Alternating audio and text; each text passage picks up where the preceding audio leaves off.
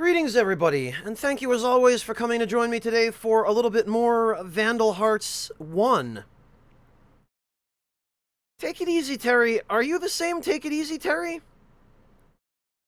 Did somebody else take over that account recently or something? Because you seem to have forgotten quite a bit. Hello, Erevan, welcome!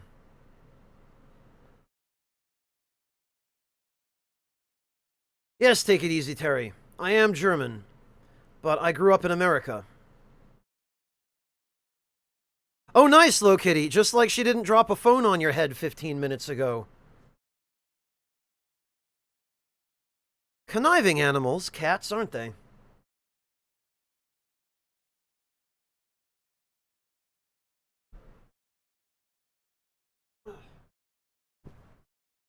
Well, let's see.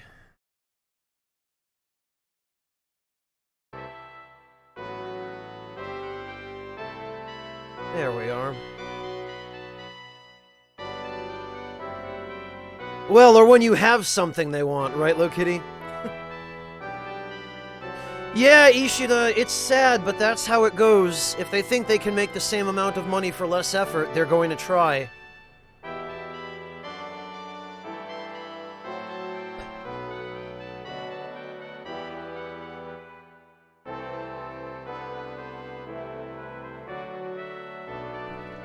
And I mean, especially Ubisoft.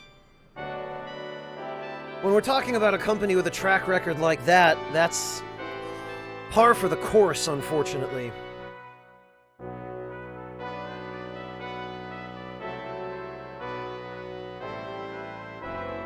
Spoilers, Luis? For what?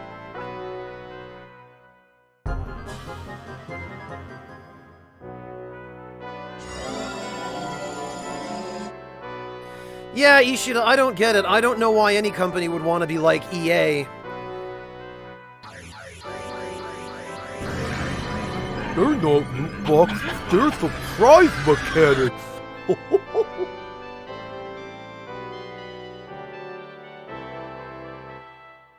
For which game, Lord Louise? I think I must have missed it.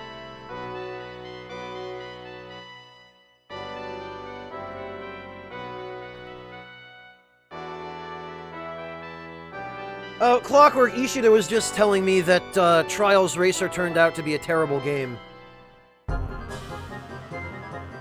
Yeah, Erevan, so... Erevan, it was you who asked me this yesterday, wasn't it? Who asked me about, how I plan to grind? This is it. This is basically, you can continually spam the Mystic Shield buff on yourself and max out a character's level, and then you can have all the other characters use a healing item or a mage item or a buff on them, and that will cause whoever uses the buff on the high-level character to jump to 3 levels below the high-level character, because of the way that the, this game has an interesting system to keep your party's levels consistent. If someone is drastically under-leveled, then if they either hit an enemy or heal or buff an ally that is very high level, like really high above them, they will automatically gain however much experience it takes to place them 3 levels below whatever enemy they hit or whatever ally they buffed.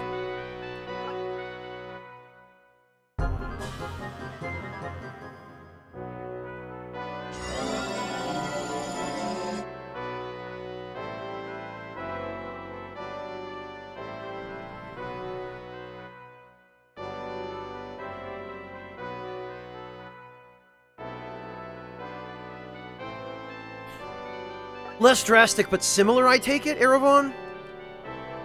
Oh, okay, Lord Louise, I see. I'm sorry, I think that it might have gone over my head.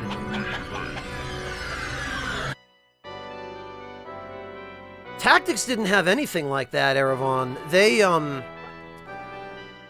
for Tactics, Squaresoft just ended up not having any sort of catch-up mechanic. They were like, nah, if you want to start a new character, screw you.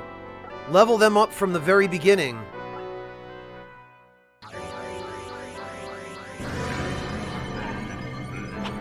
Oh, you mean Tactics Advance, Erevan? Because you're clearly not talking about the original FF Tactics. Okay, I gotcha. See, I never really properly played the handheld Final Fantasy Tactics games. I had an opportunity, a friend brought them over once, not long after they first came out, I think? And I played just enough of the original Tactics Advance to know how much the law system ruined it for me. I couldn't stand playing that game thanks to the law system. That alone was a game-ruining mechanic in my eyes, and I just couldn't continue with it.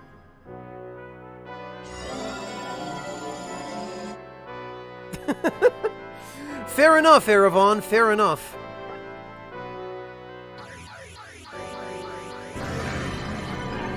Clockwork, you were here yet? Oh, you got here late yesterday, didn't you, Clockwork? Well, you're in for some real treats then, if you either go back and watch the VOD or stick around today. Because the sound design in this game, I would describe it as rather eclectic. And some of the spells, as well as some of the enemy attack sounds, are just, I think, deliberately comical.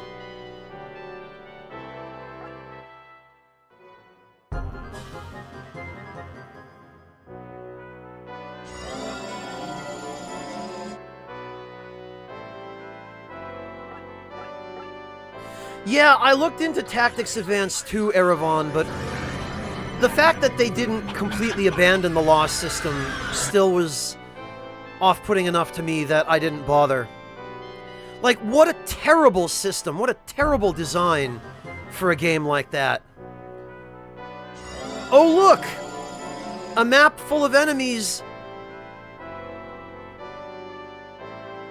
that only use physical attacks,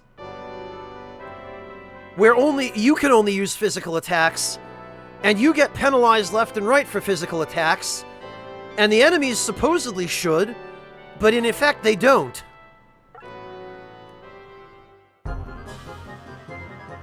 Grimoire of the Rift, Erevan, I believe is the one you're talking about.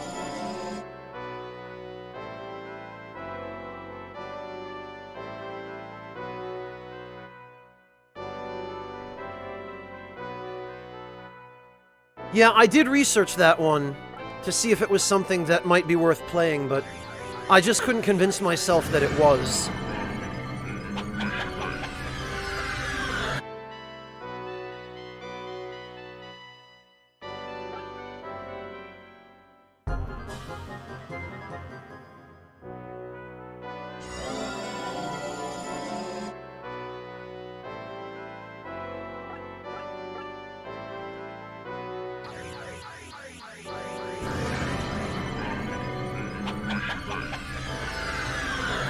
Well, Sokar, the title might be one that you'd heard of back in the day, around when the game came out.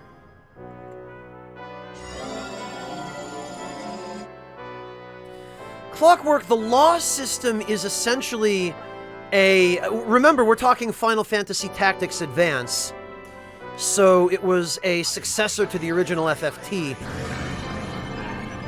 The law system basically made it so that every battle map, even random battles, had an arbitrary set of additional restrictions that you had to abide by, or else you would get penalized.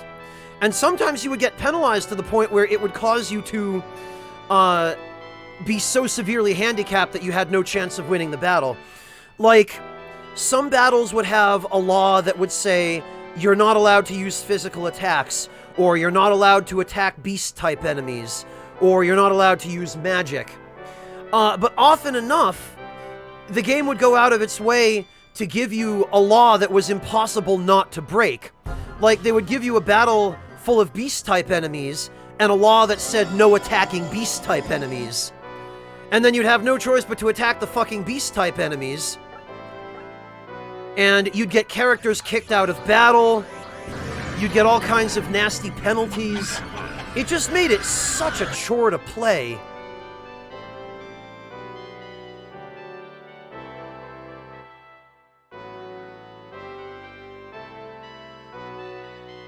Yeah, Erevan, basically, Clockwork, if you broke a law once, you would get a yellow card, which was a warning. Or sometimes you would get a red card right away, I think, but, if you broke too many laws, your characters would get red carded, and they'd basically just get thrown out of the battle as if they had been killed. Horribly, horribly implemented, Clockwork.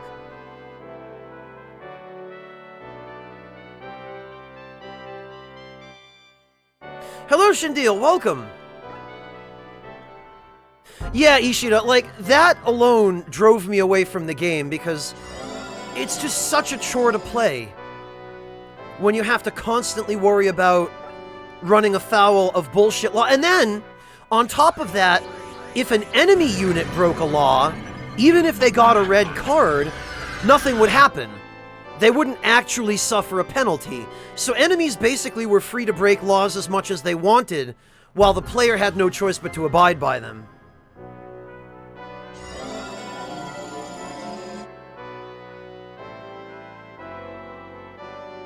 Hello, Wolfman Cometh. Yeah, this is a really great game. I realize what I'm doing right now isn't the most exciting to watch, but actually, it helps to mitigate the grind a lot, because we only have to grind during this one battle, and then we won't have to worry about it ever again for the rest of the game. And it won't even take that long. The nice thing about leveling up in this game is that no matter what level you are, you only have to get 100 experience points to reach the next level. And the amount of experience points that you gain per action follow a fairly stable and reliable formula. So, guaranteed pretty much every action you do will earn you at least 16 or 17 experience. So you can level up no matter what in, like, 6 actions.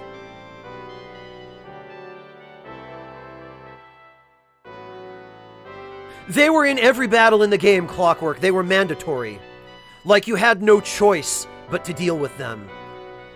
Every battle had laws. They varied from battle to battle, but the system itself was just terrible. I don't think you did, Sokar, but I haven't. Well, feel free to stick around, Wolfman Cometh. We won't be doing this for too much longer.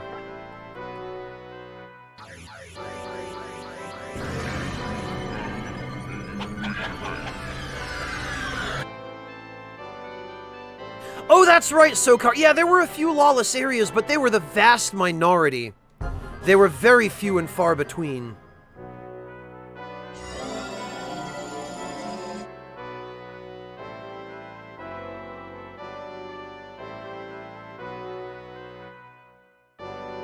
Yeah, Sokar, but the fact that the anti-laws still depended on luck, I mean, you still didn't really have that much control over it.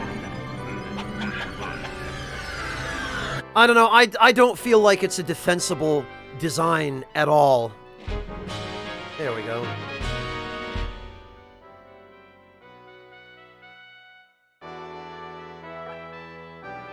Yeah, Jin, but you had to wait till late game until you could really start to get them and use them, from what I understand.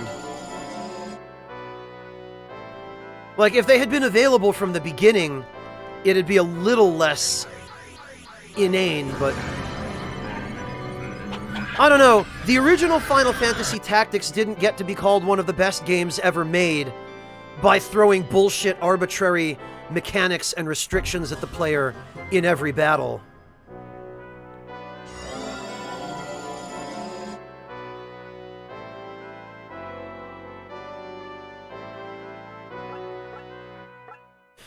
Maybe if it were non-mandatory, Clockwork, but even then, it's still a badly designed mechanic. And badly implemented.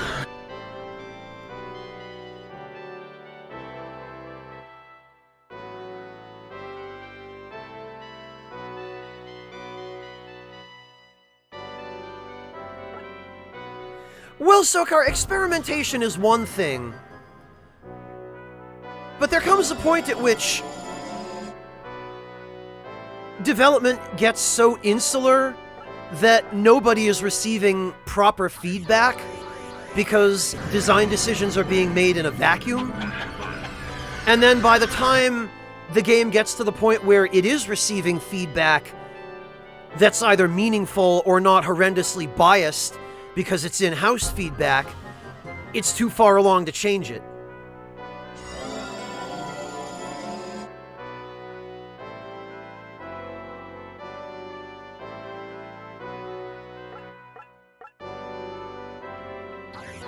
And that's especially true of Japanese companies, Sokar, because Japanese companies tend to have this attitude. It's not true of all of them. There's some that are better about it, like Platinum, but on the whole, they tend to have this attitude in Japan that this intellectual property reflects our creative vision, and so help us, we are not going to compromise it, we are not going to accept any kind of feedback, and we sure as hell aren't going to listen to anything the West has to say, because they have no business telling us how to develop our games.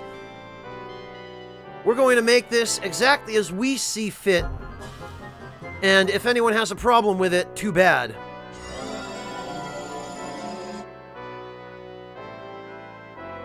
And in Japanese corporate culture especially, you don't criticize your superiors. You know, you shut your mouth, you do what you're told, and you don't give any kind of feedback or critique unless somebody asks for it, which often enough they don't. And there are numerous examples of that, but,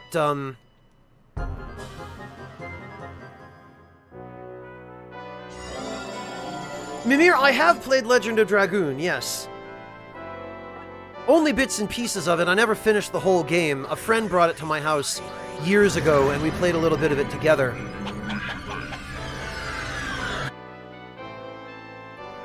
And, Mimir, I don't think I trust Sony to do a proper remake of Legend of Dragoon. I think, if anything, we would just get a lazy, bug-ridden PSN port, the same as we have for so many other classic PS1 games.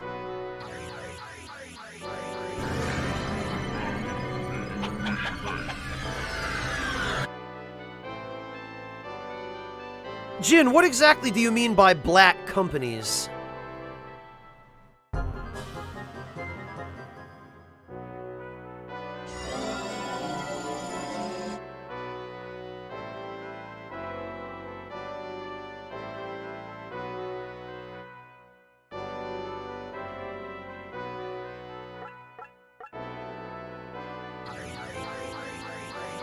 Yeah, Ishida, Grandia is another one that, all else being equal, if I had faith in Sony to put together a faithful remake, it'd be nice to see, but I don't. Oh, Jin, because again, it goes back to that mentality of the nail that stands up will be hammered down. This is just the way we do things. And how dare you question it? If you question it, you're the one who's wrong. Just shut up and don't complain.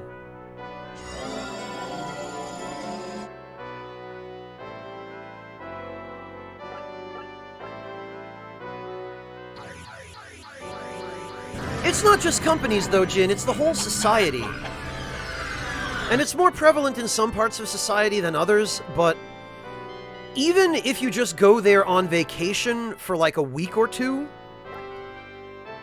if you look closely enough, you'll start to see it. You'll see it in the way that people there interact with each other. You'll see it in the way that they behave in public. You'll see it in the way that they tolerate things like public drunkenness and what might in other countries be considered disorderly conduct.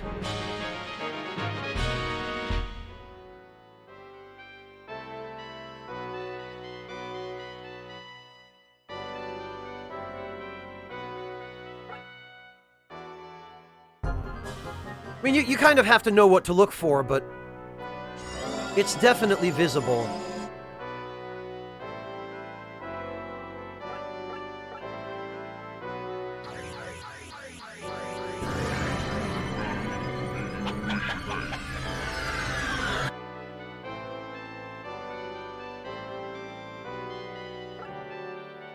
And on one hand, that's why, or it's a large part of why their society functions as efficiently as it does, and why they have a reputation for being so polite, and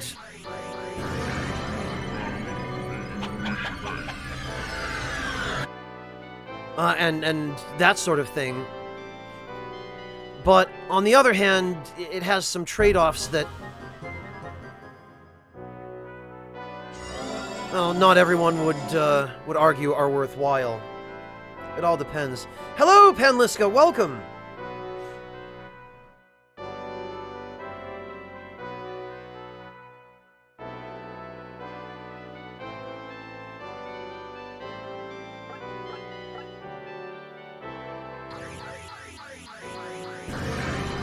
I see, Sokar.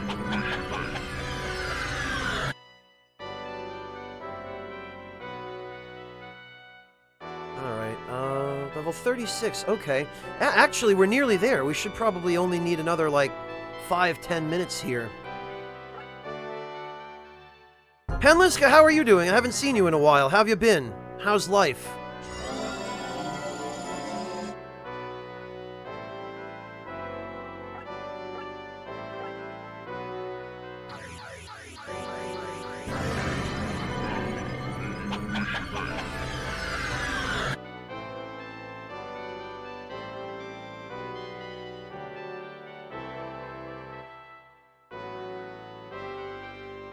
You know, Ishida, a lot of people I've talked to seem to really hate Blitzball in FF10. And I'll agree that the initial Blitzball game, the one that you have to play when you first get to Luca, that one can be brutal. And they give you very little information on how to play properly.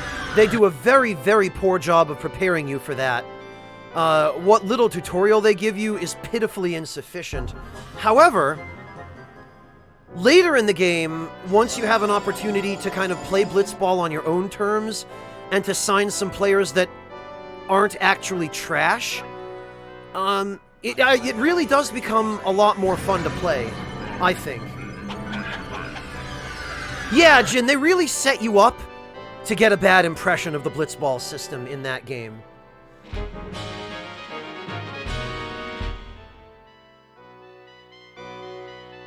Oh, really, Ishida? Yeah, it's a lot easier if you get the eject shot from the scene on the boat, but even then it can still be tough if you don't know what to do. And they do a terrible job even telling you how to use the eject shot, which you kind of depend on to win that first game.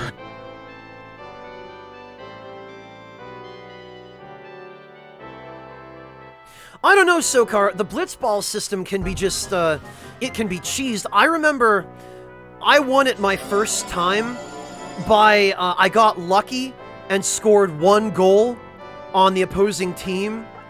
And then I realized that I could just pass the ball back and forth between 2 of my own team members and keep it out of the other team's hands until the clock ran out. So I just cheesed the clock.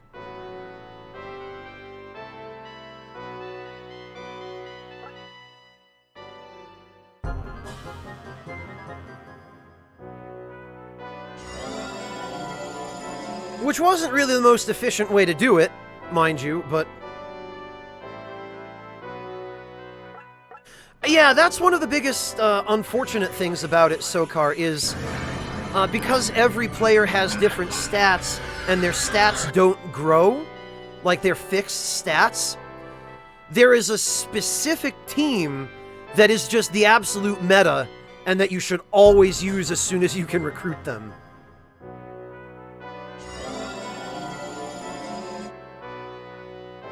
Yeah, Ishida, if you actually play it legit, it is hard. But if you cheese it, it becomes a lot less difficult.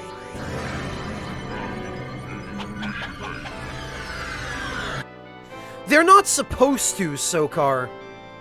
I mean, I don't follow sports very closely, so I'm not the best person to ask, but I believe I've been told that it's against the rules in most leagues to cheese the clock in real-life soccer games. And I mean real-life sports games in general, where that's a relevant thing that can be done. Yeah, Metroid Crawl, Triple Triad, ordinarily I don't like card games at all. But Triple Triad was maybe the one good thing about Final Fantasy VIII. Other than the music, of course. Because Uematsu always knocks it out of the park. But, yeah. I could happily play Triple Triad for hours and never get tired of it.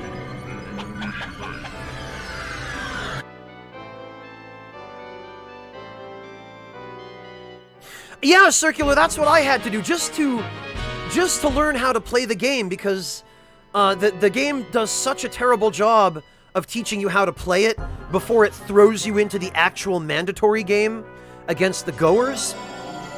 I had to load a save file right before that game 2 or 3 times just to mess around and learn how to play, because they just do such a worthless job of teaching you beforehand. Yeah, Ishida, you know, you'd think, oh hey, we did it right in FF8, maybe we should design one like that or just use the same card game, but no. Let's make the one in FF9 dependent on RNG instead of skill. Because screw you guys.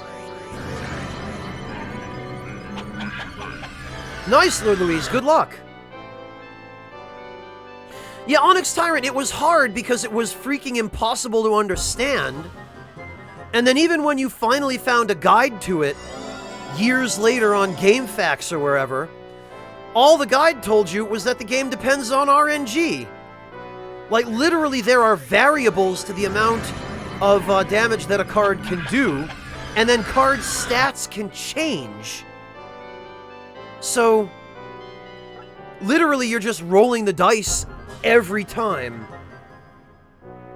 Hello, Hazard. Hello, Mel.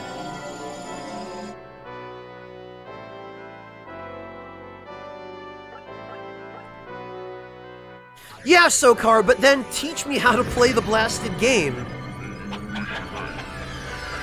So that if I can't win on the merits of how strong my team is, I can at least have a chance of winning on the merits of knowing what the hell I'm doing.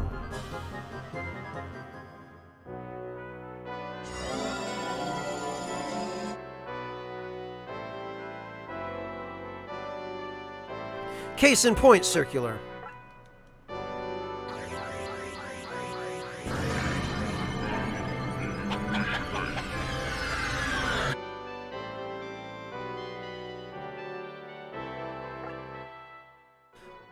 But I will say that as terrible a job as they do teaching you how to play it initially, I had quite a bit of fun with Blitzball later on, once I actually understood it and knew how it worked, and had access to some of the better players that I could sign up.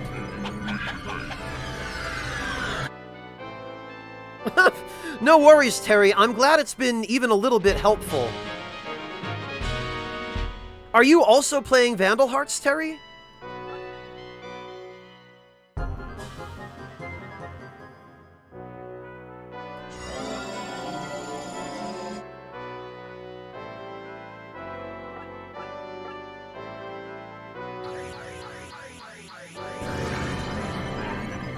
Yeah, Hazard, a lot of companies seem to do that.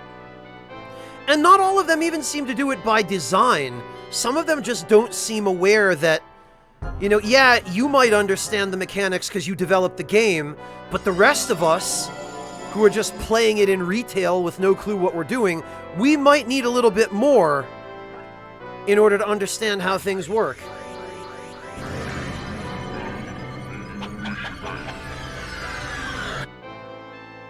No problem, Circular. Believe me, I know how it is. I miss plenty in chat, as you already know.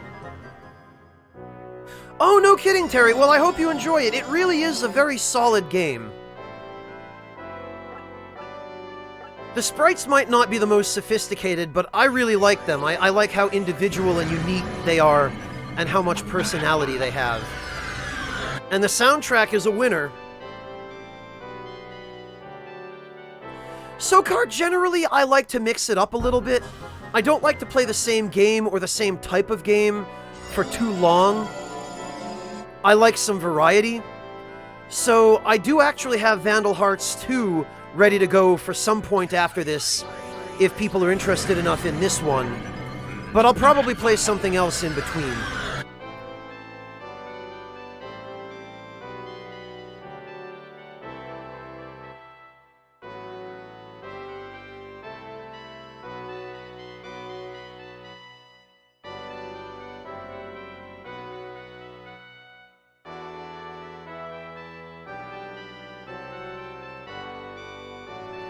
Alright, let's see, level 39. If we could get to like 45 or so, I would be happy. Oh, and actually, I think perhaps it would be wise to do an in-battle save now.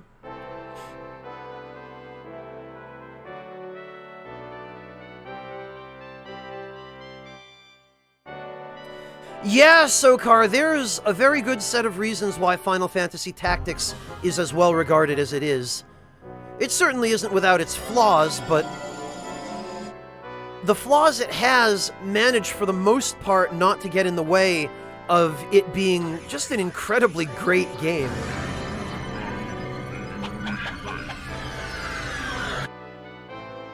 Oh, great, Mortiferu. Gotta love Windows Update. Every freaking time. That's why I'm still using Windows 7, because Windows 10 can just go to hell.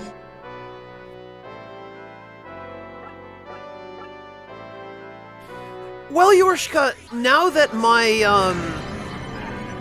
PC is functioning properly and I have a better idea of what tools to use and how to use them in order to be able to play games to which I might otherwise not have access or which might otherwise not be possible to record, lots of possibilities are starting to open up, which I will admit that I haven't fully explored yet. Yeah, Ishida, most commonly though, I find that games that have flaws that are still good are good in spite of their flaws, rather than because of them. There are exceptions, but the games where a flaw, or, you know, what you might technically call a flaw, actually make the game better, are fairly few and far between in my experience. Usually a game with flaws that's still good is good because the good parts of the game just outweigh the bad, you know?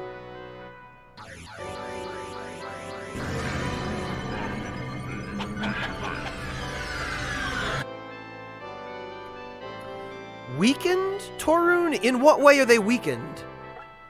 Because party members, monsters that are party members have the exact same stat distribution and calculation as enemy monsters. Or are you talking about the unique stuff like the Ultima Demons that you just can't recruit? Oh, that sucks, Mortiferu. Yeah, Windows 10 is just such garbage, isn't it?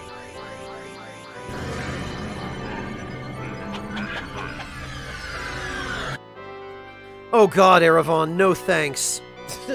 I'll pass. Like I said, ordinarily card games bore me to death. Triple Triad is maybe the one exception I've ever experienced.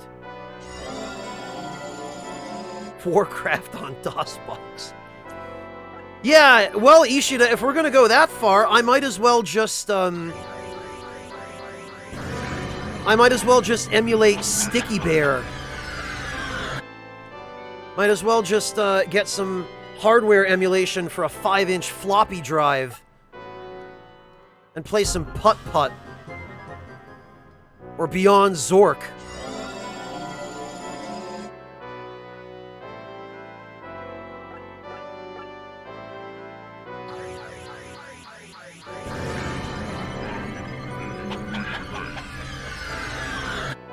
Yeah, well, SOCAR, maybe you ought to do a little bit of research on Windows 10 and why people hate it. I think you'd learn quite a lot.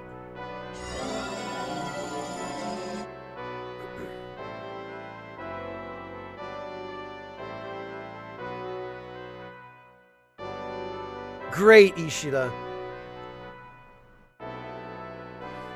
Chisel, what I'm doing right now is getting some kind of free, cheesy experience.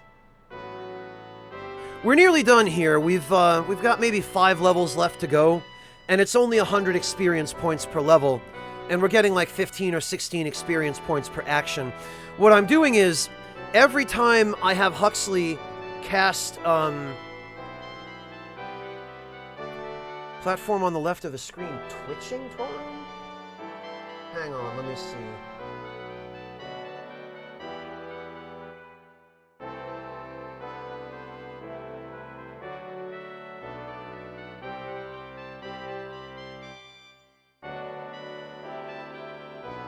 Oh, maybe a little bit, Torin. Maybe a little.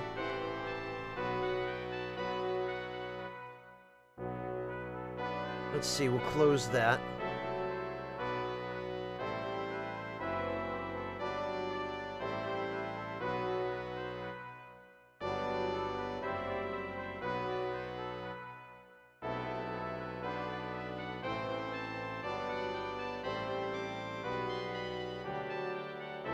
Maybe? Now I'm starting to think it was my imagination.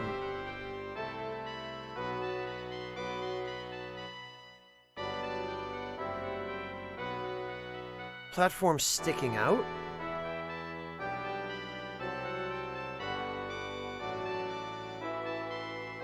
Part of the ground is twitching? Alright, hang on. Let me see.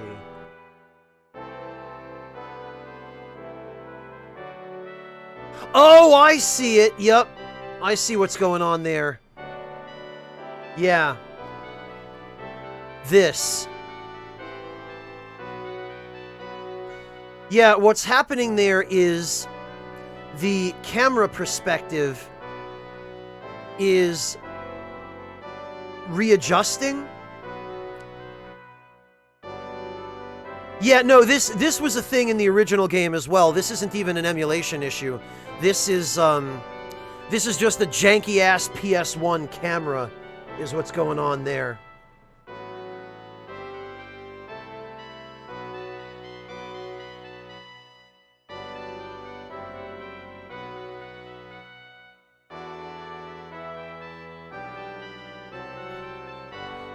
Yep, that's the PS1 generation for you.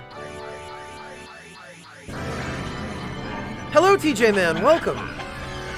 Well, if you stick around, you'll probably have your memory jogged. The Shin Megami Tensei series, Yorshka, well, most people seem to start with Nocturne, but Digital Devil Saga is also a great place to start. The mainline SMT series, if you're gonna play that, you might as well start with Innocent Sin and Eternal Punishment. You could also possibly play the original Persona 1 and 2, but the Persona series is a bit of a spin-off.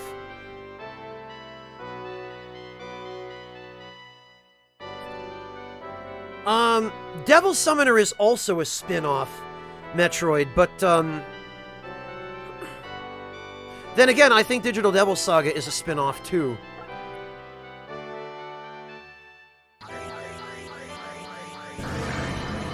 But yeah, Yorshka, most people seem to start with Nocturne.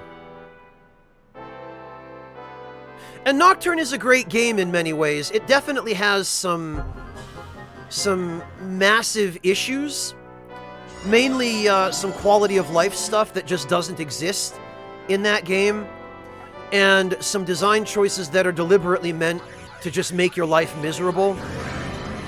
But overall, it's still a good game, and it's still well worth playing. And it isn't actually all that long. It's just that by the time you're done leveling up and getting strong enough to actually have a prayer in hell of defeating the final bosses, you'll have spent a fair bit of time playing it.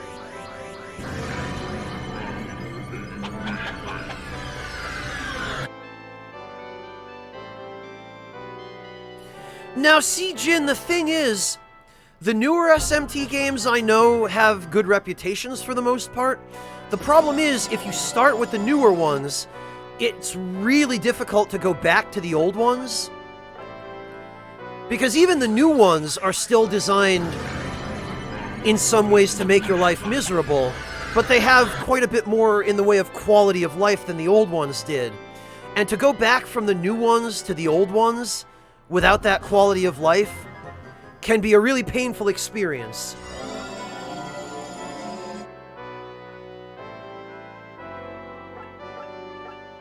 So just bear that in mind.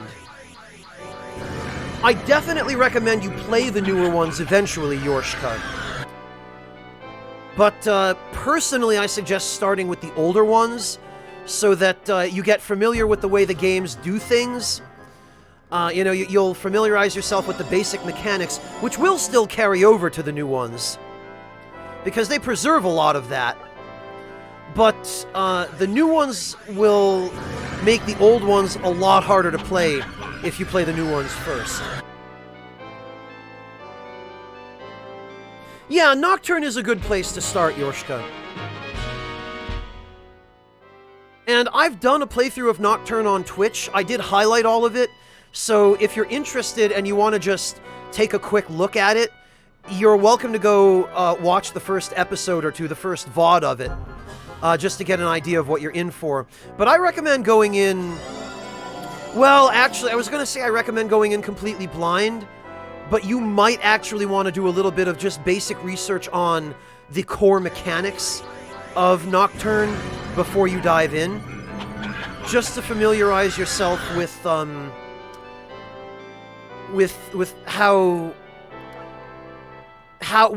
what the game expects of you, I guess. Because in certain ways, it's not just your standard JRPG. There are a few things it does differently that you might benefit to avail yourself of.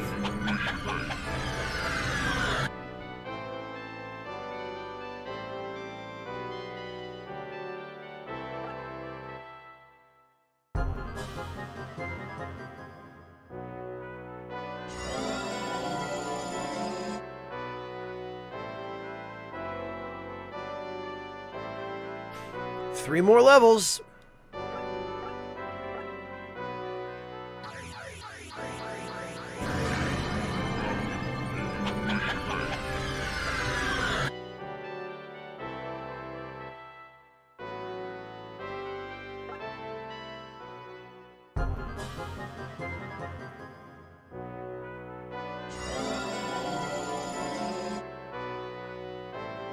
There we go. Actually, what are we looking at stat-wise? Oh, okay. I should probably also mention that the one downside to leveling everyone up like this is that for some unfathomable reason, your character's magic defense is applied to healing spells. So the higher level a character is, the more resistant they become to healing spells. So when you start getting toward the late game, where even at high levels, enemies do pose a threat to you, you end up having to rely on items for your healing, because items bypass magic defense.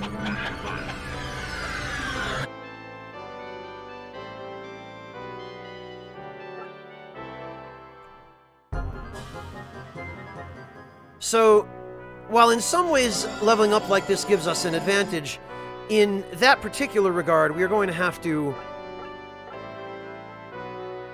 keep our guard up.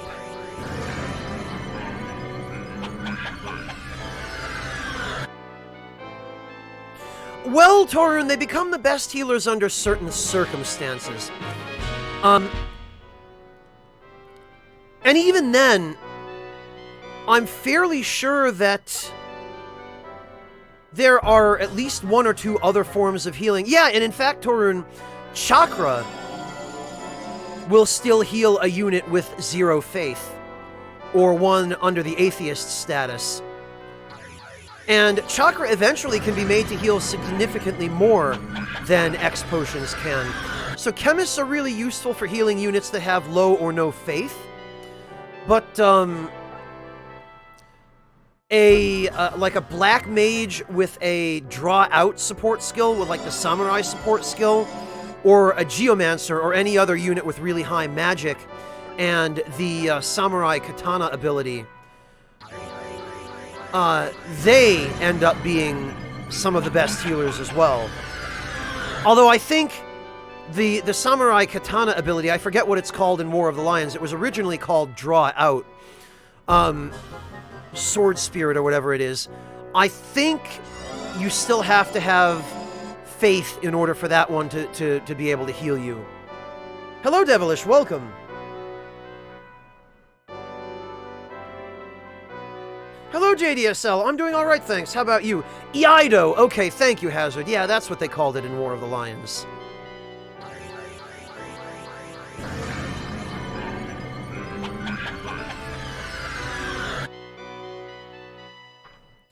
I don't know how I managed to forget that.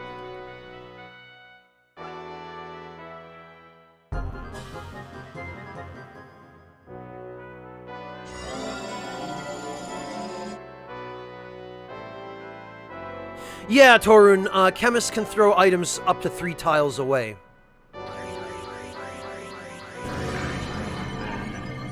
Although that's still subject to terrain obstructions and barriers.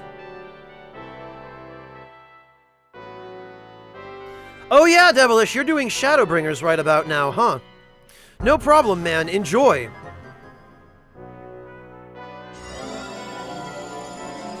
Onyx Tyrant, in many games, that's true. Or at least in a few games, that's true.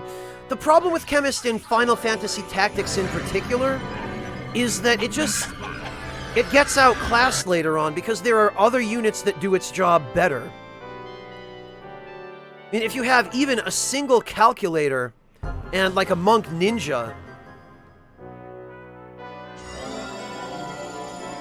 then the only real reason to use Chemist other than the ability to throw items, which isn't really a be-all and end-all to begin with, is that Chemists can use guns. But Chemists are really a very poor class to use guns because they don't have good physical attack power. They also don't have good magic attack power for the magic guns. If you're going to give a gun to someone, you end up just giving it to, like, a geomancer or a black mage with equipped gun.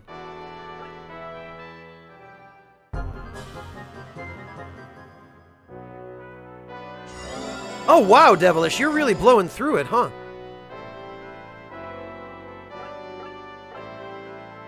That's probably the biggest issue with Final Fantasy Tactics, Onyx Tyrant, is that as much fun as it is, and as much fun as the like, brokenly good classes are, there are also classes in FF Tactics that are just brokenly bad, or even just mediocre, that get horribly outclassed later on, and that for any purpose other than if you really like those classes, just aren't worth using.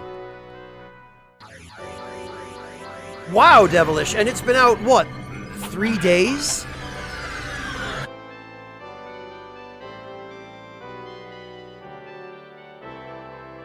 I know how that is, though, Devilish.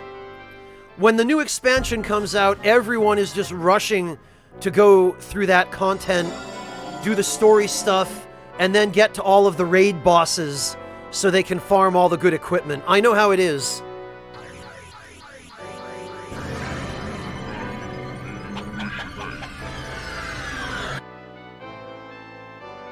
Nice, Devilish.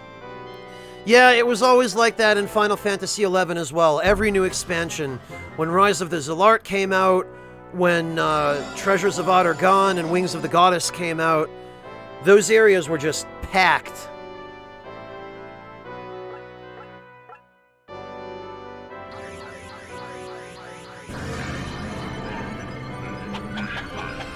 Yeah, Jigokuro, it's just too bad the law system threw a wrench into all of that. Because if that system hadn't existed in Tactics Advanced, I probably would have played it, and there's a fair likelihood that I would have enjoyed it.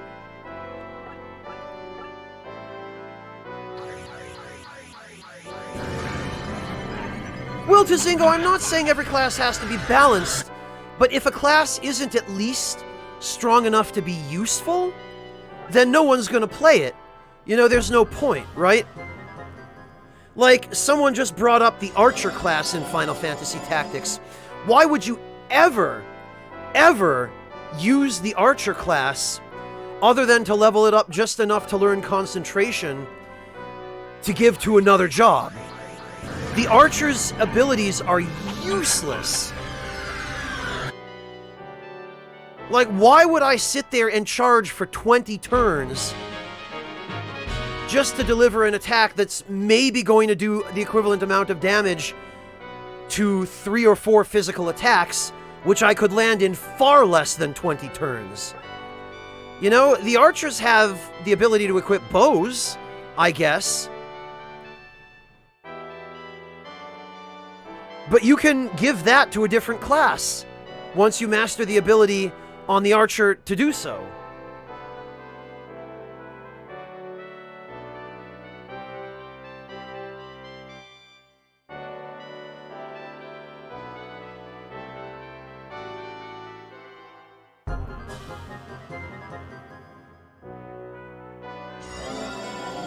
Oh, so you mean with actual skills, Sokar. Okay, yeah.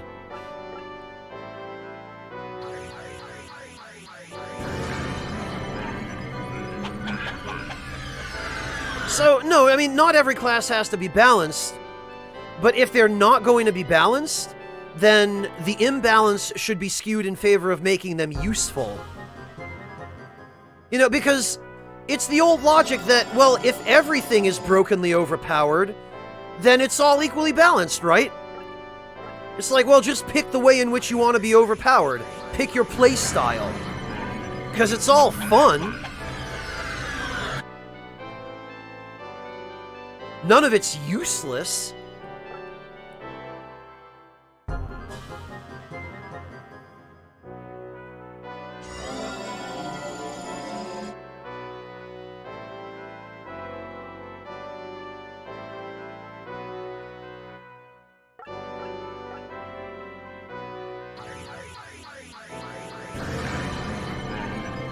Yeah, Hazard. Balthier as a monk with his regular Sky Pirate job command as a sub, right? For Brawler, for that stupid quadruple attack.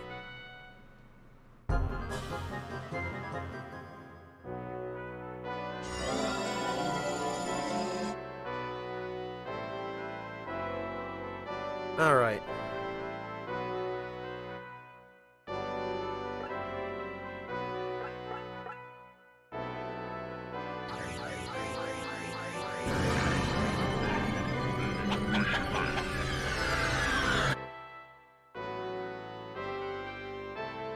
Yeah, Torin, because it ties down the unit that's charging for like 20 turns. Charges, first of all, it's a useless ability. And second of all, after I've charged up for 19 of those 20 turns, and then something happens like the unit moves, or something pushes it out of the way, and all of those turns are for nothing. Charge is just wasted time. Leveling up, Devilish. And we're nearly done. In fact, I'll demonstrate now exactly what's going to happen. So, I've leveled Huxley up to 45 by having him spam buffs on himself, and then the little magic circle he's standing on, this red tile, automatically recovers his MP every turn that he stands on it. So basically he has effectively infinite MP. Well, he's level 45. Everybody else right now is about level 14. However, because of the way this game handles catching people up, and keeping your party at around the same levels. As soon as I have Sarah cast Mystic Shield on Huxley, watch what happens to her level. She's level 14 now.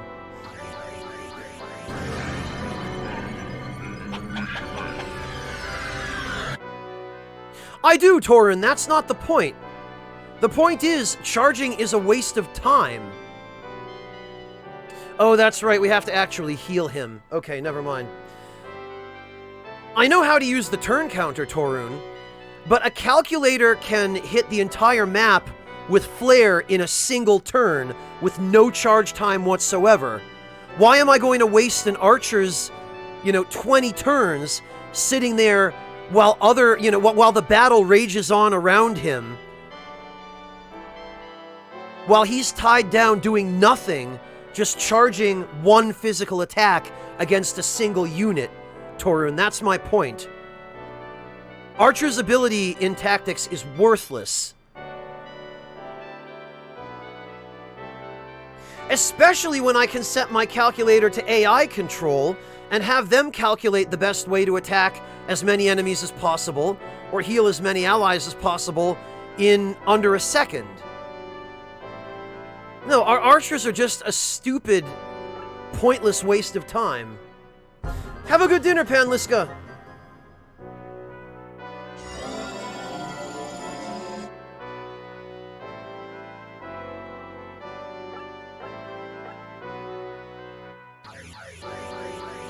Yeah, Torun, but if the archer is charging, his next turn is going to take forever to come up. That's the point. He can take 20 turns to deal maybe 300 or 400 damage, or he can take 3 turns to deal 300 or 400 damage with the right setup and the right weapon, with regular physical attacks. Why would I have him take 12 times as long to do the same thing? Hello, Vesmik, welcome!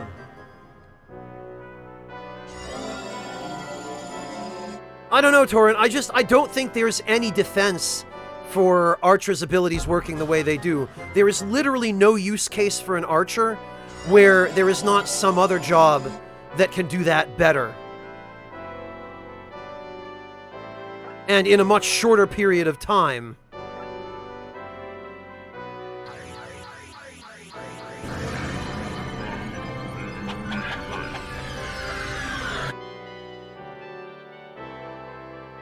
Oh, did I, Erevan? I've lost track.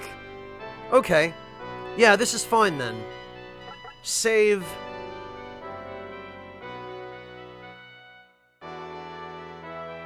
Alright.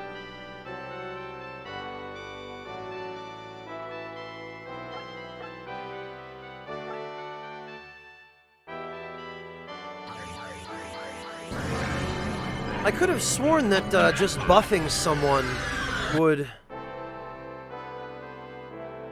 There we go! 2,883 experience points. So that's what happens. You know why it didn't work before is because he already had the Mystic Shield buff. And I had her recast it on him again.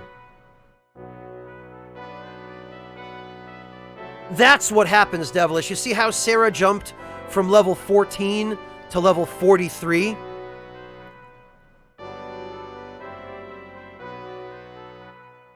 So once we have all the other units do this,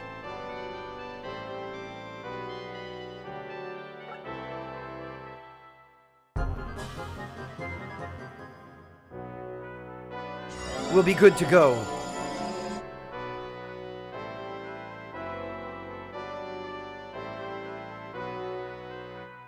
And now we can actually start moving everybody toward the church.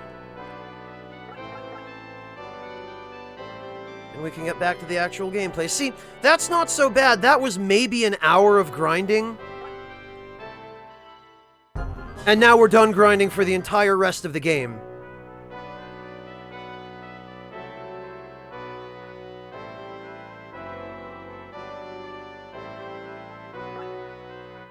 Vesmik, how are you doing, man? How are you holding up? How are things over in Vesmik land?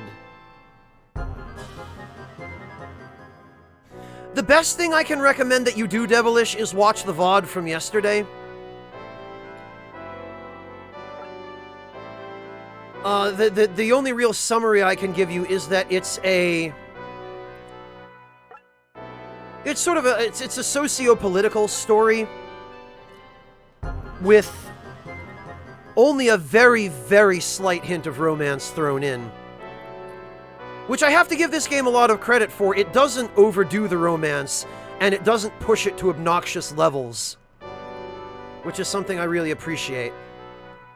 It sticks to the important stuff, and it doesn't go too hard on shoehorning pairings and relationships and that kind of thing.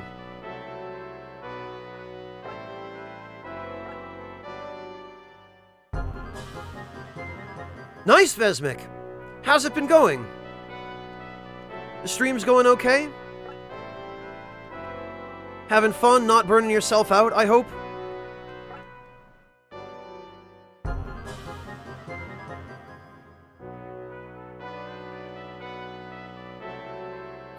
Oh, excellent, Vesmic! What did you think of FF4?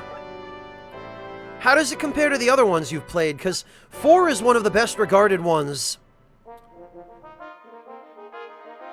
At least in the West. True enough, Hazard. There we go, look at that. We killed them all.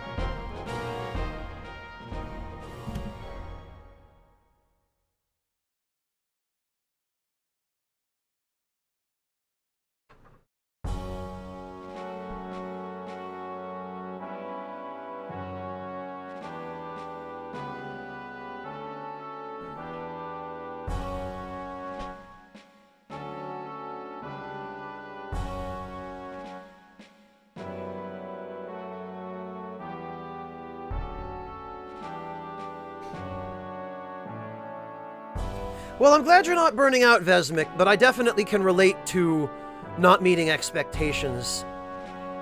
Honestly, sometimes it's better just not to set your expectations anywhere. To just do what you're gonna do, spend the amount of time you're prepared to spend, enjoy the experience, and not worry too much about meeting a target or a goal or anything like that. Just, you know, get what you get, take whoever shows up, you know, welcome them as I know you do, and that might help a little bit to lower that sense of pressure that you might be feeling about reaching a particular target. Because once you start worrying about that, once you let that get into your mind, it can really eat away at you and be really unpleasant. So what I recommend is just to try to focus on enjoying the experience, and when you do that, the rest will come. It takes time, of course, but... Oh god, no, Sokar, nowhere near. I'm really glad you liked FF4, though, Vesmic. Yeah, 4 was the first Final Fantasy game that most people in the West played. Other than really old farts like me, who played FF1 back in the NES days, but, yeah, for a lot of people, their first experience with the series was FF4. And 4 is still, I think, probably the most beloved FF game outside of Japan, for that reason.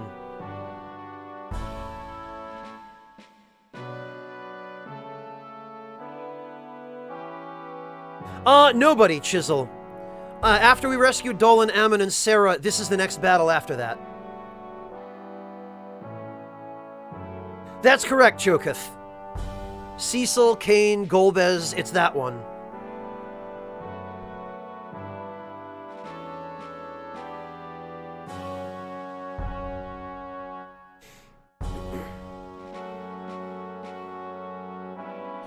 We made it.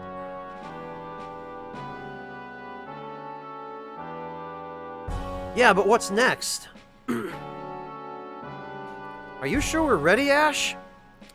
Let's head back and resupply.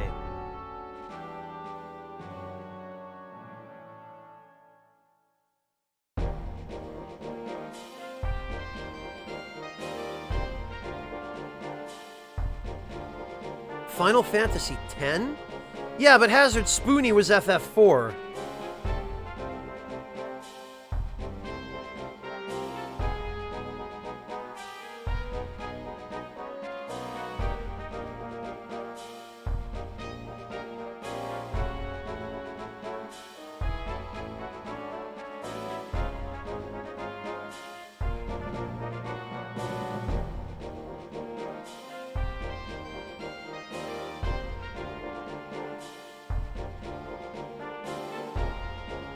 Alright, what do we want to do here? I think we need to go back to Yuzu Village. Because now we've got some money.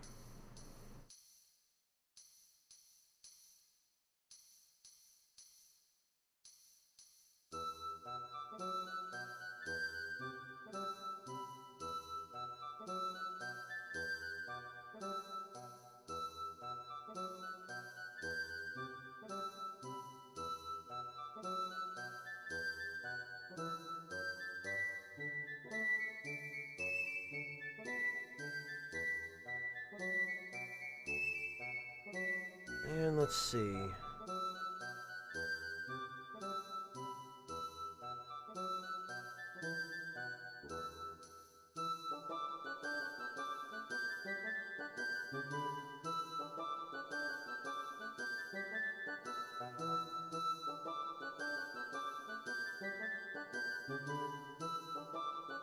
Oh, Hazard. Okay, him. I gotcha.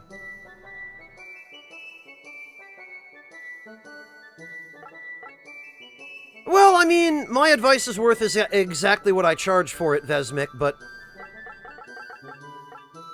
for what it's worth, just know that I understand the frustration of not making as much progress as you want. And I can very, very well appreciate that.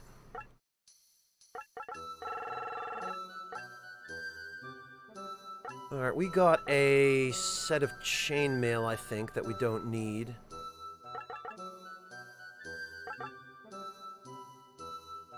And we got another mood ring, didn't we? Okay.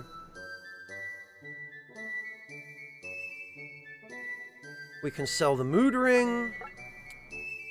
I have no idea what the iron boot does. I forget about the banana. I don't remember if that does something either, but... we still have the Earth Key battle to do.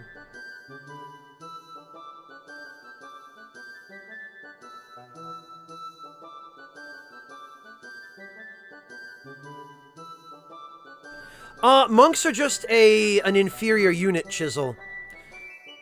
The problem with monks is they don't do good physical damage, they don't do good magic damage. The only thing they have going for them is a spell that lets you guaranteed guard your next physical attack that you take. The problem with monks, though, is that every character that can turn into a monk can also turn into something that is just vastly more useful than a monk. You've got Sarah, Huxley, Eleni, and later on, we haven't gotten him yet, but Zohar. And Eleni and Zohar can become sorcerers, which is the best damage-dealing unit in the game. And Sarah and Huxley become priests, which is the best healing... well, the only really healing unit in the game. So why would you turn them into monks, which are subpar at everything and don't get any really good attacks or healing spells, when you could specialize them... And they're just far more useful, you know? We already did, MCR. That's how we got the Earth Key.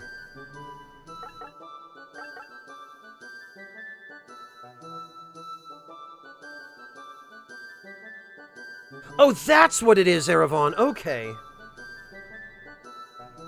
Thank you for jogging my memory. We did the banana quest already.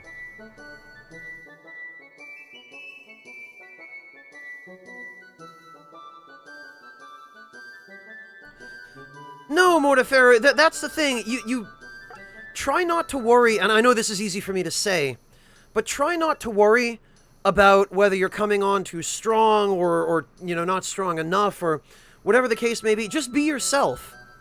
Be yourself as you ordinarily would if you were hanging out with people playing video games.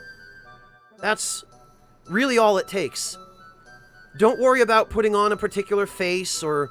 you know, trying to act a particular way. Just be you. That's all I've ever done. And, I mean, you guys haven't run away screaming yet, so...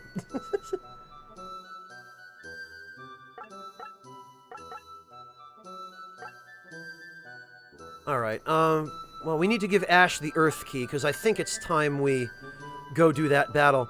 And this actually will be a perfect opportunity for us to bring everybody up to speed with Huxley. Except for Ash, of course, because if we level Ash up, we are going to get massively screwed on the later trials.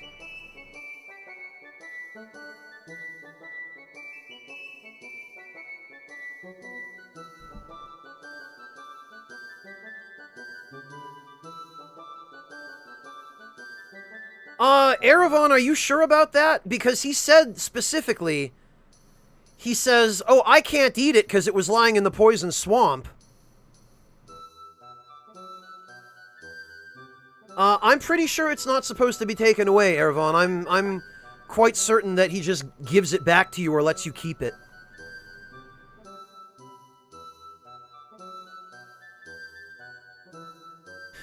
Just the whole game, as the game as a whole, rather, Clockwork. I really like the sprites, I like the art, the music is great, the gameplay is simple but fun.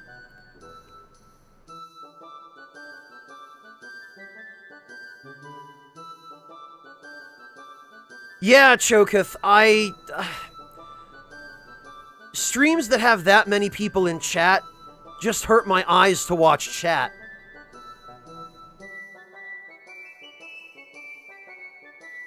So, Clockwork, there are special battles in this game called Trials. You can miss them, and in fact, the items that you need in order to access them are missable. So you can completely screw yourself over and just never end up getting one of the items you need. And if you miss even one of the items you need, then you can't complete the quest line. And in those special battles, the battlefield is usually a really dangerous layout, and there are universally tons of really powerful, well, tons of enemies. But the levels of all of the enemies in the trial battles are equal to Ash's level. So if Ash is a low level, all of the enemies in the trial battles are a low level. But if we were to have Ash use a healing item on Huxley and level himself up to like 42, then all of the enemies in the trial battles would also be level 42.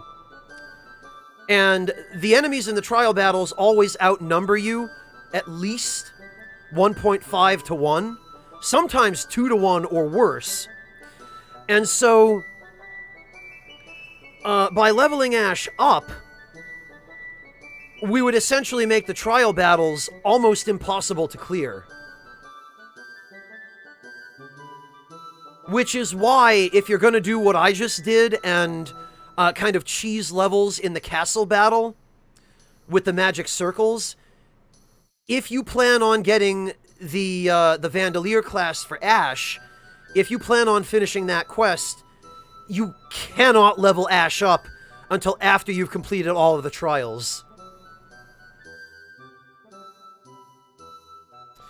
Any other isometric tactical RPG, Choketh?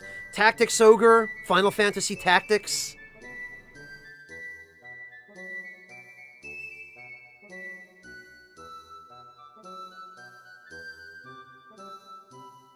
Well, Sokar, if you want to lower yourself to cheating, I mean, that's your prerogative, I guess. Yeah, Mikers, now you know. I found that out the hard way when I first played this game as a kid, and I did manage to beat all the trials that I had cleared, I think, most of the trials before I leveled Ash up, but I leveled him up with the 5th and 6th trial uncompleted, and then I had to finish those with all the enemies at like level 45, and that was miserable.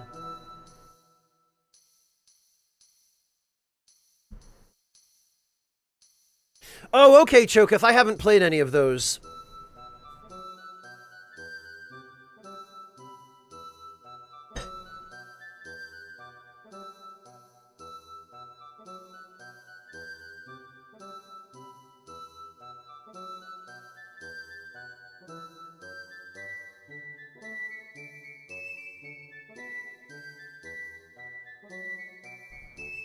Right, Erevan, that's it. Man, in some ways, I wish leveling up were that easy in real life. Yeah, gaming the system, Chisel, but the people who mention cheating in chat are talking about actually cheating. They're talking about, like, Game Shark cheating.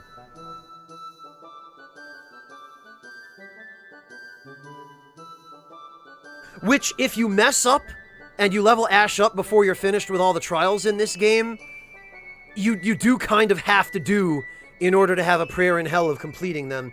There's one particular trial later, I think it's the 5th trial, where you start off at the bottom of a pyramid, and there are, like, 9 or 10 ranged enemies at the top of the pyramid. They're golems that have, like, Mega Man kind of arm cannons.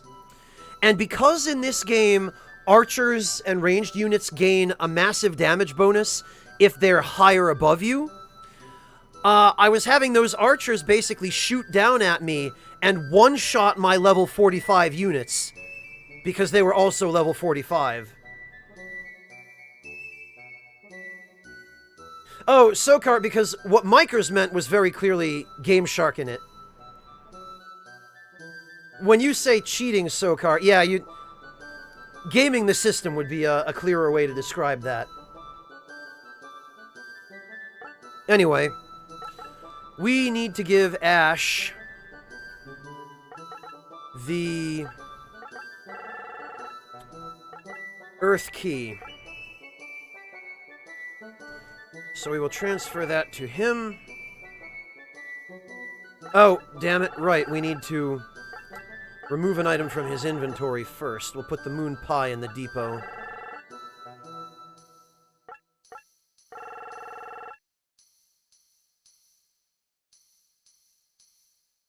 Exactly, Mikers, yes. Now we need to make sure that everybody has a healing item of some kind.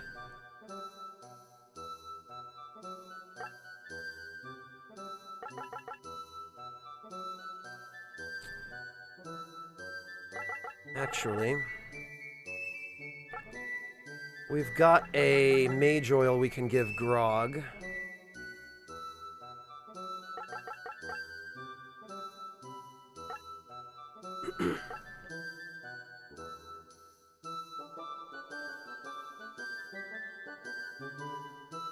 And honestly, I don't think this mage oil is going to help us a hell of a lot at this point.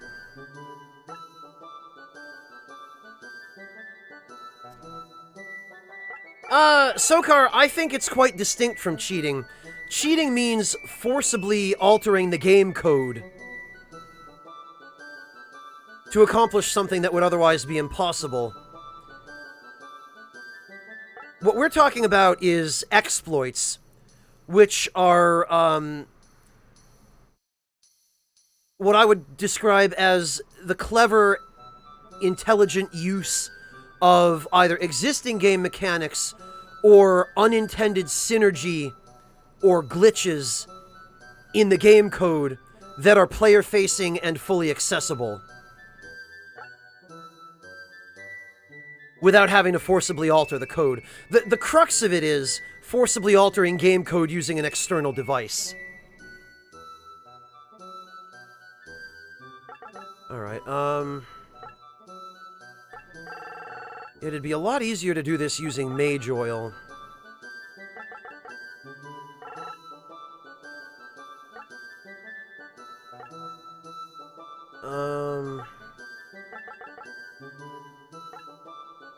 Grog's got one. Kira's got one. Huxley's got a bunch that he doesn't need. Eleni's got a bunch she doesn't need either. I don't know why Well, I do know why, but... Alright.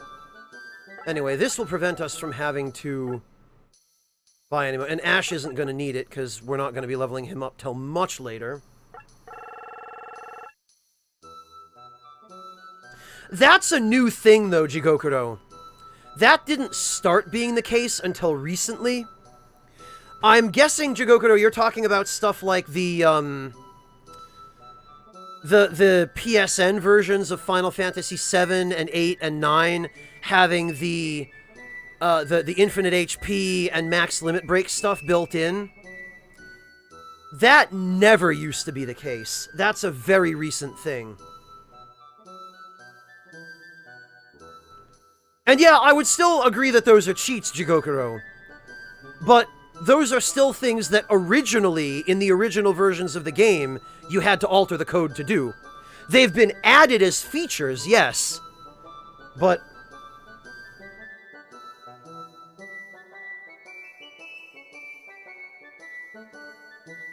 yeah, I see what you're getting at, Jigokuro. I know what you mean. You're talking about, like, yeah, enter the Konami code for infinite lives or whatever.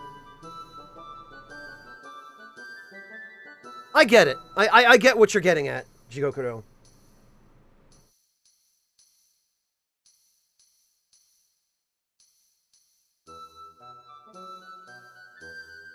Yeah, it sure can, Eravon, but I don't know, I would call that more an exploit than anything else. That does seem to be the case, Choketh. Like, there's a fair bit now of old RPGs being re-released with speed-up functions, which are a fantastic idea. But you're right, there's a lot less of the Konami code-type stuff being added to games now, for sure.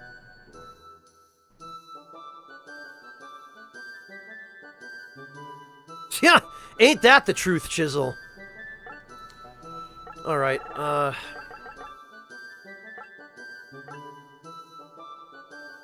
one mage oil for Ammon, one for Dolan. Whoops. Now we don't want to give him the Nova Prism. One for Kira.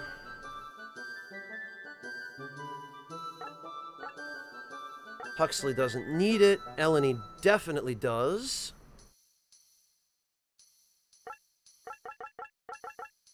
Who else does? Diego does. Clint does, I think. How about that? Just enough for everyone. And then we can give Eleni an herb. And not that there's a hell of a lot of point anymore, but we can give Huxley a couple of herbs.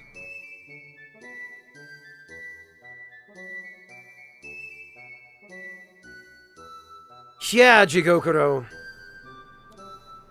Or premium currency.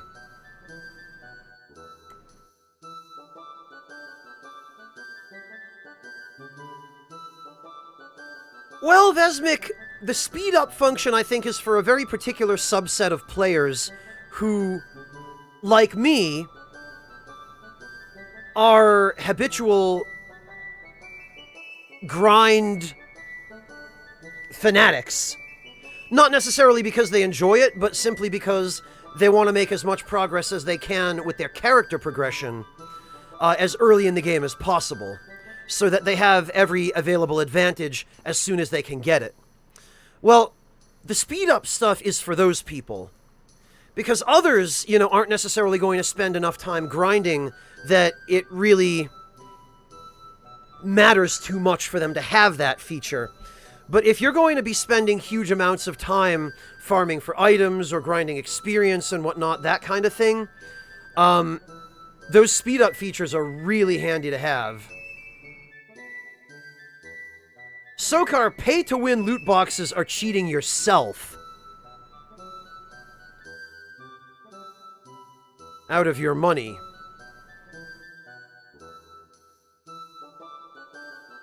Yeah, Choketh, even the innate speed-up feature in PPSSPP, I have found to be incredibly helpful for Final Fantasy Tactics, especially War of the Lions, where they patched out the JP glitch.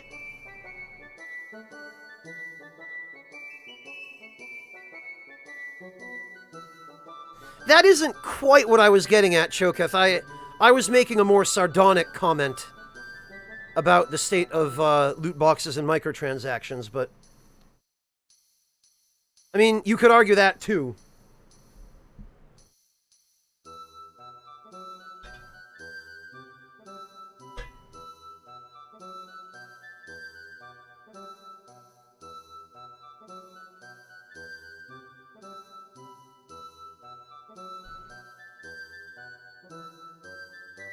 Yeah, there's definitely an argument to be made there, Choketh. But it depends on the experience that you're bypassing by paying. Like, I tend to find that a lot of games that have pay to win as a core feature, or a core design element, I don't think it deserves to be called a feature, but I tend to find that a lot of games that rely on pay to win for their profit, the things that you pay to bypass typically are not really experiences that are worth having in the first place, because they're artificially inflated grind that's really only there because it's deliberately designed to make you want to pay to get past it. Devilish, it allowed you to instantly max out your job points on a particular job.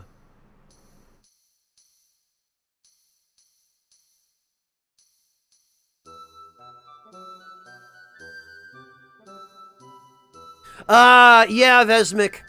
I can understand for a first playthrough why you would feel like you're missing stuff if you use the speed up feature. It's not really meant to be used for mashing through storyline cutscenes, though. If that's what you're suggesting, I'm not 100% sure whether you mean for like blowing through the story specifically. I'm only suggesting that it's useful for the monotonous random battle grinding. I would never recommend using the speed up feature for blowing through the story, especially not on a first playthrough. Because, you know, if you're going to do that, then why even play the game, right? The speed up stuff is really only meant to be used to take the edge off of the amount of time you have to spend in random battles doing the same thing over and over and over again. I would never recommend using it to blitz through story.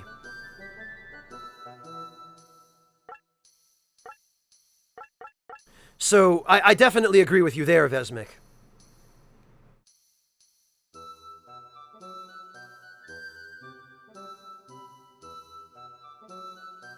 Well, I guess it's kind of similar, Choketh. I guess if you really want to split hairs, the repel bypasses the battles where the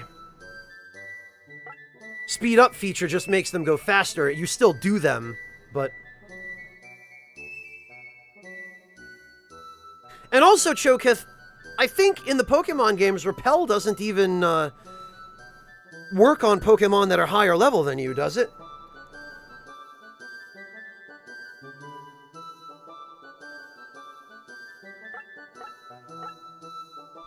Okay, yeah, I thought I remembered that being the case, but...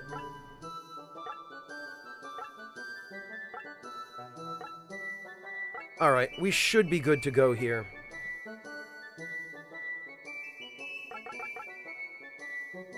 Yeah, Choketh, that sounds right.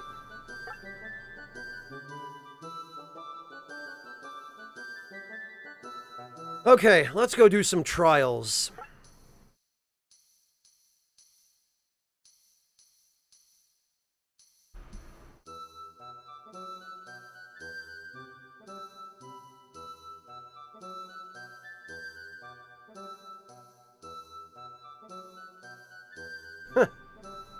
Amen to that, Black Knight Sprite.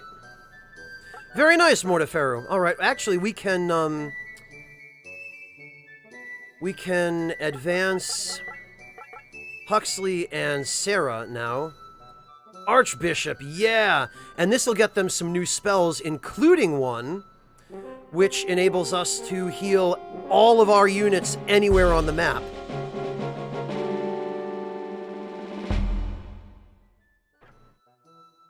Well, Sokar, that's exactly why I do my best to do as much of that grind as I can off-stream or off-camera, so that people don't have to sit through it.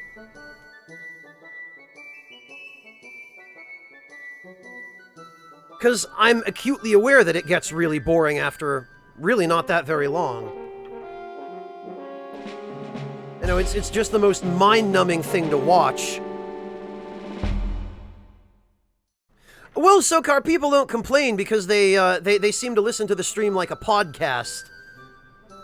Or else they just come to hang out with me and or each other. Which I suppose is just as well, because even when I'm not grinding in a game, I'm still busy getting distracted and forgetting to actually play.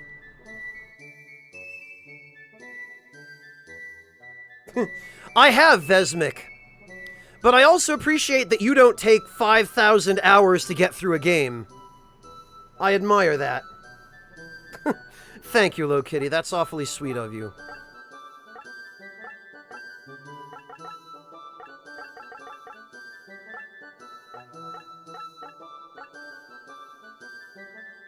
Alright, I think we're good to go.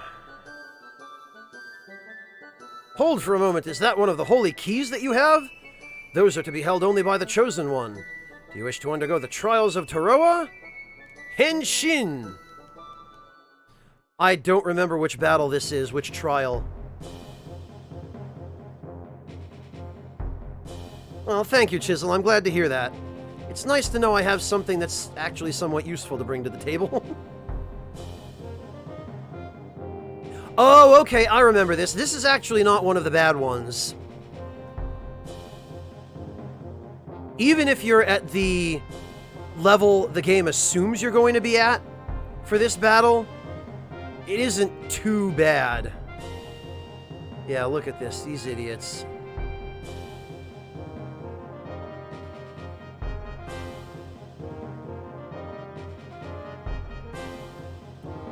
I remember messing around in this game with a Game Shark when I was a kid, trying to get the enemy equipment. And I remember I accidentally, while I was playing around with the Game Shark codes trying to equip boss gear and unique enemy gear that's not normally obtainable, I ended up with Ash with this Grenadier's bomb weapon equipped on his head. And that was the point at which I decided to give up screwing around with Game Shark codes for this game.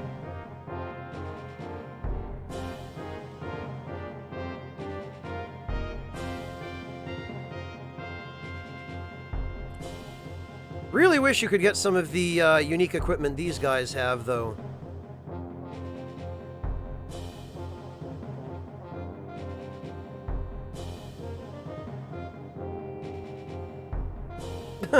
Thank you, Choketh. I'm glad that people are here for me as much as they are for the game. Alright, and to that end, actually, I probably should get to the game. So, first of all, magic.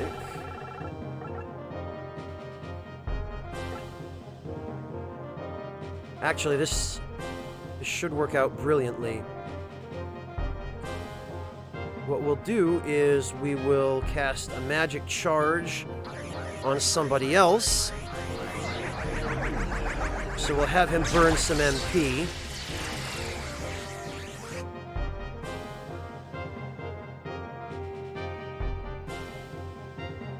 We will have Diego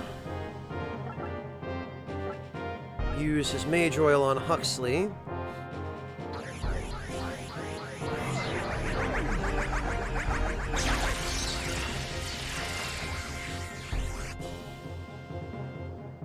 $3,167 experience points.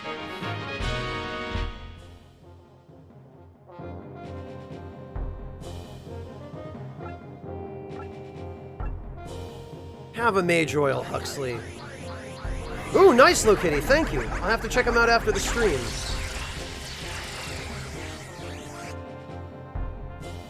$3,167 experience points.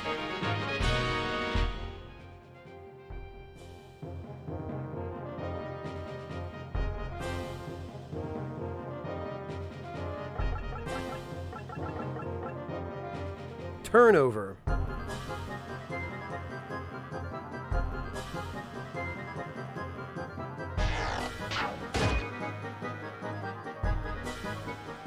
He is, Choketh. I have to heal him in order to be able to get the other characters to level up.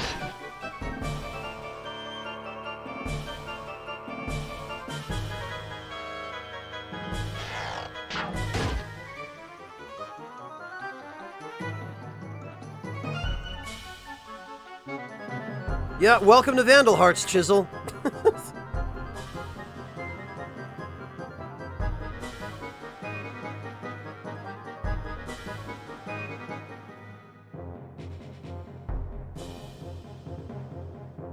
Alright.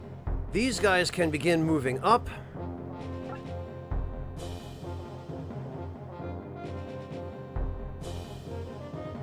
Peekaboo!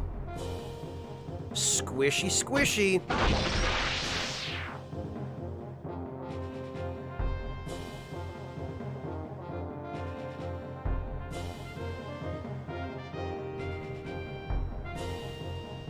Alright, now here comes the fun part. Oh, I can't reach.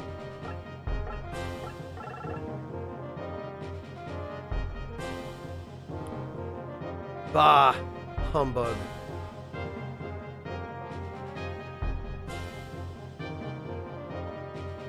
Actually, this should work out even better. Ha! Gotcha, loser. Zappy, zappy.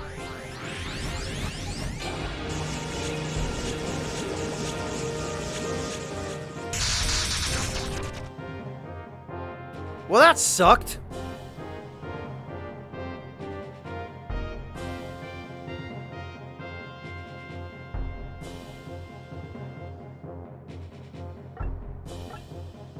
Have some mage oil.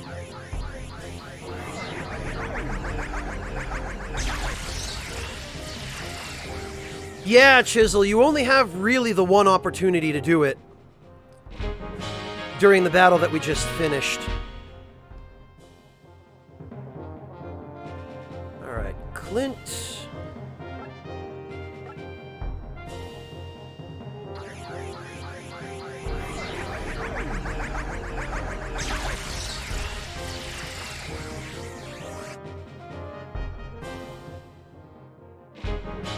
Yeah! Hey, Lugal, welcome!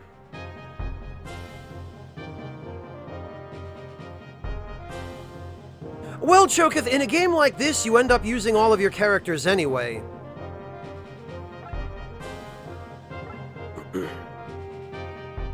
Just because, you know, that they're all kind of important, and you get them all in the battle anyway. You don't have to choose which ones you use.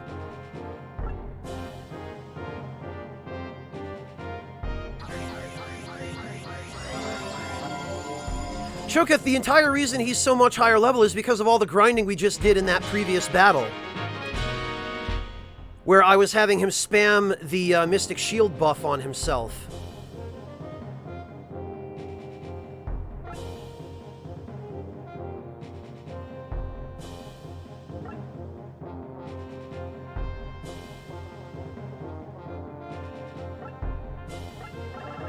Alright.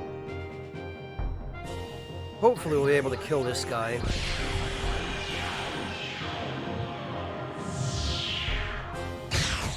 Yeah, we sure can. See, even priests eventually gain the ability to do a somewhat decent amount of damage with magic.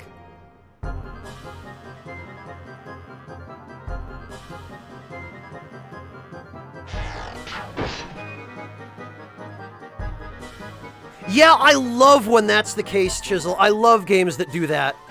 Where there's a, like, ridiculously high-level area you can access from early on.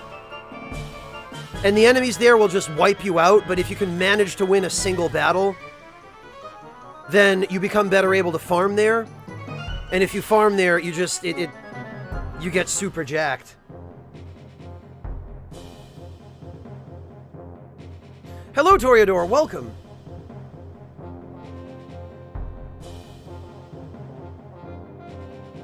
Lugal, the best thing I can recommend that you do is watch the early parts of the game in yesterday's VOD, because it sets it up fairly well there.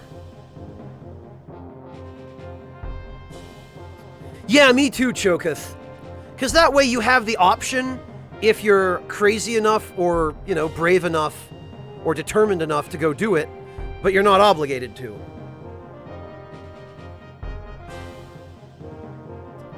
Mech Tactical RPG, Soaker? I don't know which one you're talking about, unfortunately.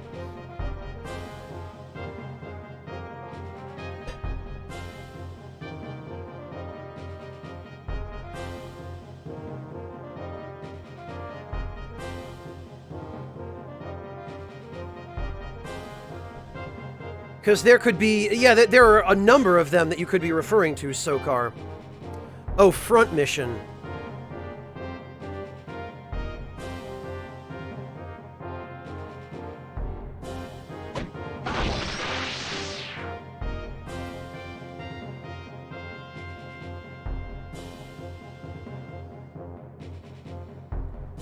All right.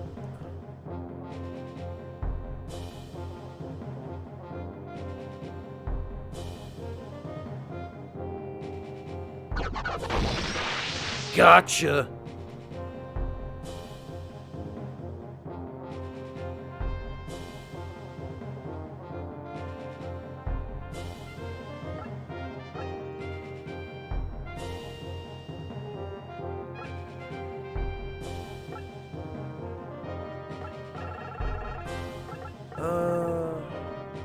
Yeah, we're gonna have to have Huxley blow some more MP.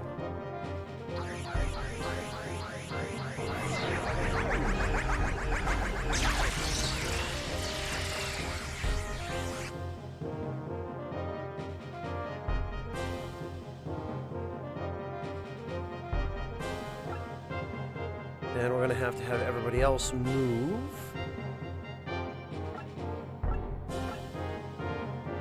Let's see, Kira doesn't look like she got the full amount of experience there for some reason. Let's see if we can... There we go.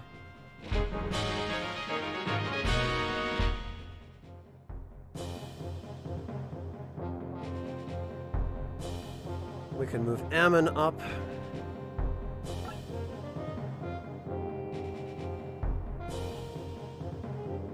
And...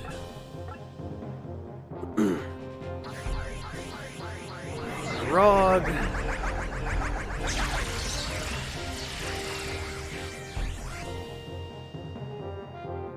Yeah!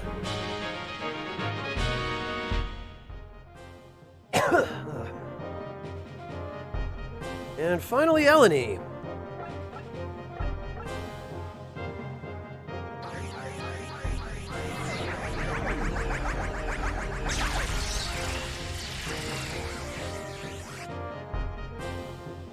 Great!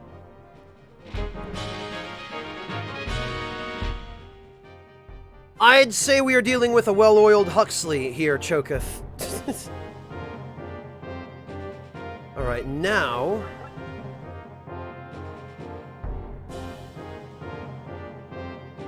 Let's just check. 43, 46... Yeah, we're good to go.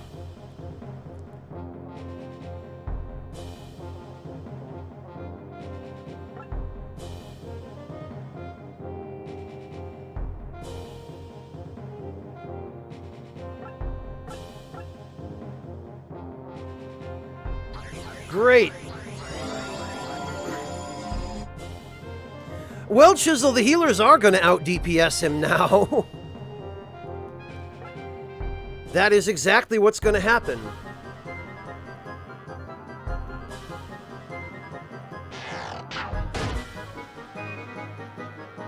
And they're going to out-tank him, too.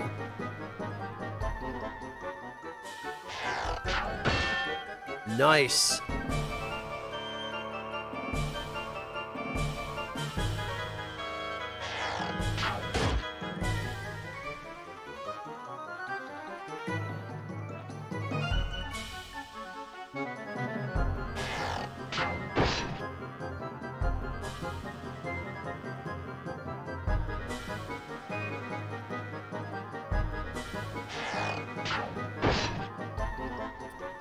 Well, Choketh, we've already discussed why we can't do that yet, because if we have Ash oiling up Huxley now, Ash is going to jump to level 43, which will make it freaking impossible for us to clear the trials.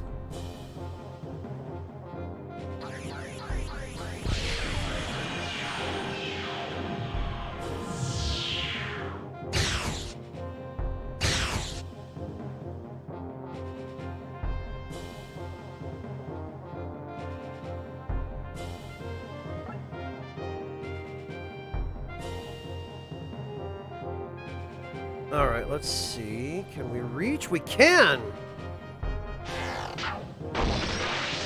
Doink. Big doinks in Ishtaria.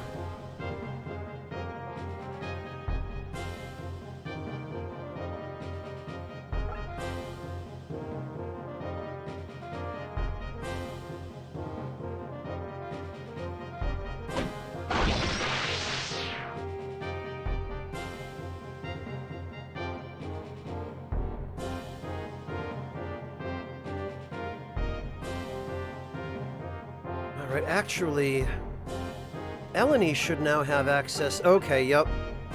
Roman Fire. Oh, and Phase Shift. Phase Shift is a great one.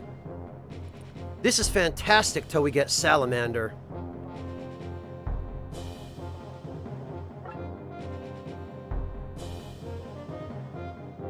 So yeah, here's the problem with heavy armor units. Their movement range is trash.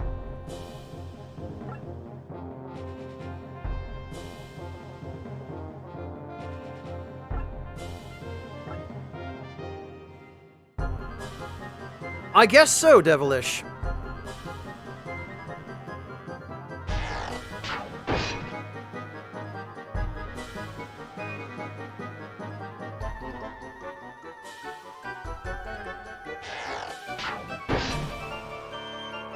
Yeah, see, Diego is already taking a lot of damage.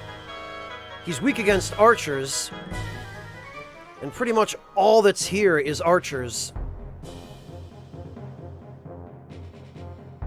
So what we are going to do...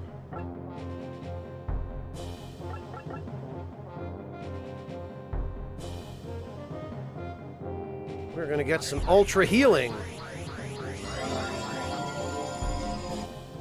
Not that it's going to benefit anyone but Diego.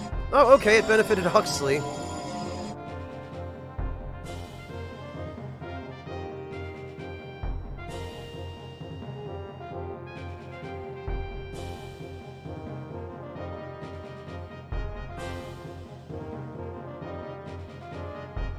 Alright.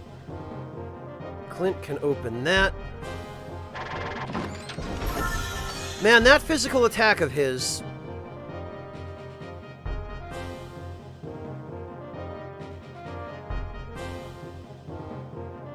if I move Diego over there, he's gonna get just destroyed.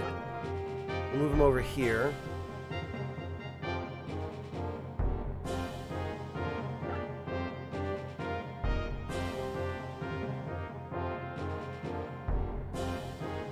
Ammon can go over here, actually.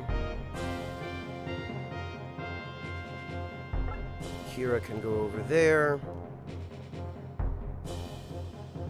Grog isn't going to be a hell of a lot of use.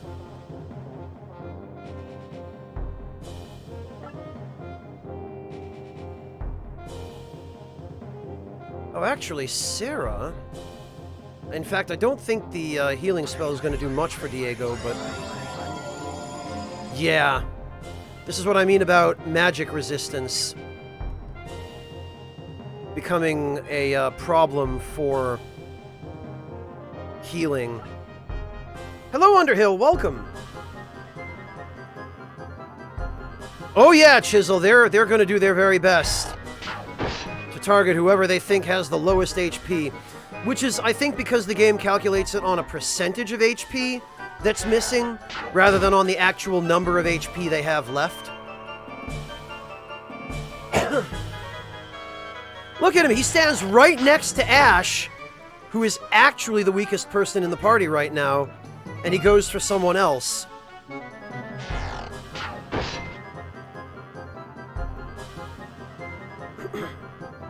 Because he's still useful, Ishida. Ash can still one-shot these guys. They're just archers. He can still help kill him. And I do want him to gain a little bit of experience, but only enough that his level stays consistent with what it's supposed to be right now.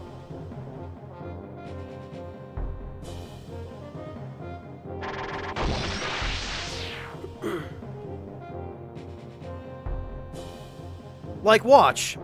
This dumbass stood right next to me, right next to Ash, Okay, well... He almost got killed. Whatever. Nothing Huxley can't fix.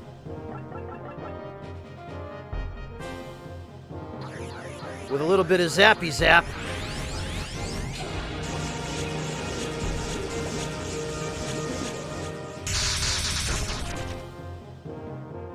See, look, it's fine.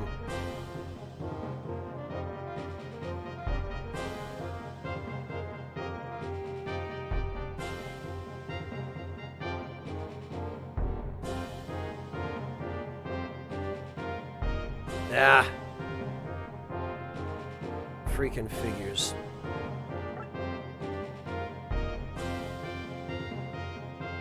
Ah, but check this out.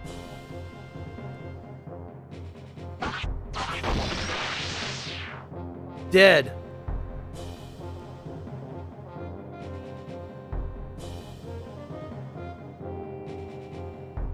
There we go.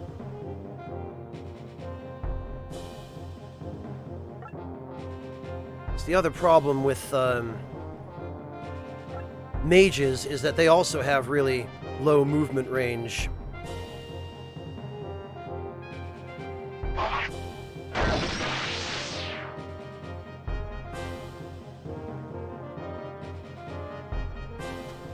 It was almost a one-shot, Ishida. It easily could have been.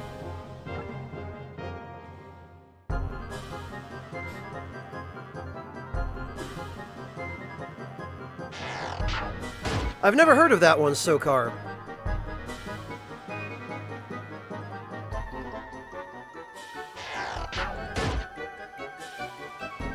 Yeah, look at this. They're all going for Sarah now.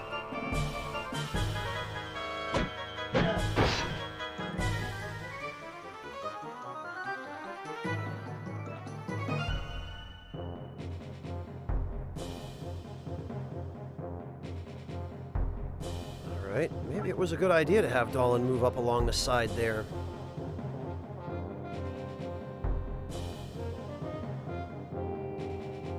You know what?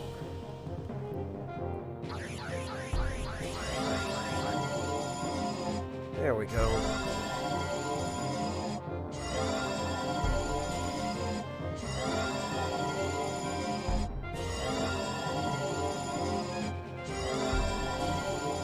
No, Choketh, there is not.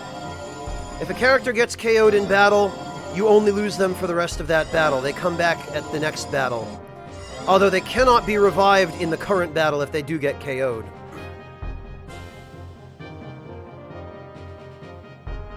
Okay, you... I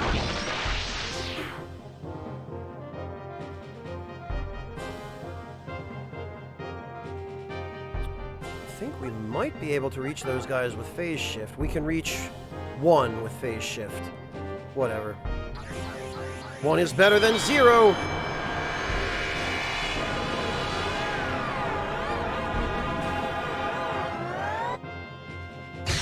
I love how it even distorts the compass.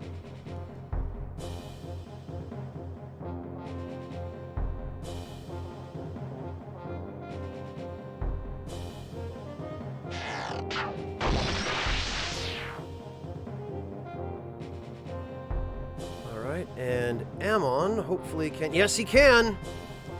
Get rid of that other Crimson Archer. Later. And Dolan will be able to finish off that last one.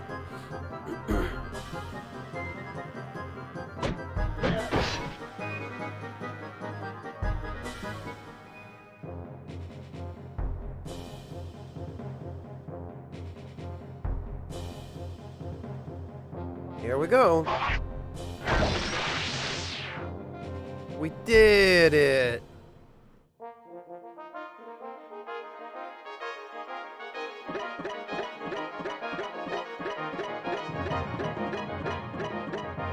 We killed them all!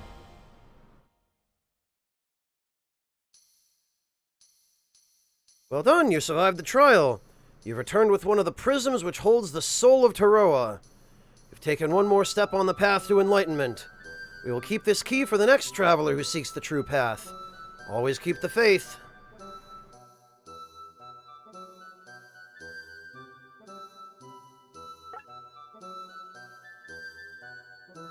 Alright, let's give Ash the moon pie back.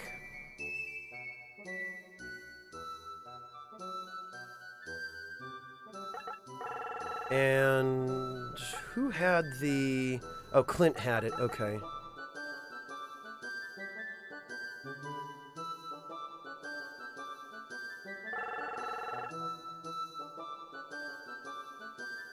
Alright, and now we can go back to the dojo and advance everyone.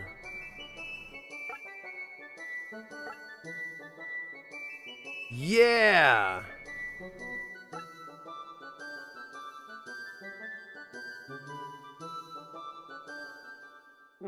Oh, hello, Kajit. Thank you so much for stopping in. That's very sweet of you.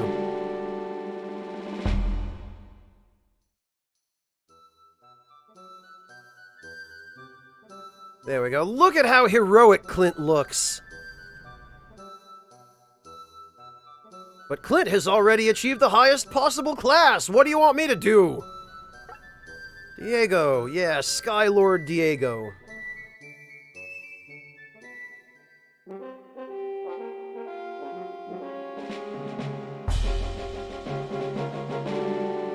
Yikes, Metroid, you okay? There we go, look! Look, he's still got his silly bandana.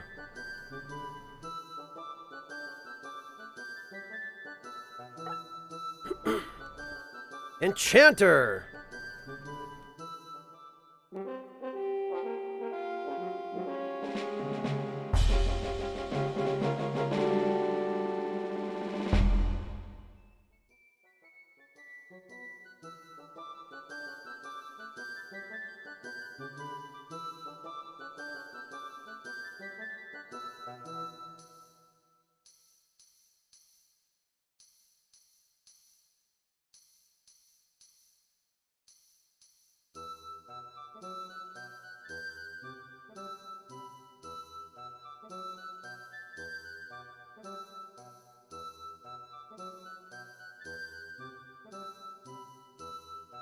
Actually, it'd probably be a good idea to just show briefly.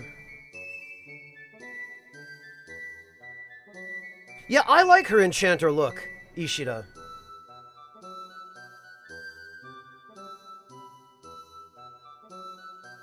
It is a little bit MCR, isn't it?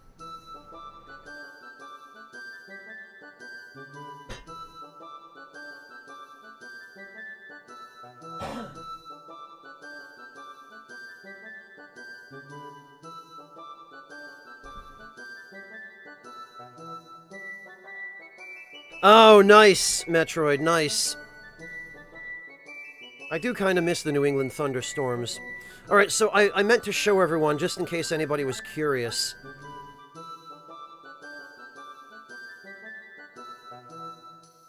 So, Kira, we'll use her as an example. 277 HP, 158 attack, 142 defense, 141 agility. We go to the dojo.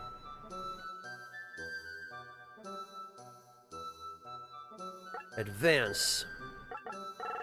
Kira.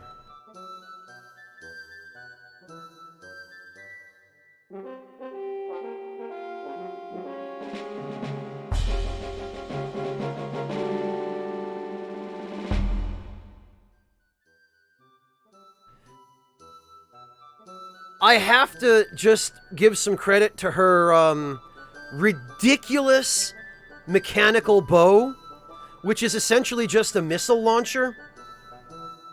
Wait till you see what happens when she uses this thing in battle. It's nuts.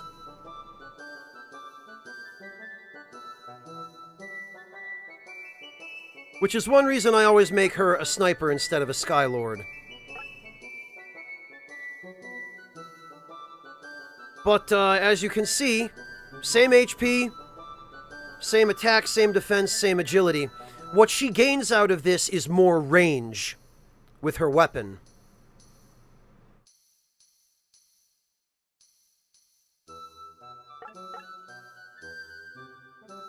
Really, Erevan? But it's the best sprite! It's so stupid, it's good!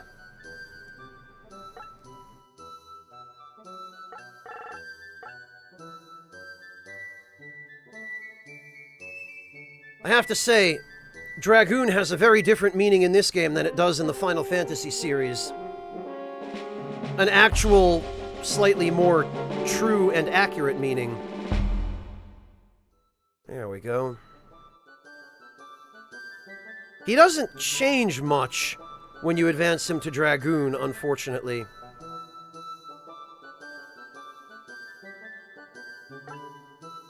Dolan, yeah. Yeah, Grog unfortunately does not undergo a very big change when you upgrade him to Dragoon from Guardsman.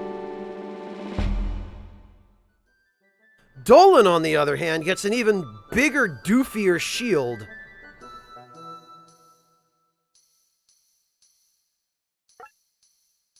And Ammon, check out the bow he gets when we advance him.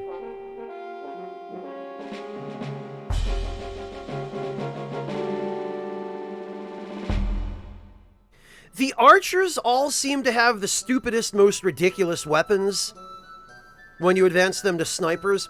This is essentially a crossbow RPG is what he has. It is a Monster Hunter, but it's a Monster Hunter heavy bowgun is what it is, Ghost Mutton.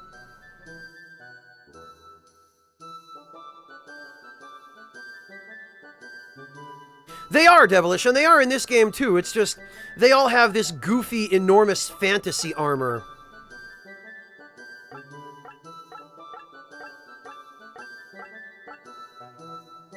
Alright, so we are good to go for now.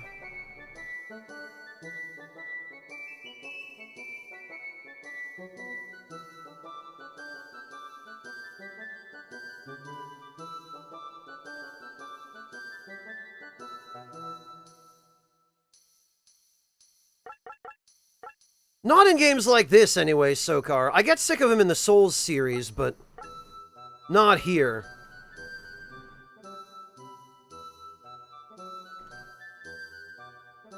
Right, so that's our second trial done. Everyone currently on the team is as advanced as they possibly can be. And it's good that we get to save our money, because we're going to need it for equipment in the next town. Castle Ruins.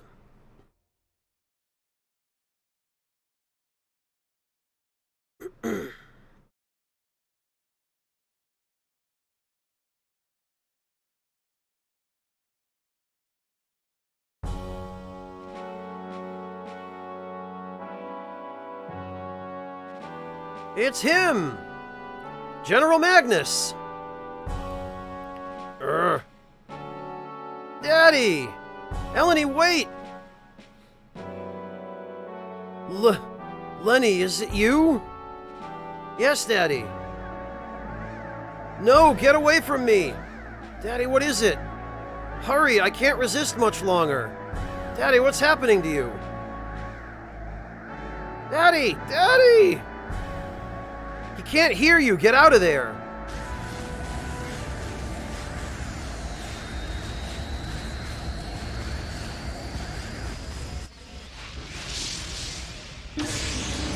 Ah!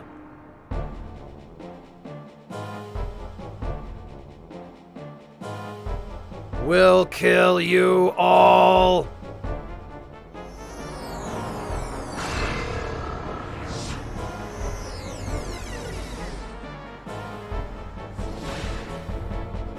Well,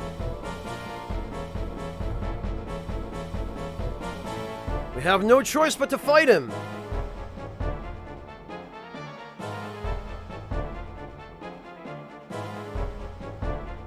Oh, no kidding, Jigokuro.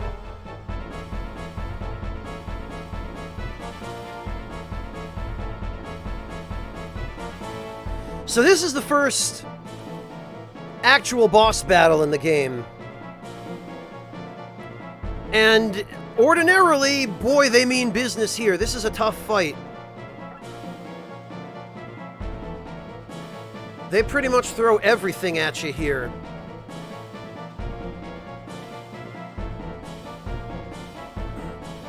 Dark Lord Magnus.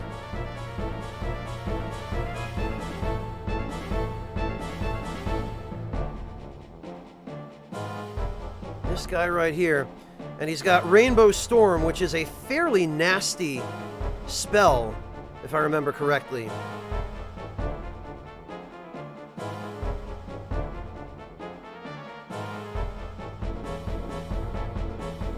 It is Erevan, yes.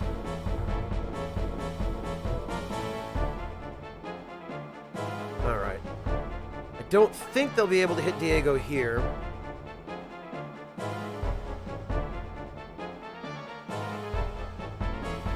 We might be able to... Yep, we can get one.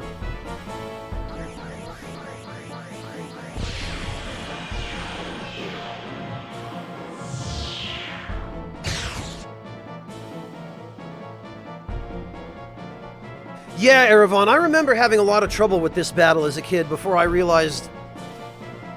but rather before I found out about the...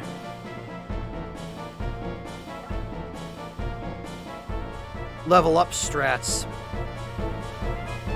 Alright, check this nonsense out. Watch this.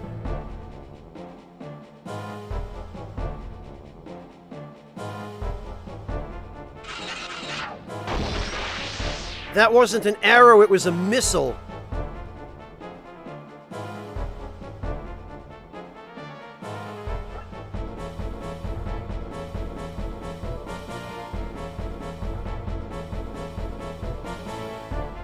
Can we reach? We sure can.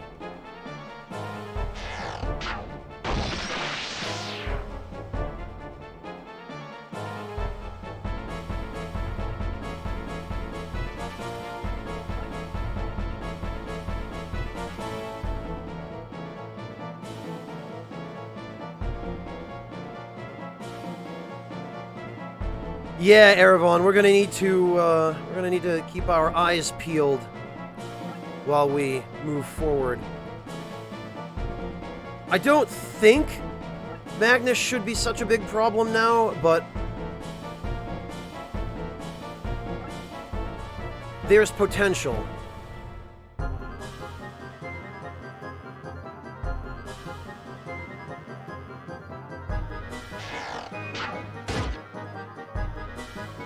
Yeah, I think we'll be okay.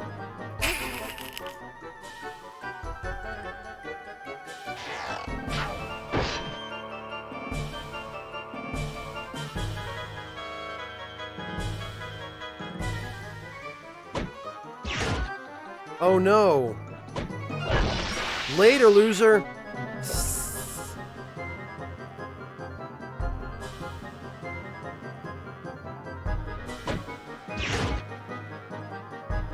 Oh yeah, Podlish, I guess that's true. Who says ghosts can't have blood, Erevan? That ghost was just living his best on life? It balances out after a while, Ishida. Right now, my mages are perfectly sufficient as melee units, but we will catch up to a point in the game where they are still getting squished by physical attacks.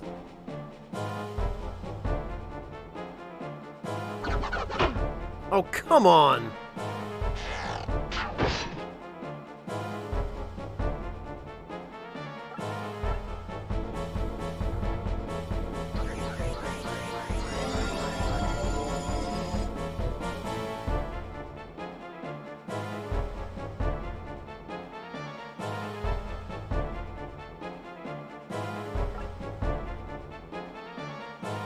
Alright. You need to go bye-bye.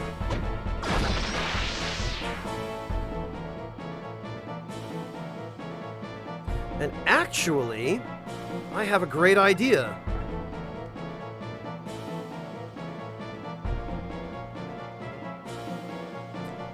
We can't hit Magnus with it, but we can hit damn near everyone else.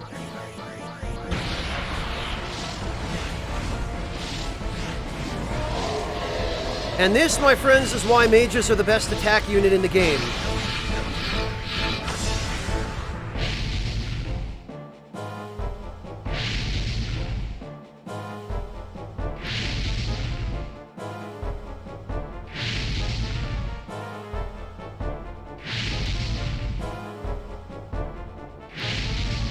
Later, losers.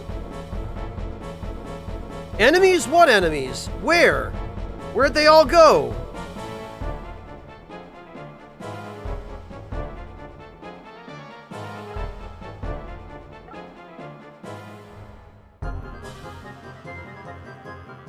Here he comes! Oh Lord, he coming!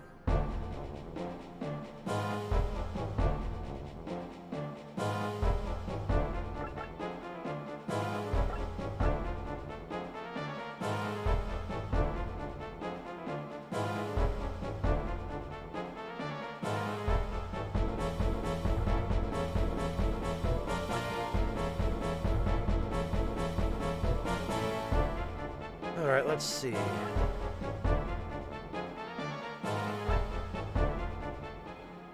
Yeah, that's true, Jigokuro. Okay. Yeah, there it is. Figured we'd show it off.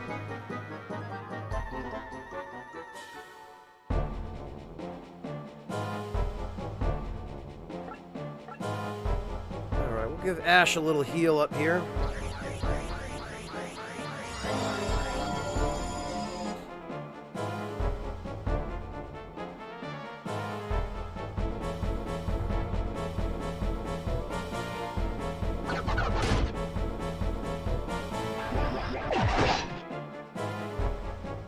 That attack sound.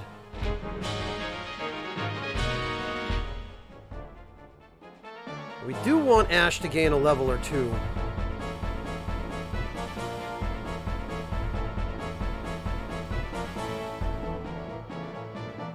Where did I put Sarah? There she is.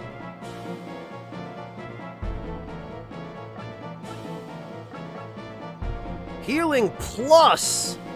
Yeah.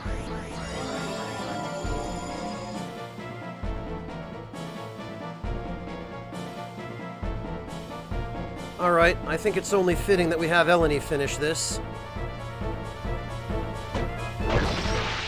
Later, Magnus. Whoa.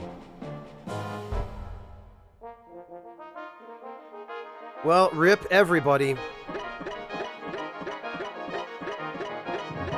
Gotta love how Magnus was only worth 600 gold.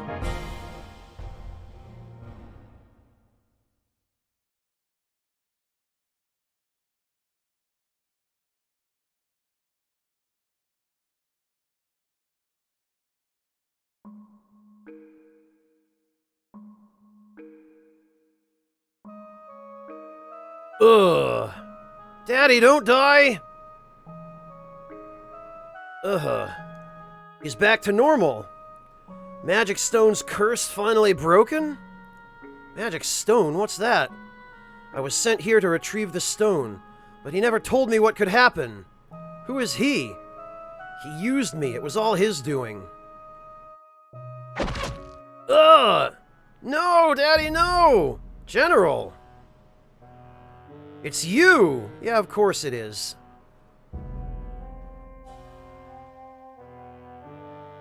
Hey, don't be so mad. I came to help you. Hang in there, Daddy. Don't worry, I don't think it hit any vitals. Darn, we missed. You bastard. Well done, Ash, my boy. I should have known you were behind this. Yeah, of course. Tee-hee-hee. Great job, Ash. You and your men can be proud. Thanks to you, Magnus's coup d'etat plans have been stopped. What? You truly deserve the title of hero. And now, Eleni Dunbar and Huxley Hobbs, you are under arrest as followers of the traitor Magnus. Come with us. Yeah, we should, Shinichizo, we should. But you can't just... Of course I can. Leave us alone. Can't you see he's hurt? Back off! Ash, my naive friend. As you know, interfering with us is tantamount to treason. Think well on whether you want to be known as a hero or whether you want to be known as a traitor, like your father.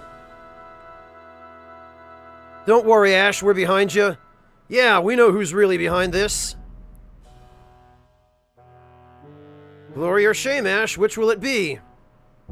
Okay, you win. Do as you will. Oh, come on! Ash!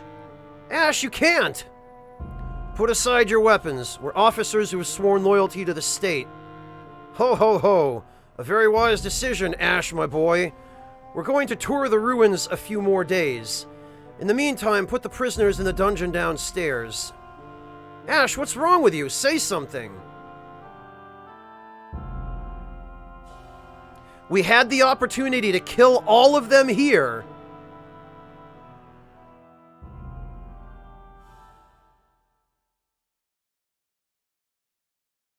And we gave it up.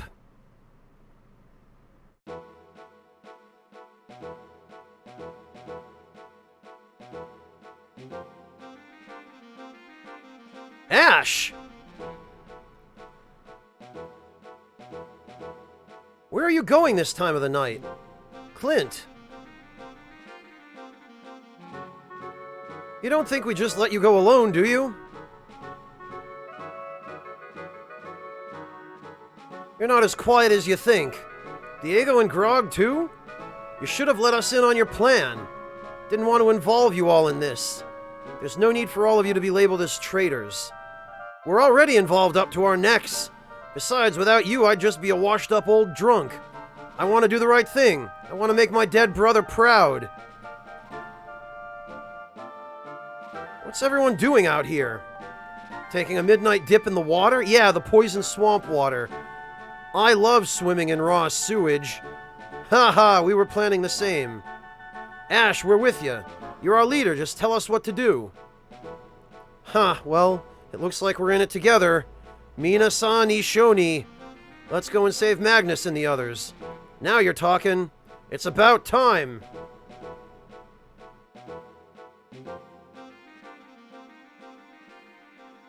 Yeah, look at her hiding there. Hiding right behind the tree.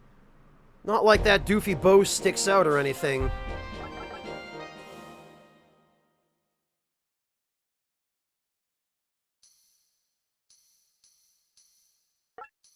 Tavern.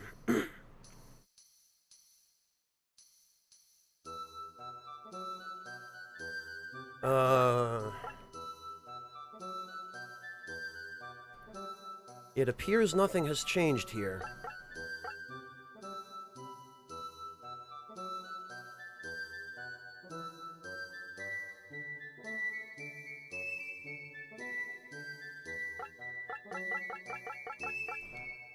Nothing, indeed, has changed.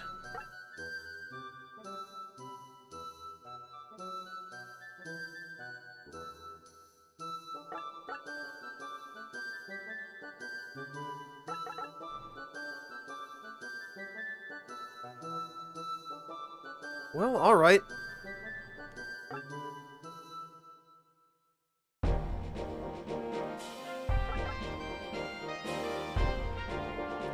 Then I guess we'll put this here.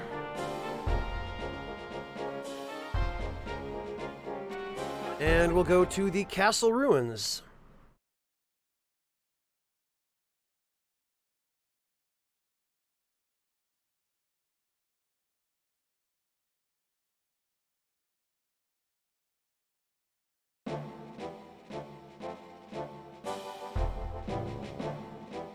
Magnus must be in the same dungeon we were in, so we should be able to just go back the same way we escaped.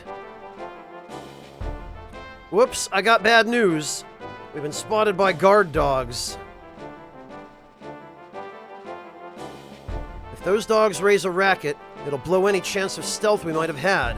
Let's take them out fast. So this is ordinarily a super annoying mission, because we have to kill all the dogs within 6 turns,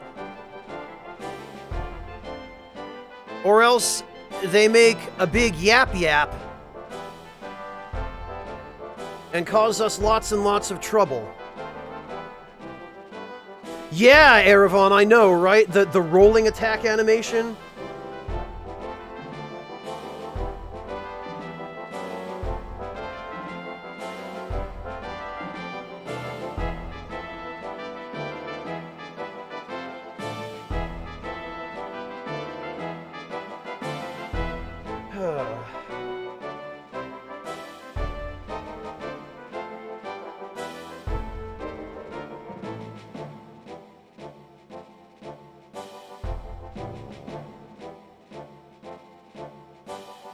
So this...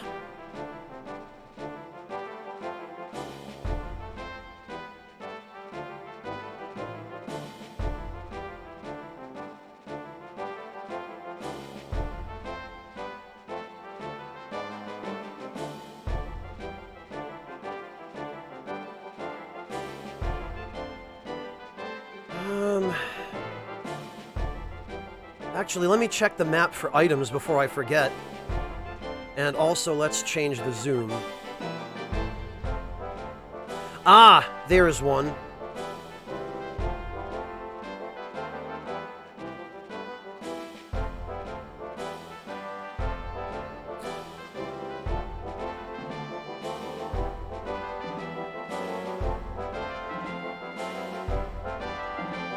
Ah, and there's another one. Okay. Yeah, this is going to be a little bit tricky.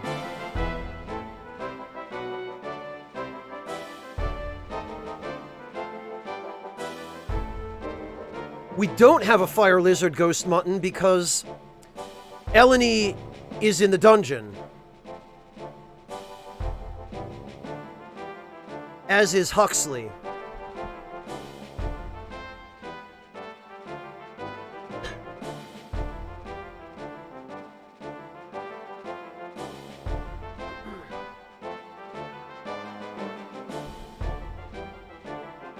Yeah, Erevan, but that just means that we only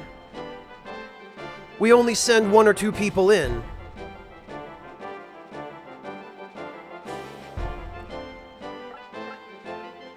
And we'll do an in-battle save here. I don't think we're going to need too much time to get the items, Erevan. Honestly, all we really need to do is send Dolan this way, and Diego this way.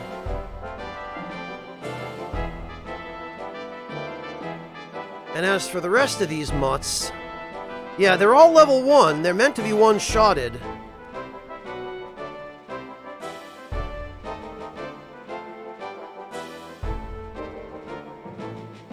So all we really need to do here is just turn it... I don't remember if they chase us or run away, though. Yeah, they run away. So honestly, being OP here is not such a big issue, Erevan.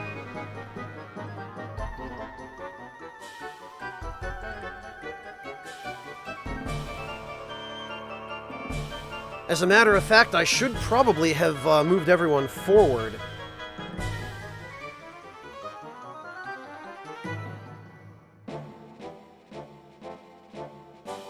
Make sure you cut off their retreat. Actually, I think I probably should reload there because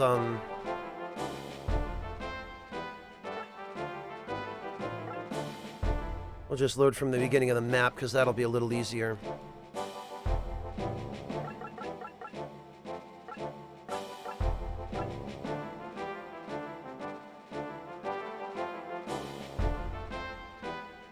Because I forgot that they actually run away from you. I thought for some reason they were going to attack.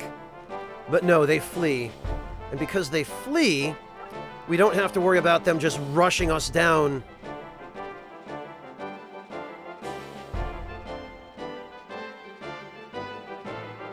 We'll get the furthest ones first. I seem to remember they have a fairly high chance of guarding, although that might just be...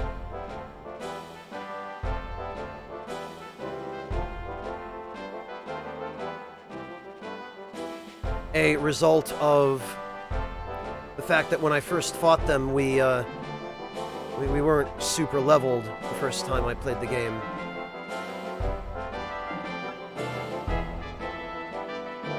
But I don't think getting the items here is a problem. I don't remember it being a problem even when you are super leveled.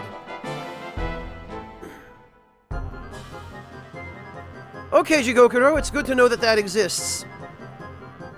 Thank you for the heads up about that.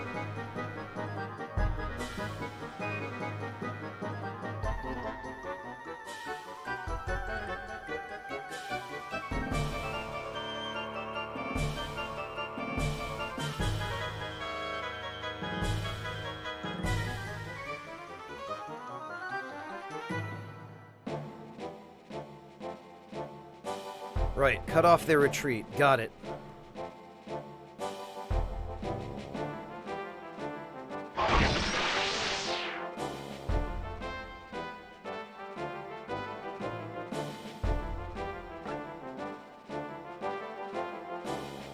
The only thing is, I'm hoping we actually have enough time to even reach them. This is another area where Grog is not going to do too well because of his massive movement limit.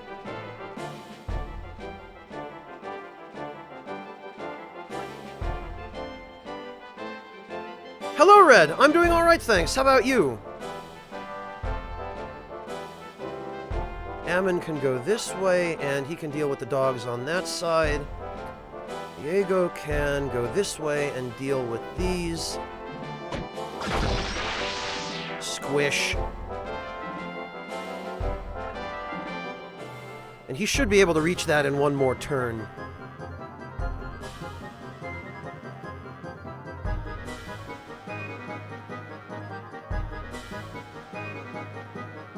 Yeah, okay, they're just gonna back themselves into a corner here. We should be fine.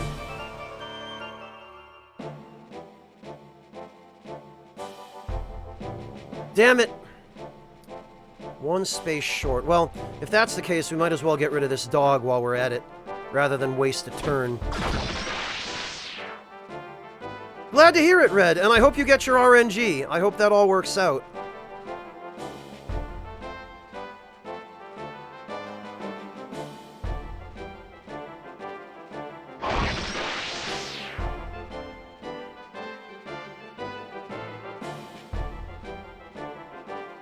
Yeah, okay.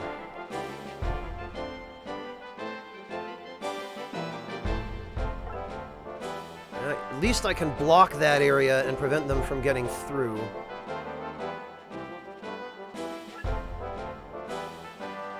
Alright, you can go squish now.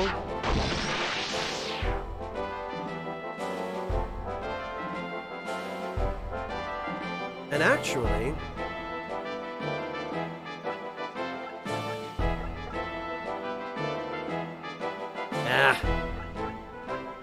Figures it doesn't reach.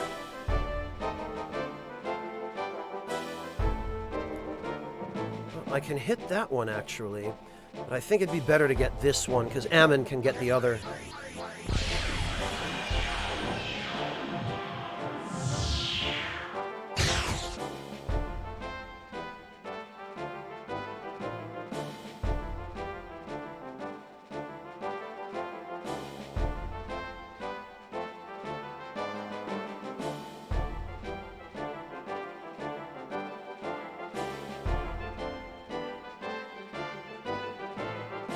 You should, Red. You'd probably really enjoy it. It's, quite a bit more simplistic than Final Fantasy Tactics, but it's a good game nonetheless.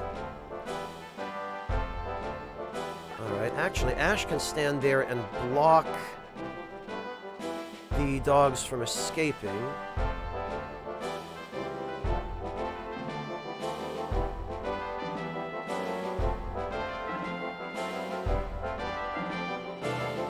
Okay, turnover.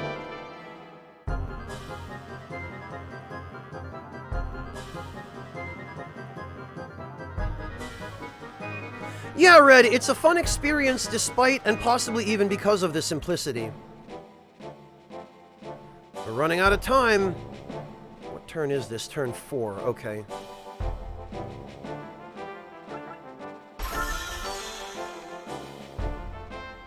We got a mage gem for whatever good that does. That's 10 MP, I think. Alright. You and go squish.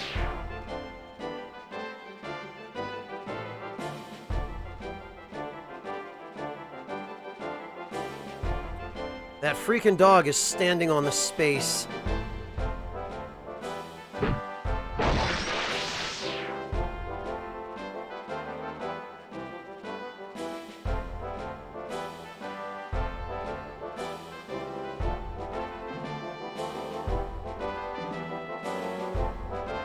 Yeah, I saw it, Clockwork.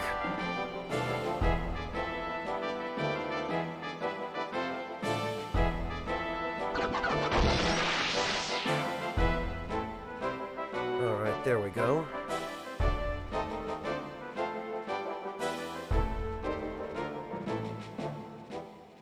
Okay.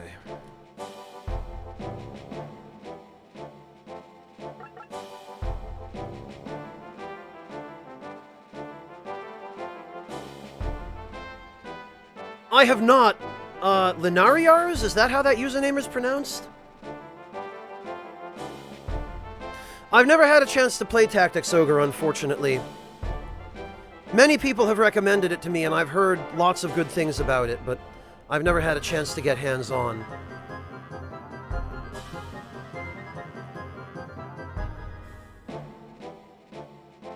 Alright.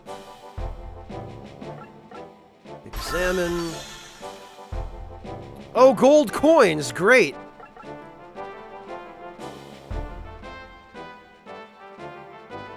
Okay, well, I think we'll be able to finish this. Because there's only one left now.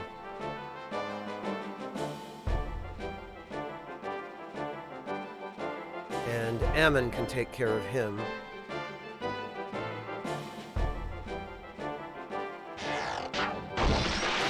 Not yet, Basil, no. I haven't had time. There we are.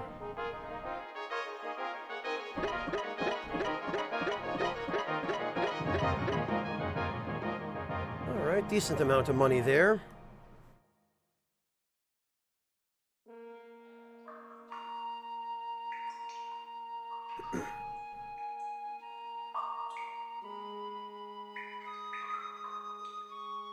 Ugh.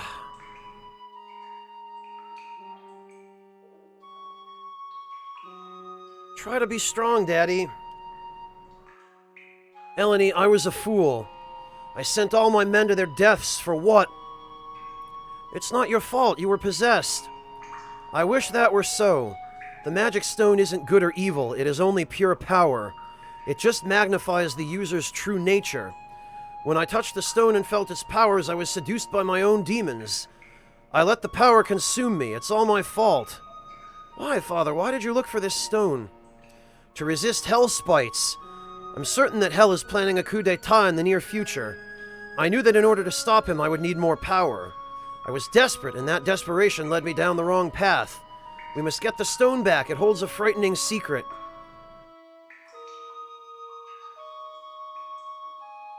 Someone's coming.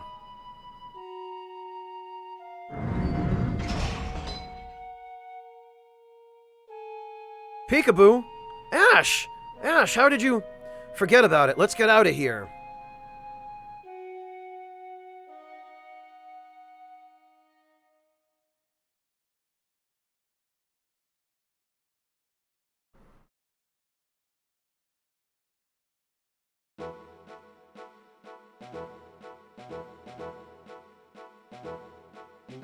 Wait, we've got to get the magic stone. The person pulling Dolph's strings is Hellspites. We can't let that madman get his hands on the stone. So you finally caught on, did you? Isn't it convenient that they're always waiting for us right when we talk about them? But you're too late now, Magnus. What do you mean? I've got that stone you want right here.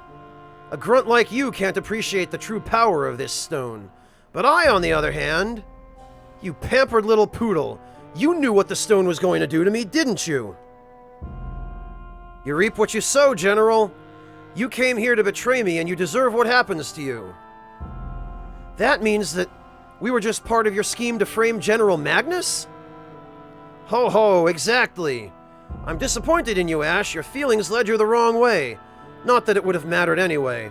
Let me introduce you to my beautiful young assistant. That stinger, like it was supposed to be a surprise.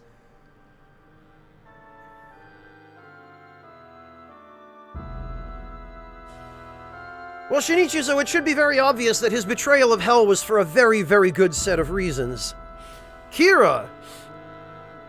Kira, how could you? Thanks to her, I knew all your moves. Haha, well, I think it's just about time for you to die. I won't allow that! Magnus the hero.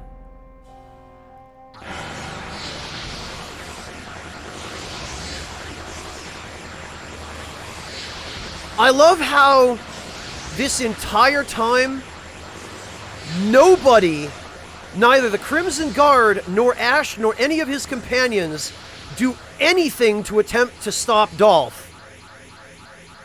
You still retain some power from the stone.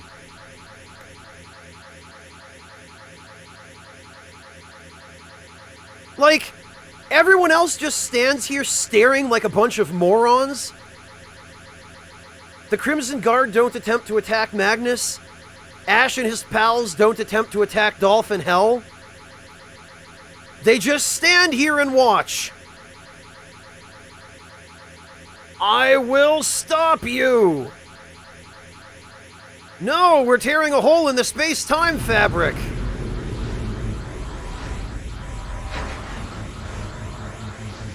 Ah!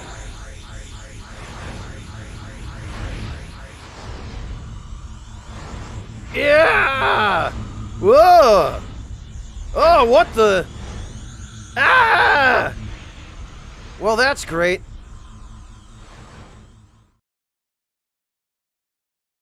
Daddy! Ash! Hehehe. Ho ho ho, ha ha ha, hee hee. Whoever localized this was not paid enough for what happened. Someone could, Nox, and yet no one does.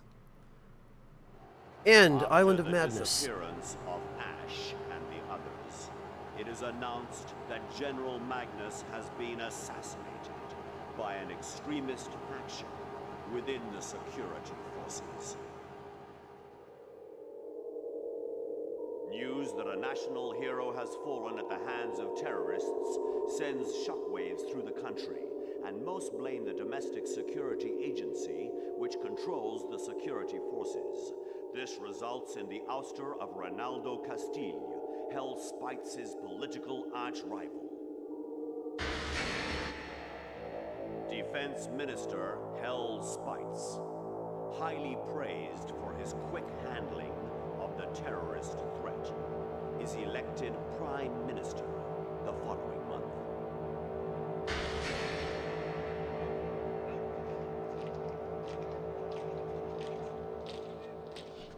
Look! In the name of national security, Hell requests emergency powers from the Council. But as soon as he is granted those powers, his tyrannical nature emerges. He abolishes the Council, creates a secret police, and establishes a privileged class. Finally, he revives imperialism and claims that he will place himself on the sacred and inviolable Ishtarian Imperium.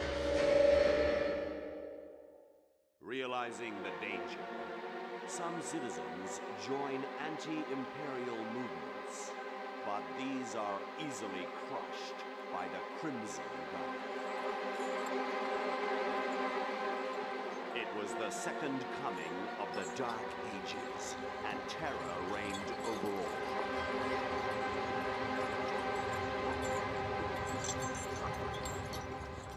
Hey, did you guys know that Hell Speights is basically Hitler? Did you know that?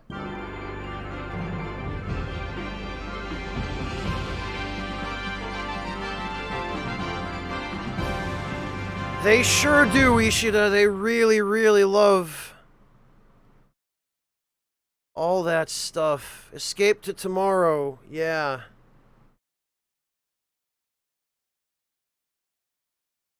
Yeah, Ghost Mountain, they could very well have just faked us out with a the end screen right here. And we would have believed them. We would have had every reason. Where in the heck are we? I don't think... This freaking localization... I forgot about this line. I forgot about this shit. I don't think we're in Kansas anymore. Can you believe... Can you believe they actually did this? Somebody on the localization team got away with some... And I don't think this is the only one. I think there are a couple of others in the game as well. There are one or two other bangers like this.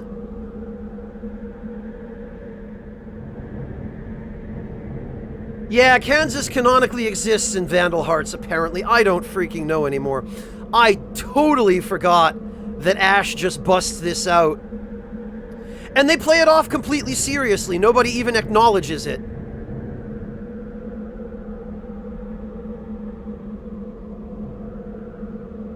Ash, something's wrong with the general. Yeah, he's kind of dead. Ugh. General, hang in there. Ash, it's no good. It's the end for me. General, no. I've stared death in the face all my life. I know what she looks like, and I do not fear her cold embrace.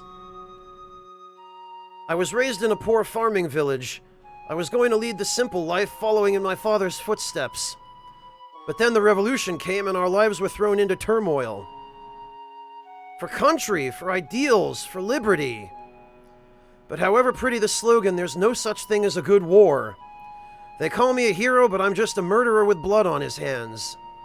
But think of the people you saved, like Eleni. Eleni. 15 years ago, I found her wandering around the ruins of her town. Adopting her was my attempt to make restitution for my sins. Ash, don't make the same mistakes I made. You must stop Helen Dolph. Return this land to its former greatness. I beg you, Ash, retrieve the magic stone. General! General Magnus! Oh, he dead.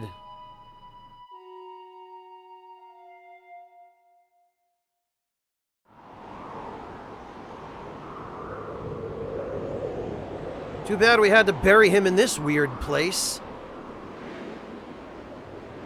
Not to mention, where did you guys get the wood for the cross? Something feels very wrong. Oh yeah, it sure does.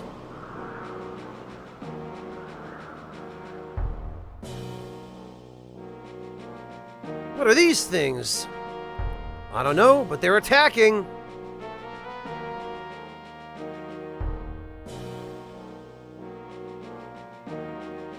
You gotta kill the enemies.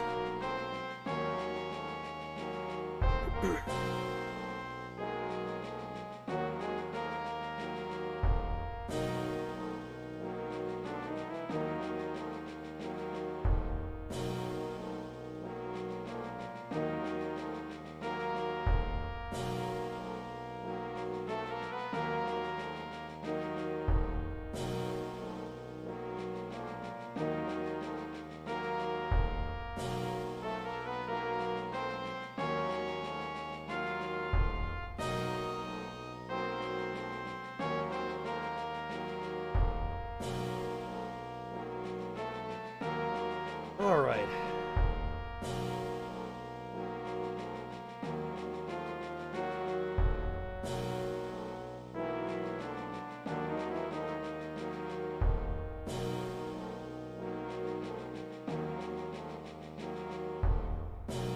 It can, Erevan, but the 3 characters you're given are really they're sufficient. I won't say they're great, but so actually I think we want to wait the first turn and let them come to us.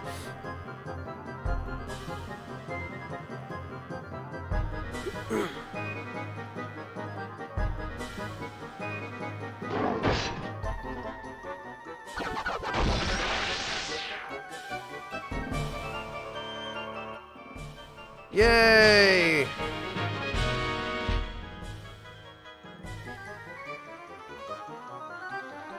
Man, they really hate Ash. Nice! They're not strong, but they are annoying.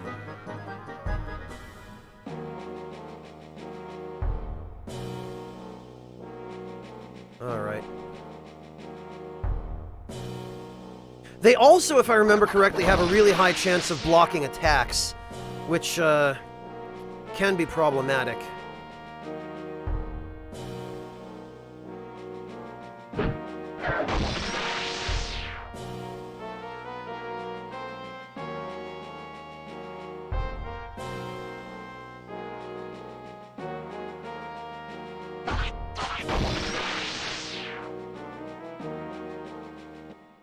Oh, we did it. Also, I remember for a fact that there are no treasures in either this battle or the next one. Because I remember searching the whole damn map for them.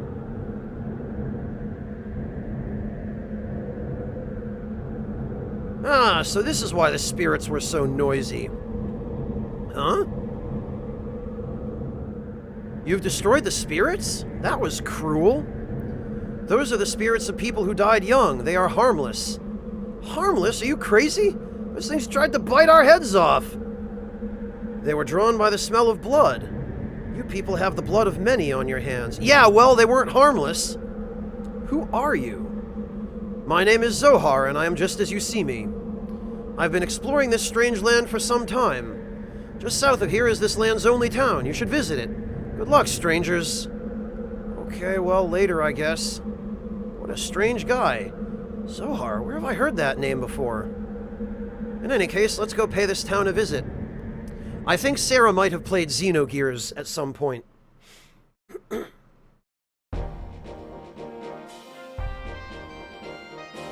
Yeah, look at this. Look at Dimension Land over here. Plain of Sorrow. Remote City.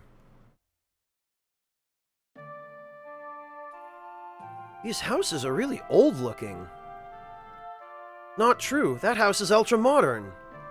You're both right. It's both old and new.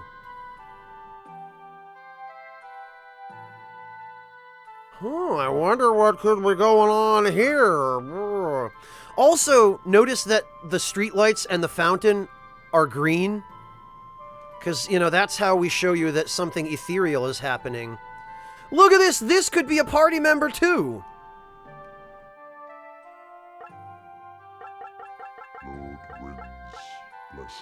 Breakfast! How you doing, man? Good to see ya. Thank you so much for stopping in, and thank you for gifting a Tier 3 sub to Shinichizo. Jeez, dude. Coming in strong right out of the gate, huh? And yet again, no items we can... Oh, right. Aura Gem, huh? The hell I would spend 8,000 on this.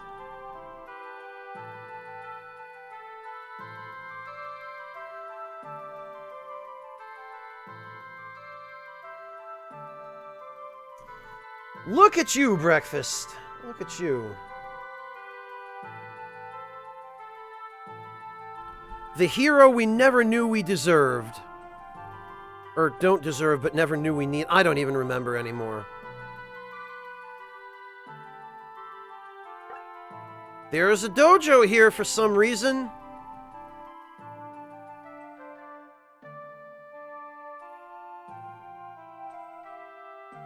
But I think we need to go to the tavern. Well,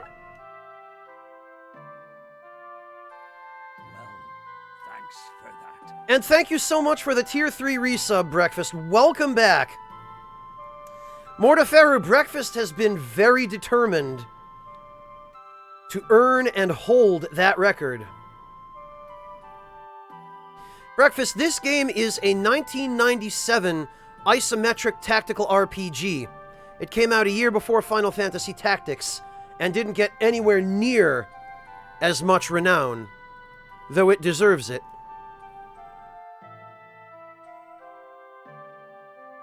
Welcome, huh? Never seen you before. Huh, you must have some bad luck to materialize in this dimension. What are you talking about? This is a loophole in time. This is the town at the end of the world. also called Mirage Village. You can buy great equipment here in a different game, but not this one. The flow of time is not an absolute, it's convoluted in Ishtaria. It's more like the weather. Sometimes there are disturbances. I've seen birds and small dogs come through rips in time-space. Imagine that, time-traveling poodles. Most of the people who enter a warp just get spit out elsewhere, but some people wind up in this damn town. Like me. Oh. You want to leave this town? Simple. Exit the town and keep walking. The winds of time will take you somewhere, but you can't predict when and where you'll appear. Well, that's great. We could end up any old where.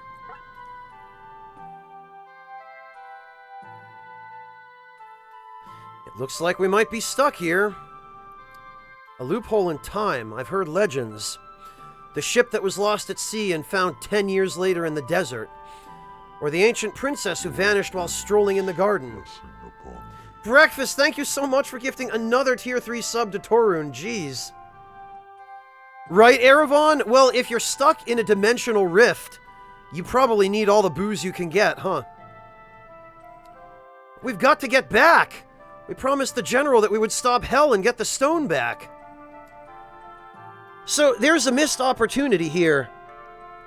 What they should have done was travel back in time to when Hellspites was born and kill him.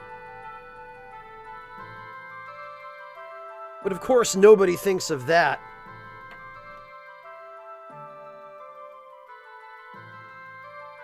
Are you referring to the magic stone? You're the guy from before. Yes, I am Zohar. If you don't mind, please tell me about this magic stone. Let's go to my home outside of town and talk of this. Because, you know, we can't have any of the other people who are trapped here overhearing it.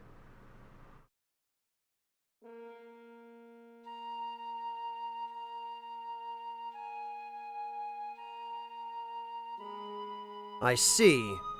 You and your companions are trying to stop this man named Hell. But are you absolutely sure that's the right thing to do? Think about it.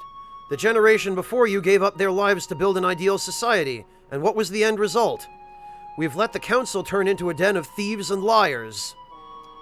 There will always be war, but by stopping Hell now, who is to say you won't be paving the way for someone even worse than him?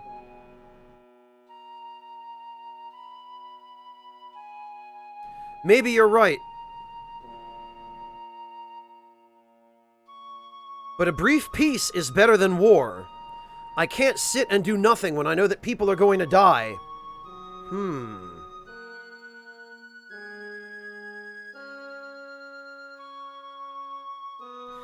Even worse than that, Breakfast. Someone like Bless.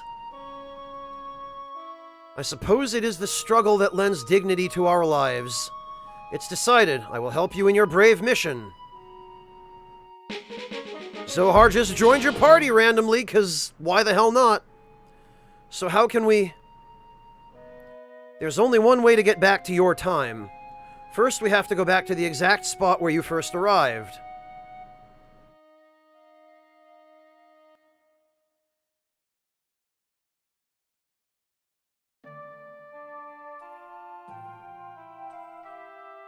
Alright. What does Zohar have? Oh, he's already got everything. Okay, well, that makes our job a little easier.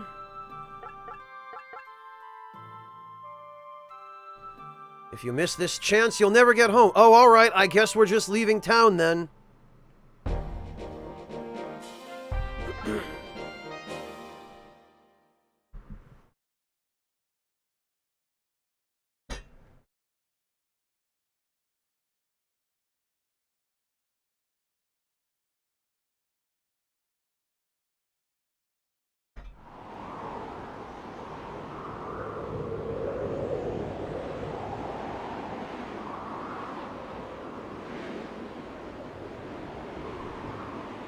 The preparations are complete. We're gonna revive General Magnus. Or that's what it looks like anyway, but the The space-time warp you entered was caused by a powerful magic source. This type of force always creates a counter-force. These mage towers will gather the force and recreate the warp. I sense something. Oh no.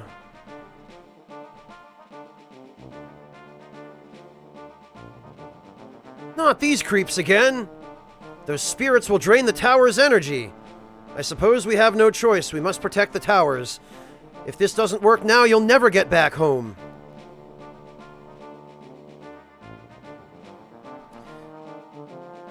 So, if we let all 4 towers get destroyed, it's game over.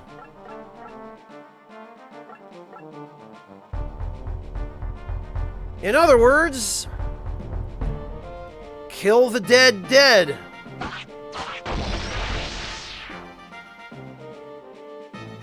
Kill him.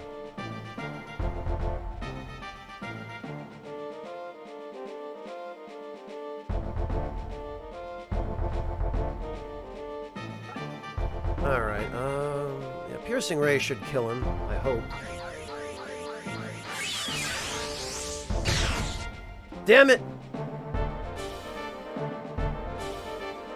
Well, no, Jin, it's the residual energy from the warp that brought us here that's the catalyst.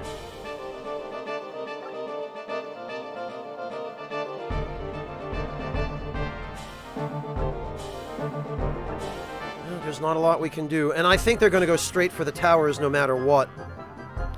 We just have to survive a few turns.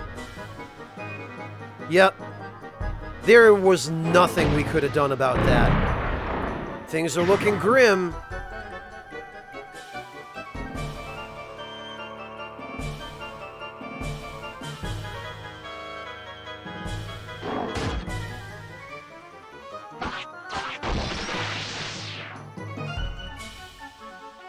Hello, Wingless Monkey. It is definitely a different art style.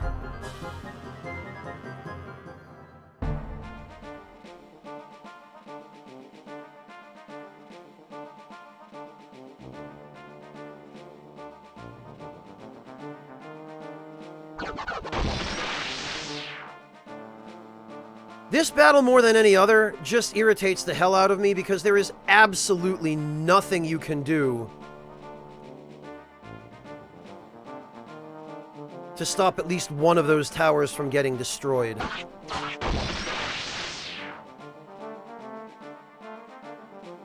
Although, the damage of spells in this game is somewhat variable, so... Yeah, see, Zoghar can't even reach him with a physical attack.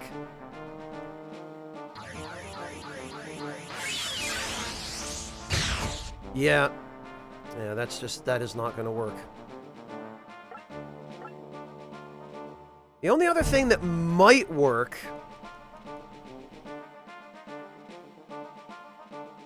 is we might be able to spellbind him.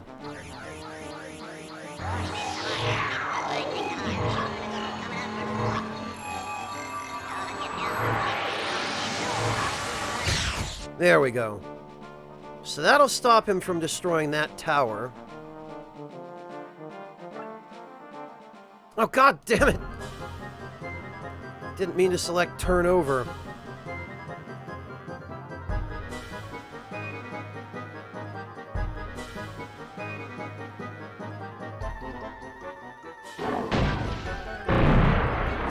I know, right, Nox? Well, they can't use a sword.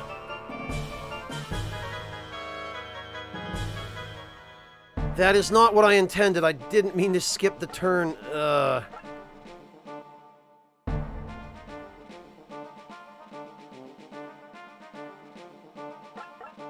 wanted to change the zoom. Mr. the Red Dragon, thank you so much for the resub. Welcome back. Very much appreciate that support.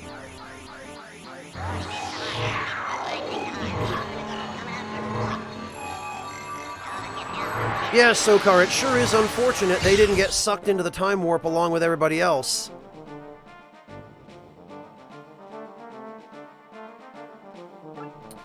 Now, if we can move everyone far enough.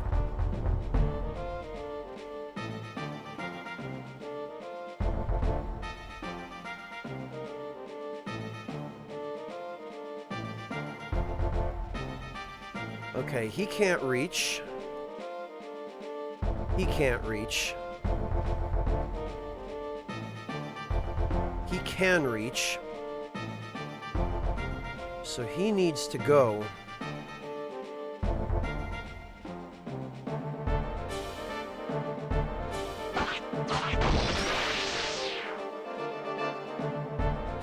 This one.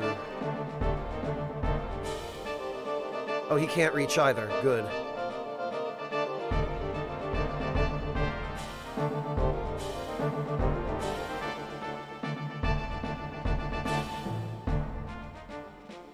Okay.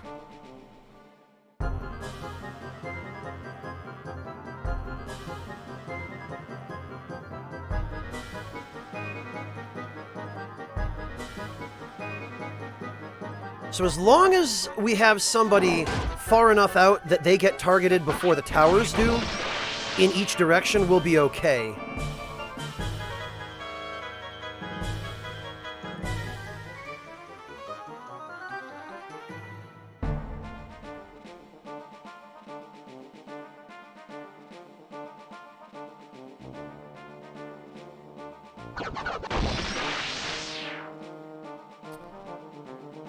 I just hope this guy goes for Ash and not one of the towers.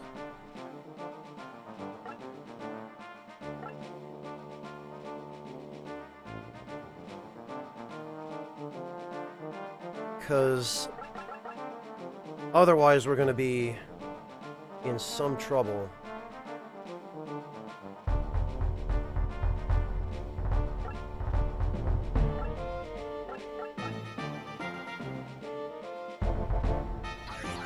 It's going to take us a couple of turns to finish these two.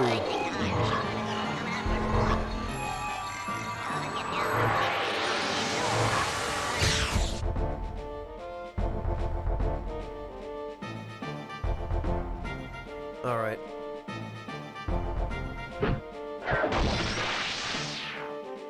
He does, Shinichizo. He's good to go for healing.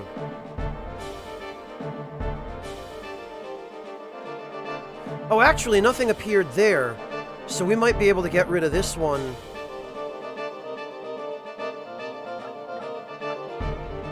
With Holy Pressure. This should kill it. There we go.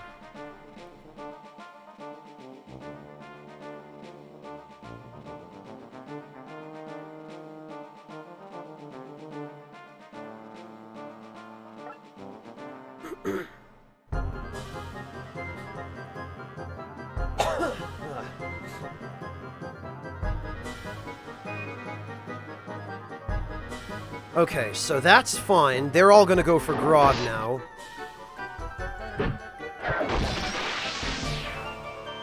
The ones that come from that direction, anyway. That, on the other hand, is problematic.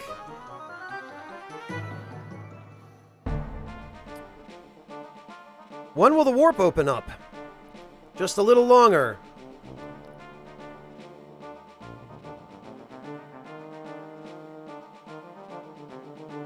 Alright, Ash can handle this.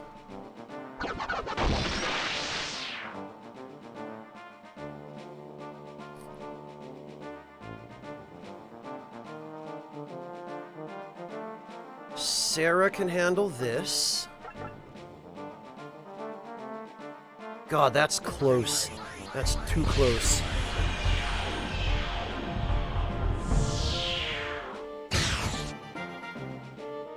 It was, Shinichizo. I wish he would make the same sound, at least.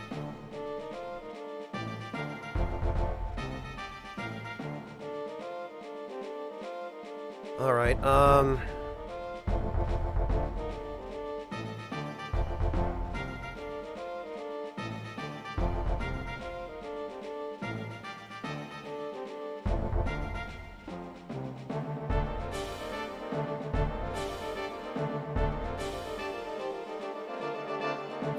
Yeah, that's not helpful.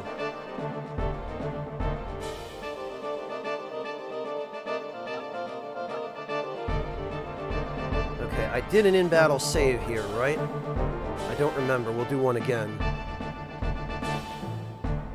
Because Piercing Light is clearly not going to kill these things.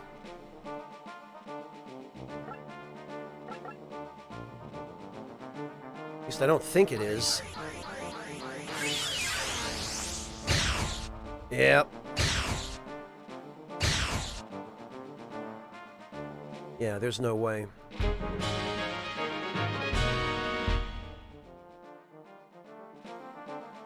I probably should have gone for the paralysis, because they're gonna... I think that one is just gonna fly right past Zohar.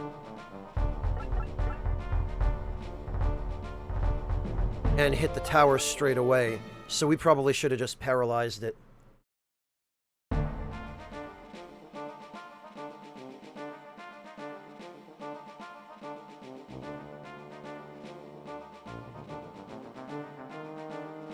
Oh, I was gonna ask what that was, Jin, because...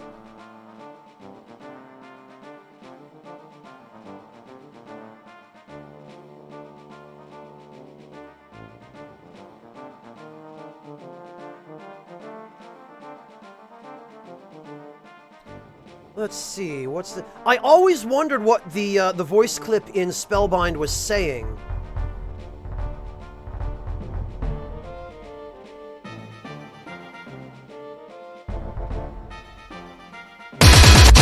A winner, pay the front line, take the don'ts. He's coming out again for a new... Jesus.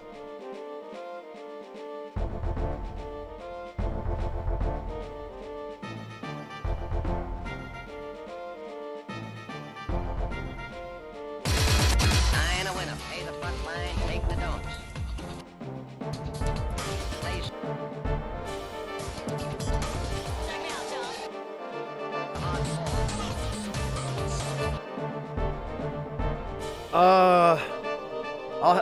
I can't find the sample, but... The other one, Jigokuro?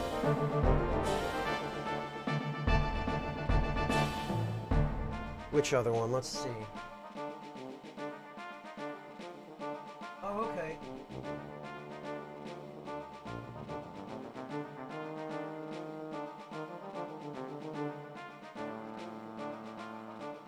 Nine a winner, pay the front line, take the don'ts. He's coming out again for a new point. 4-4's the point, mark 4. Who wants the hard 4? 5 wants 4. Ace, deuce, craps wants 4. 4, and he made it the hard way. Pay the front line, take the hard. We have a shooter and a good one coming out for a new point. Get your bets down, ladies and gentlemen. He's a rolling point as 9, place 9. 8 shooting for 9. 5 shooting for 9. Who wants to come? 9 a winner. Got a hot hand. Place your bets, ladies and gentlemen. 6 to point. Place 6. Okay. Huh.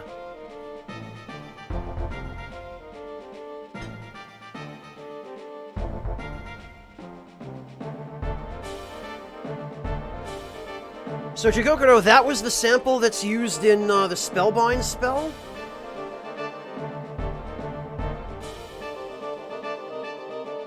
Huh, okay.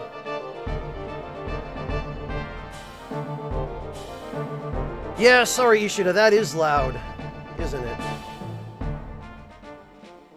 It does, Wingless, for sure.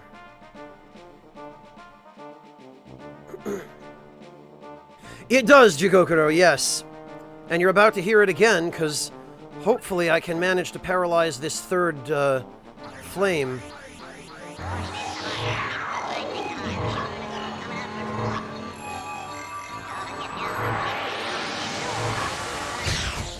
Yes, it does. Okay.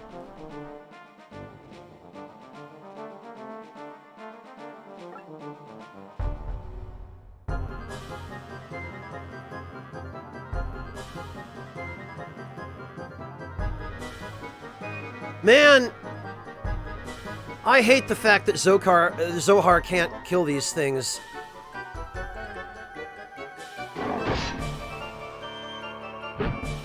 It is wingless, but back in the day, you could get away with that and nobody would even know. They didn't have automatic copyright detection in those days, so...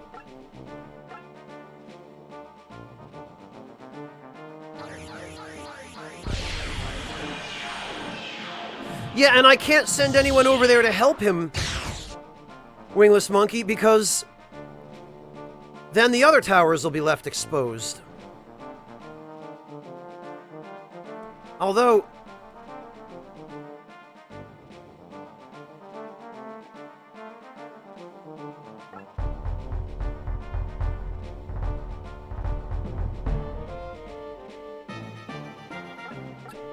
Damn it all.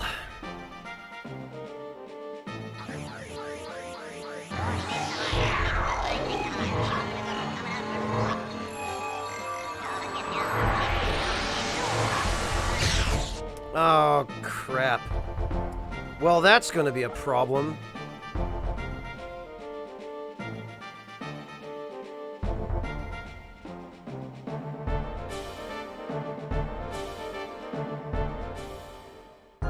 I think that, yep. Yeah, they're all gonna go for the towers now. Oh, no? No? Good, they're gonna go for Zohar. Great. That's what I want. Actually, maybe that's not what I want. Ah, damn it. Yeah, they are gonna go for the tower.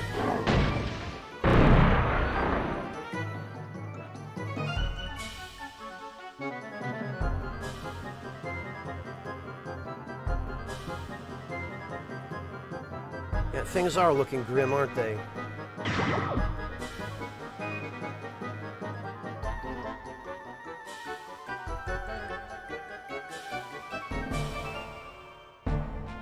Hello, Squid King! Yeah, it's been a while since I've touched this game as well, but...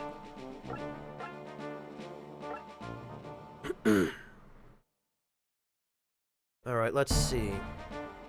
Oh, actually, and if I remember correctly, I think the... Since I forgot to show it before, I think the Mage Towers actually have a, You can Sokar, but you lose money if the towers get destroyed. Yeah, they have their own character portrait. Look at this.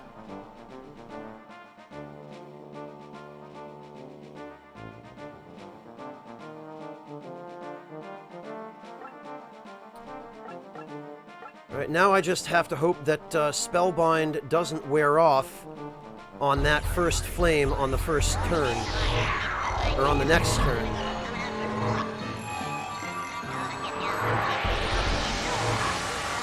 There.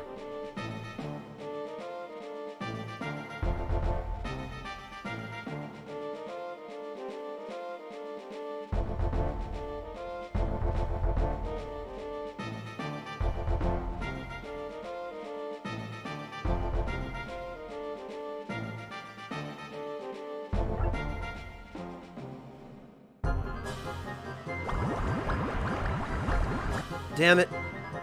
Well, actually, if that one attacks Zohar instead, then we'll be okay. God damn it.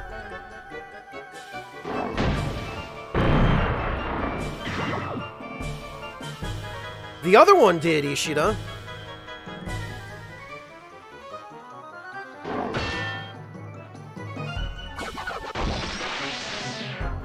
Or I think it did last time.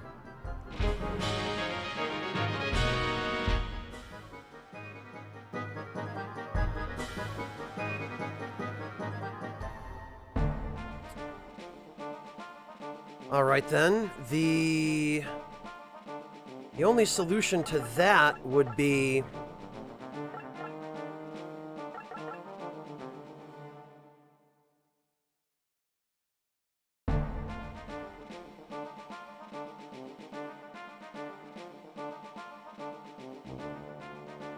You did, Breakfast, for 250 gift subs. I think Twitch just added those.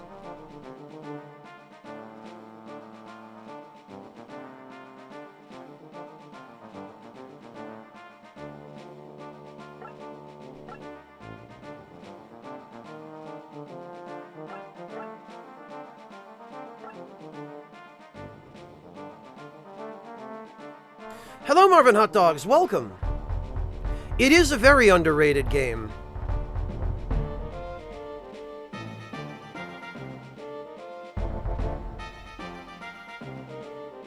Alright, this is the best I'm going to be able to do here.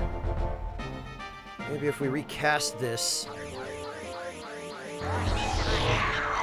Because you lose money, Jigokuro, if any of the towers get destroyed.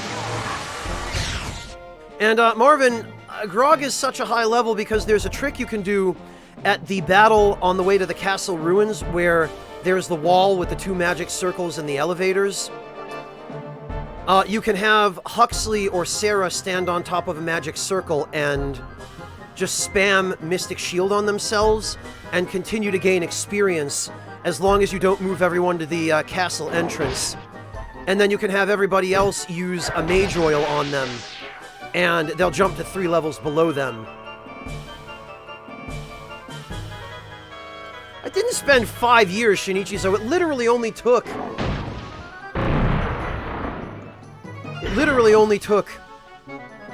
a couple of hours.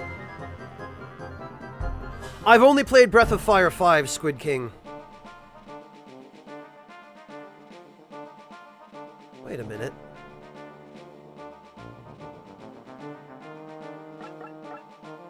Which... Hang on.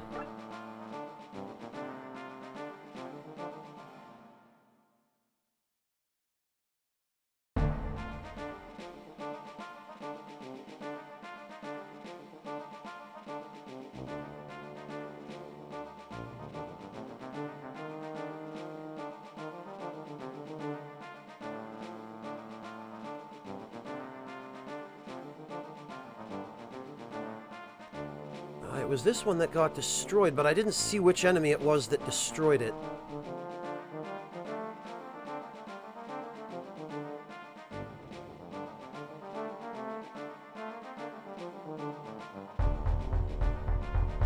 It was this one, Ishida? Alright, let me try once or twice more, because it might be that, see, I don't remember if Spellbind is guaranteed to wear off on the next turn. I don't remember if there's a turn limit on it. Or whether that's fixed. I have a sinking feeling it might be fixed, but...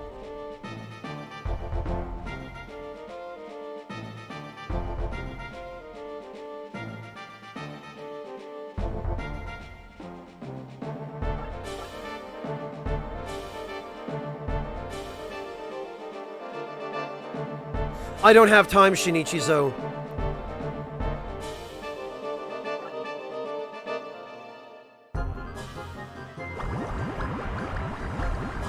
Yeah, it wears off no matter what. Oh, actually, no, it doesn't wear off no matter what.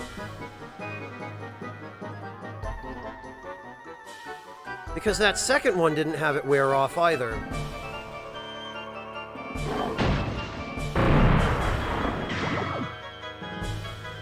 Huh. This is really bothering me.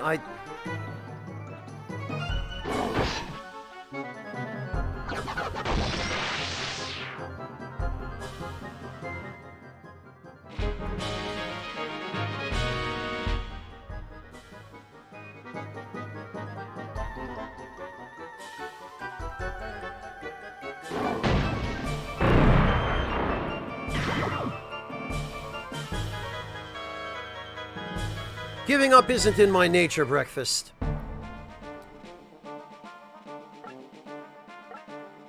What I might have to do, though, is go back more turns than we had when I, auto-saved. Oh, damn it! Always with that turn of... I didn't mean to...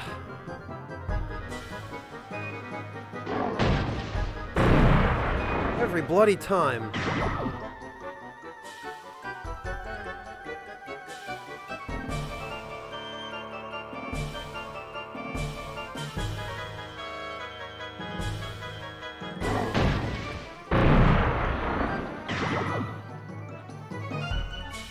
All right.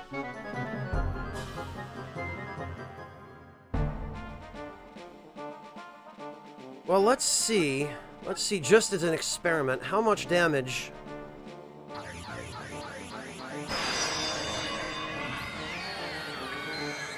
Does Dark Star one-shot them? I don't think it does.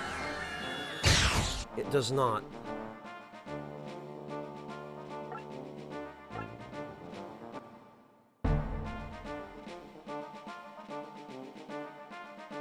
You don't need them, say so, but if any of them get destroyed, you lose money for the battle. And money is a finite resource in this game, and you pretty much need all the money you can get. Because you can't repeat battles, and there are no random battles. There are a fixed number of battles in the game, and if you don't get enough money from them, you end up just not being able to buy certain equipment.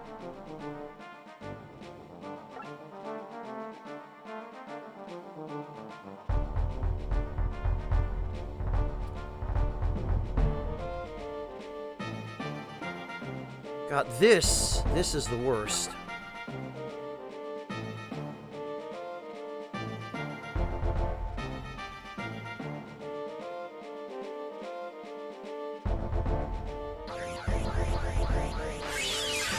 It might be that...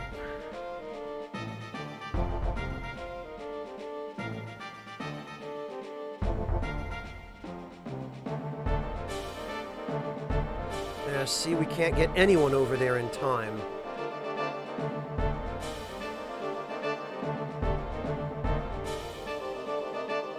Although...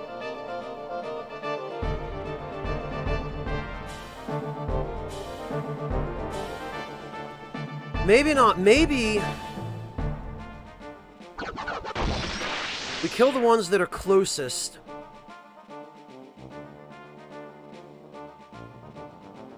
We have Sarah move over here. Have her take this one out.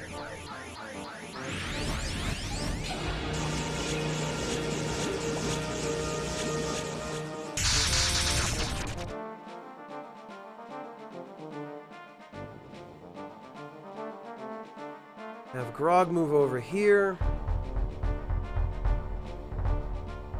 Actually. Okay, yeah, he can't reach. So that's fine. Grog can stay here.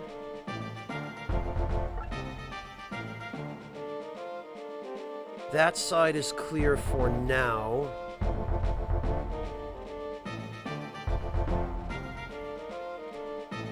And yeah, I guess Ash can take over this corner for Sarah. Because that flame won't be able to reach.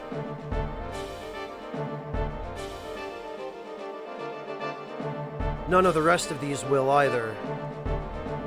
Yeah, this one is just one space too short. So that's fine.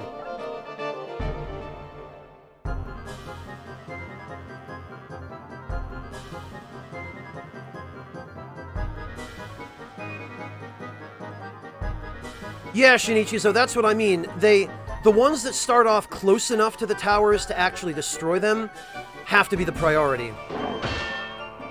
Okay. Oh, for fuck's sake.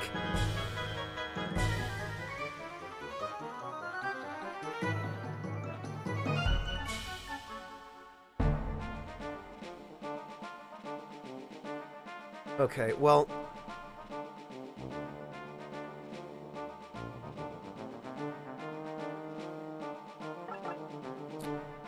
That was a massive, massive, unfortunate thing. Okay, so all three of these guys can reach. If this guy hadn't blocked that attack...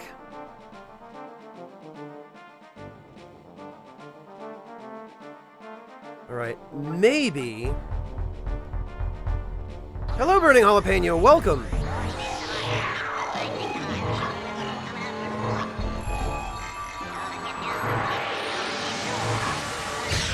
$19.97 breakfast. Don't forget.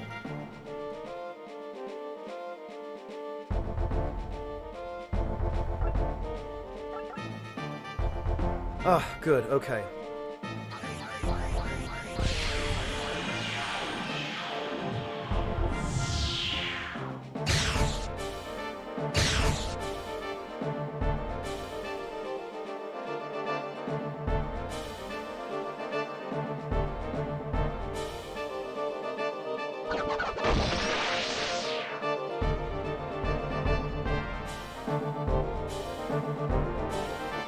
We might still be able to pull this off. If...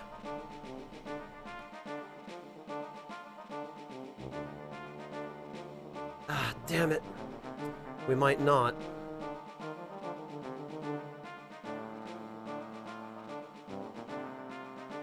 Because this other one can reach that tower now.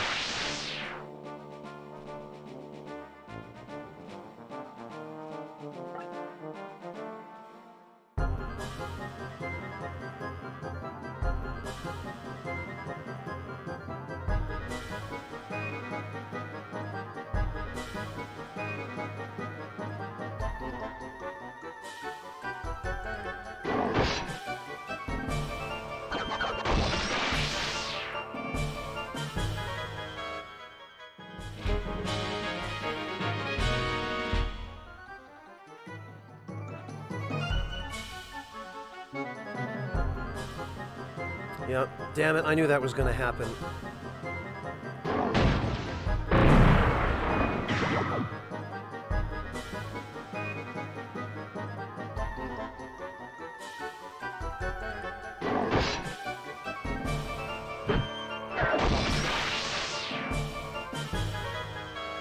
Couldn't get Grog out there fast enough. That seems to be where we lost it.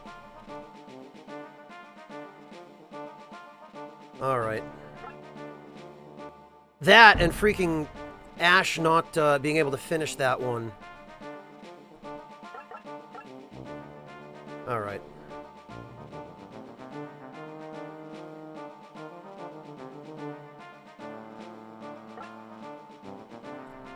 So Grog can go there.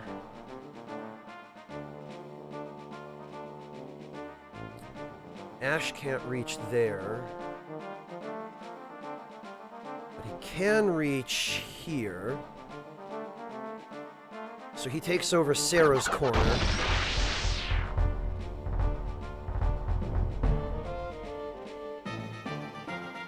Sarah takes over Zohar's corner. Actually, what is the absolute max rate? Yeah, there we go. Okay.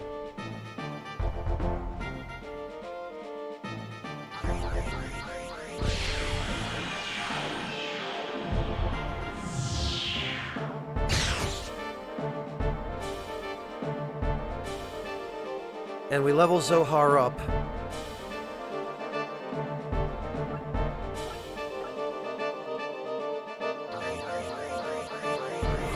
Yeah, this might do it, Ishida. We might be able to pull it off.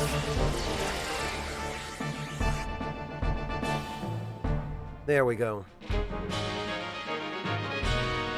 We would be able to handle this as long as Zohar is strong enough. That's the main issue, is...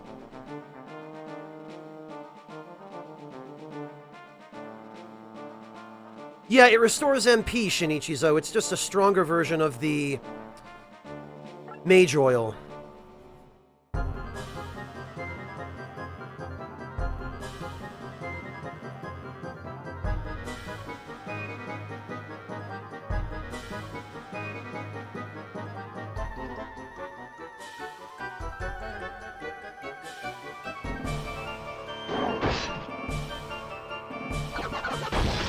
Okay, and we didn't lose that turn the turn that time, rather, because Ash... Okay. Alright. We look to be in somewhat better shape this time. Piercing Ray should now finish these off. Bloody well better. Damn it, even still!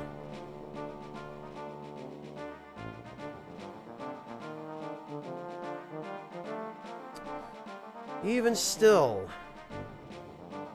Yeah, Ishida, because its damage is, its damage is more or less fixed.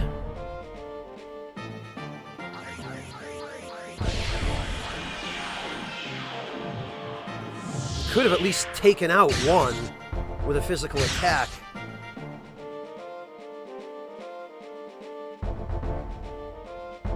Now I think we're screwed either way.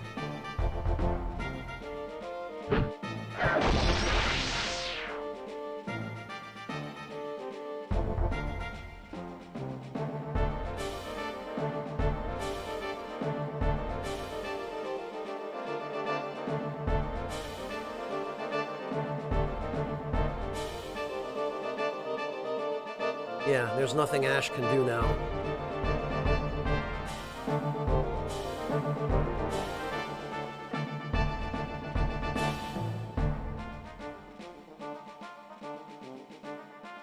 Man, that is... Well, it might be that...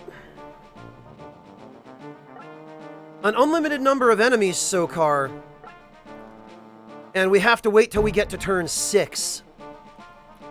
This is, I think, the most unreasonable battle in the game in terms of actually completing it without losing any allied units.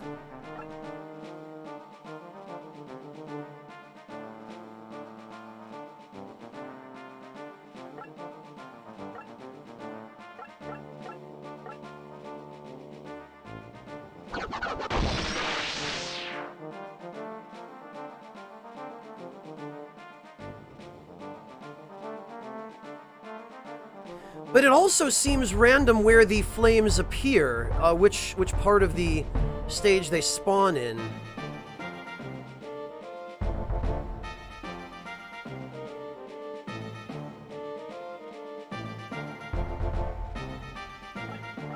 Alright.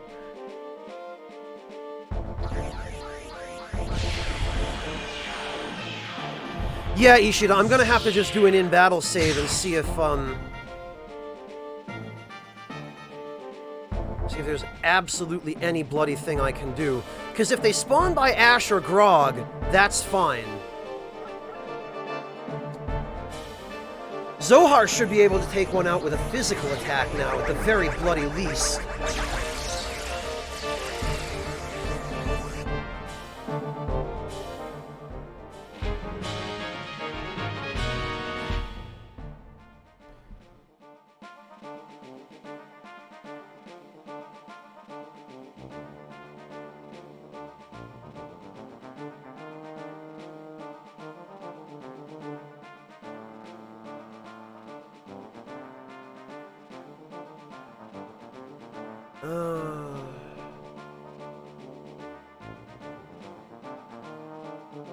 Okay. Save. Yes.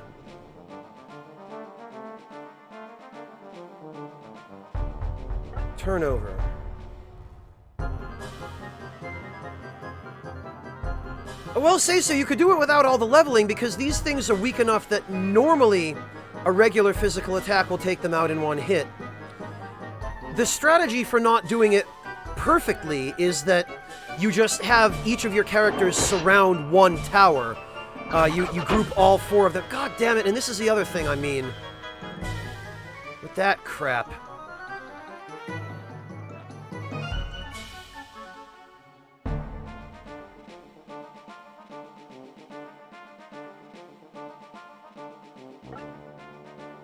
Because now there are 2 there.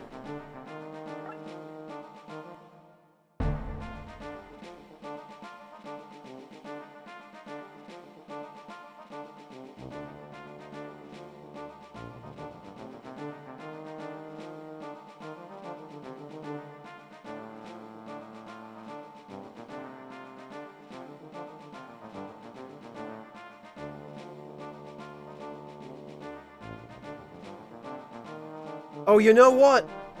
I just remembered something. I just remembered something that can make this a lot easier.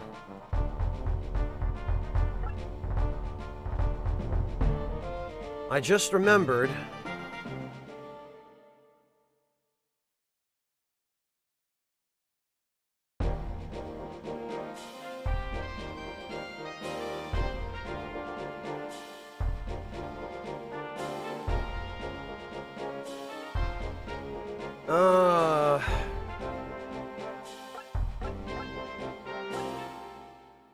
Okay, hang on.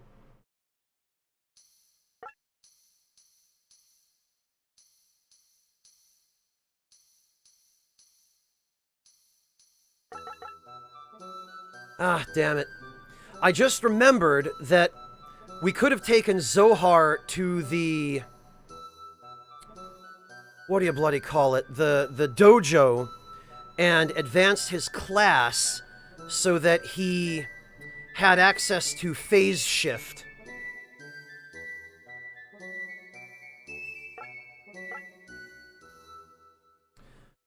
But it seems I don't have a save file before the,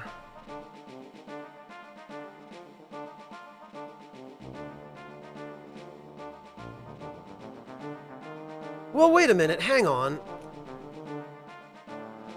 Yeah, I didn't save in town, but...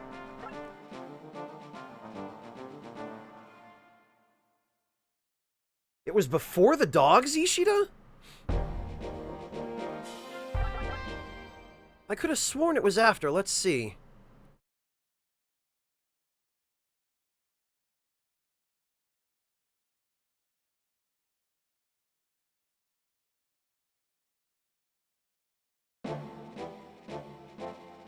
Oh, no, you're right. Yeah, it is. Damn.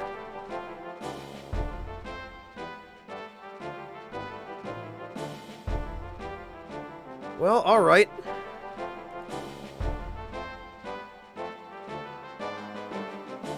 I guess I might just have to relinquish this one then, because I meant to level him up. I meant to, rather, rank Zohar up at the beginning of the the third chapter, rather. Yeah, but I don't think they mean anything here, Wingless. I don't think they actually form any real words. They just love using those in Japanese games because they figure no one will understand them.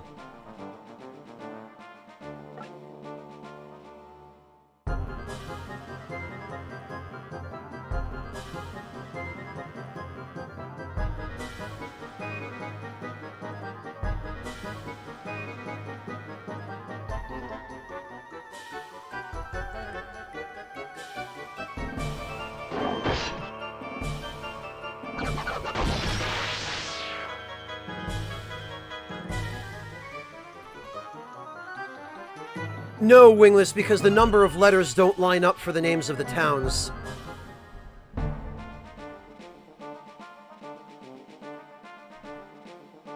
Alright,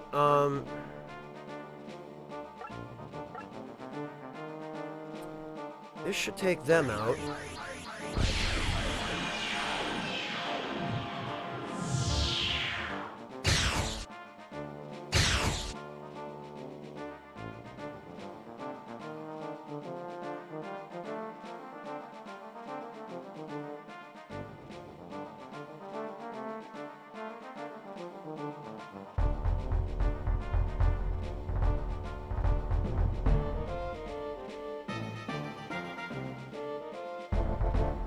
Yeah, and they can both freaking reach it.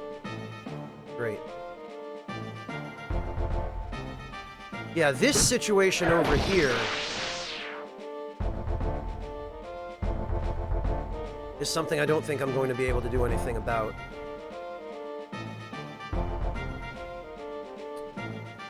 At the very most, Zohar can maybe move over here and...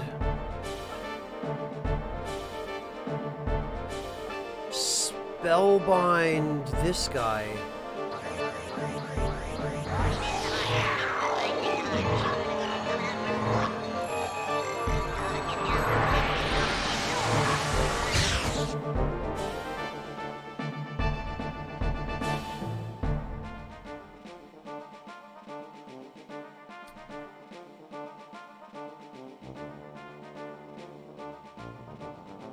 Yeah, there's nothing Ash can do about this.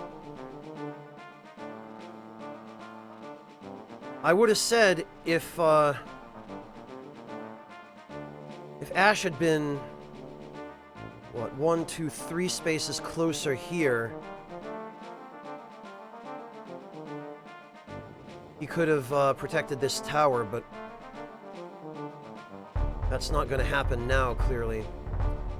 So Ash is going to have to just hang out here.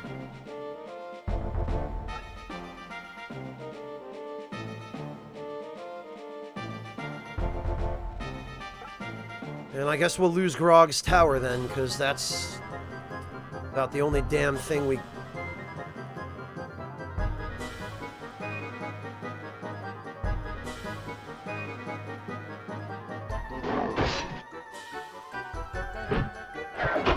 Oh, God, come on.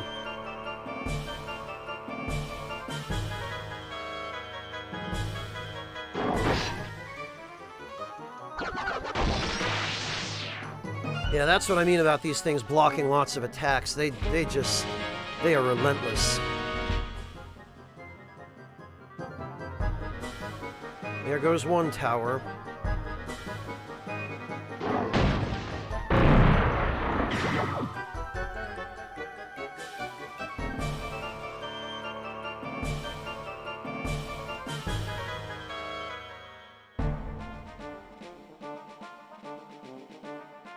Yeah.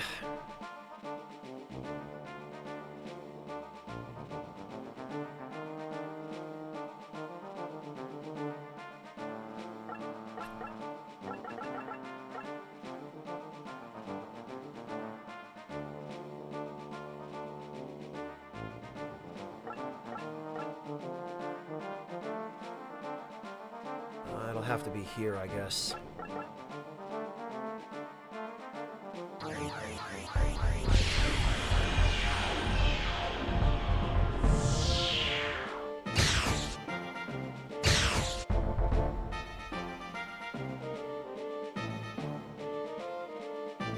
And Zohar, I guess, can spellbind this one.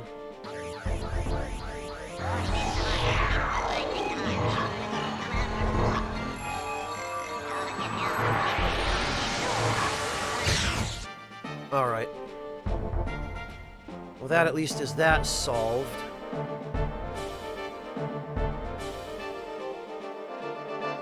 Freaking great.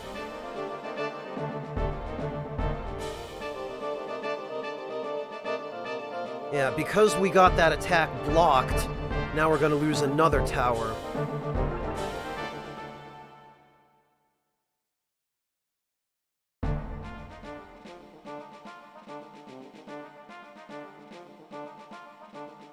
Yeah, welcome to PS1 games, Wingless.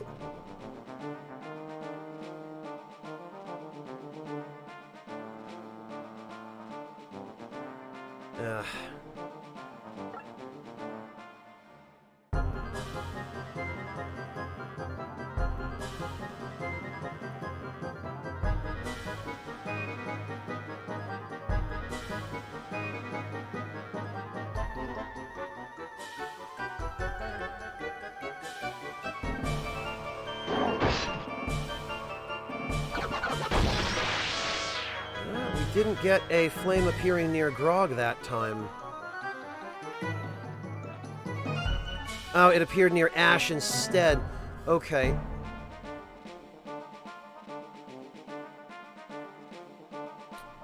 Of course it freaking went over here. So the locations where they appear are random.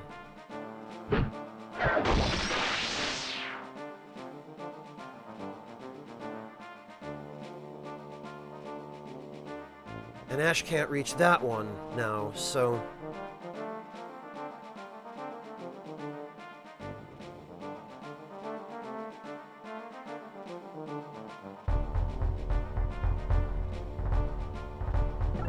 So essentially, we could just keep reloading until, they appear in locations where it won't be a tremendous problem to get rid of them. Because it seems like the only thing that really is going to change is their spawn location.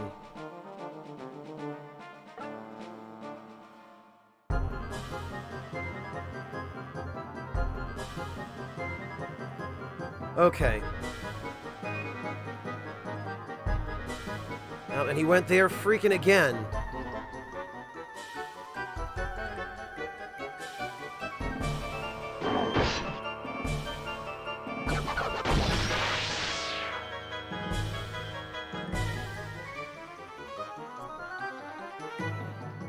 Well, the paths are determined by AI, Ishida. I just need them to not spawn in locations where they have a straight path to the tower. Because there's nothing I can do.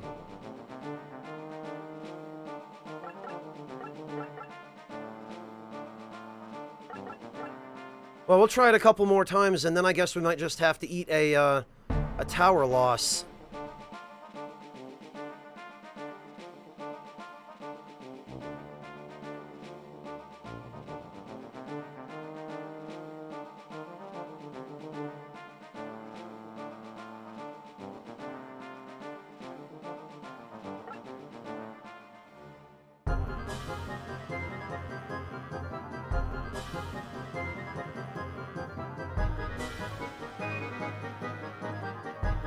Yeah, there's nothing I can do to stop him from going there.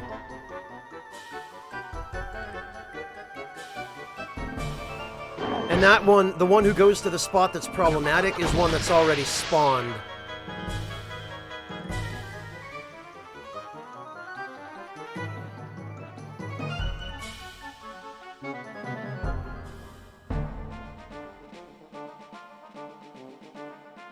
If it spawns at Zohar, I can paralyze it.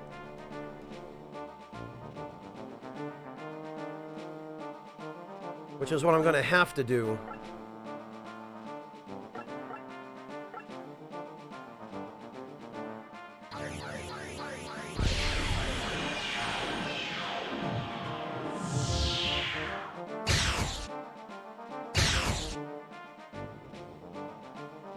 Yeah, but Zohar can kill one with a physical attack now. Actually, now that I think about it.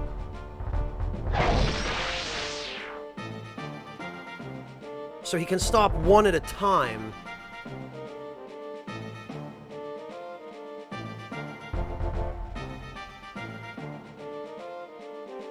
And Grog now should be able to stop them via counterattacks. The only problem is, this one right here, Ash cannot reach.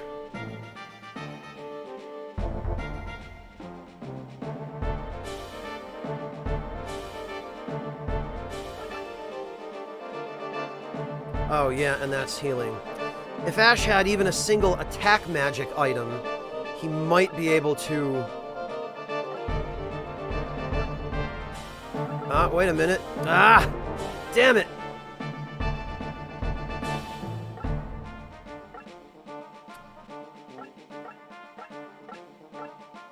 I can't reach!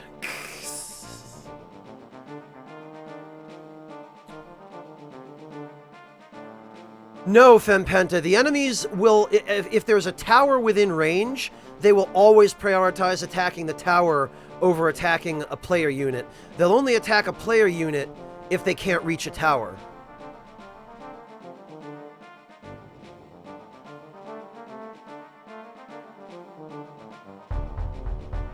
See, I might have been able to get him with this if not for the freaking height disadvantage, although it probably still wouldn't kill him.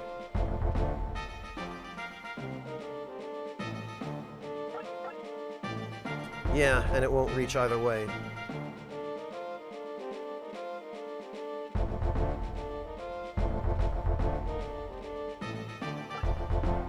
All I can really do is, yeah,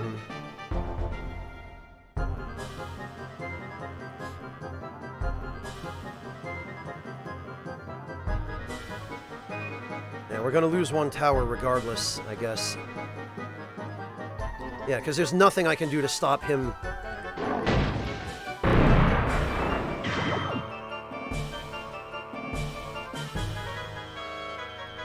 But Grog might be able to...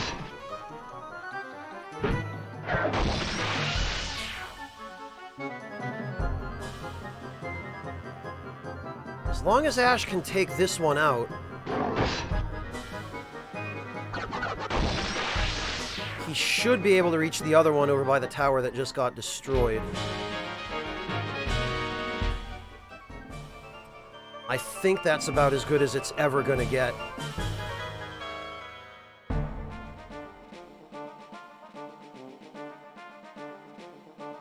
So we're going to have Zohar move over here. Because at least now Zohar can tank.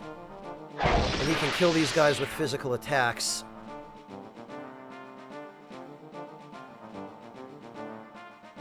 Grog can't reach. Ash can reach.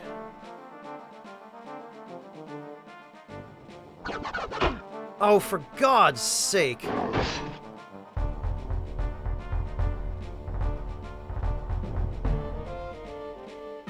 Oh, but he's gonna go for Ash again, at least. Because he can't reach a tower.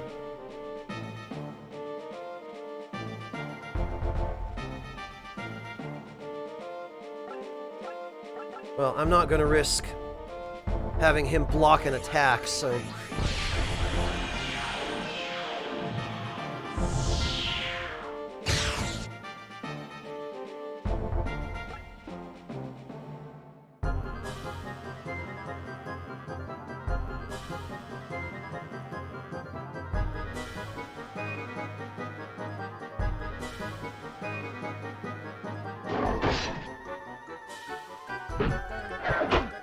see, this crap...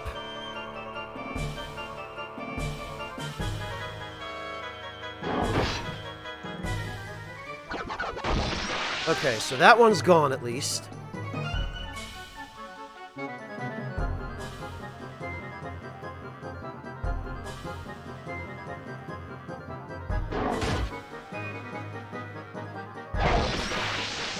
That one's gone. Okay, have a good one, Breakfast. Thanks for joining us. We'll catch you next time.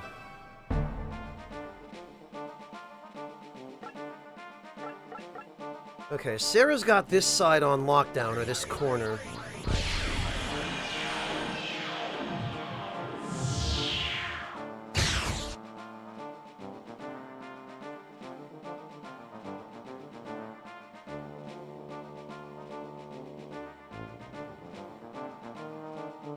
Alright, Grog, come on.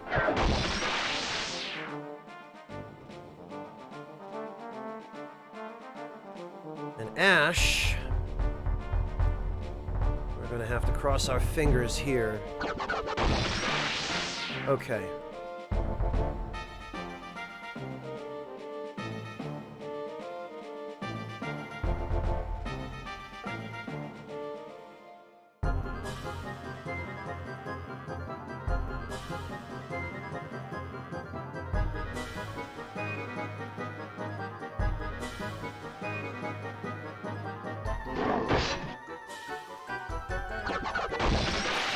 Phew.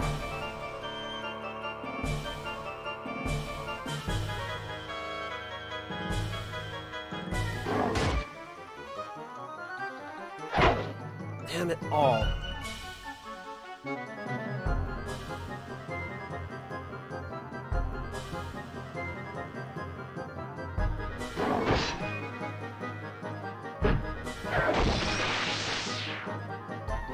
Yeah, Ishida, not... I could have prevented it if I had remembered to rank Zohar up. But, as things stand, there's no way.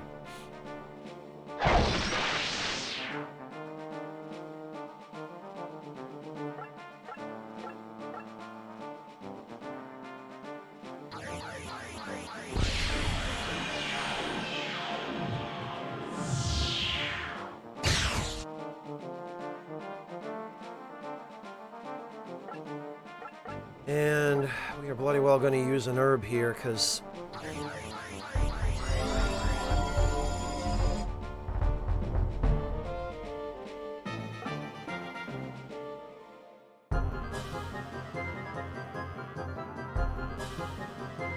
Because I don't remember how much the Moon Pie actually heals for.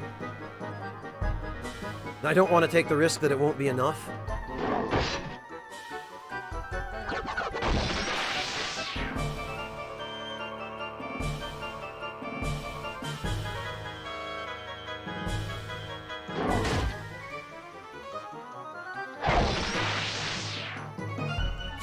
Five, Schlemp. You have to survive till turn number 6.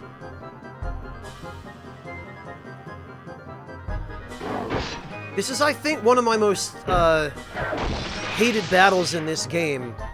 And I don't hate too many of them, but this... There we go. Okay, we made it.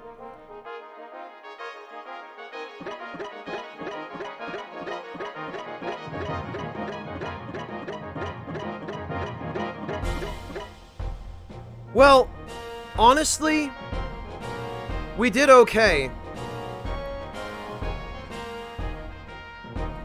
Normally, you don't get quite this much money, so I guess the one tower we lost is at least made up for by the large number of enemies we killed.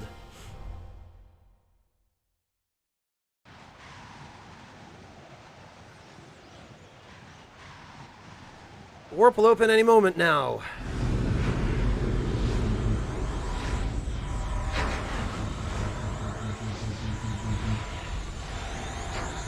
There it is! Everyone jump in! Well, bye, Magnus.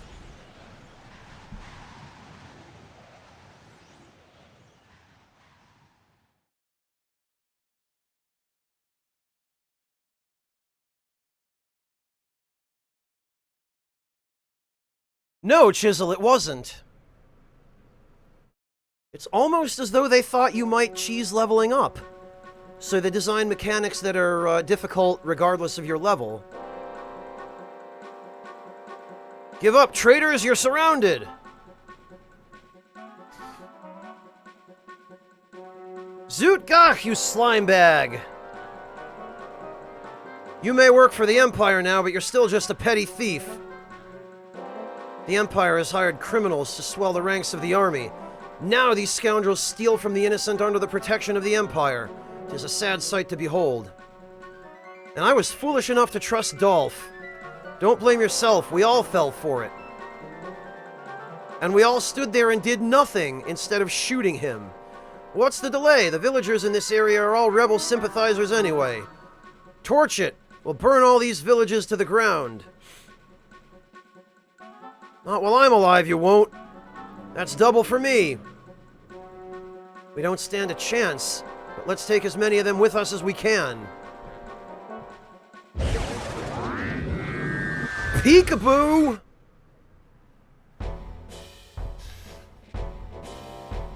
Where are we? Looks like we made it back. I can't believe it! It's Ash! Can't be. Is it really you? Clive, my friend! Diego! What the? Where did they come from? Haha! Now we can turn things around! Ash, they're Hell's boys! Let's show them the old crunch play!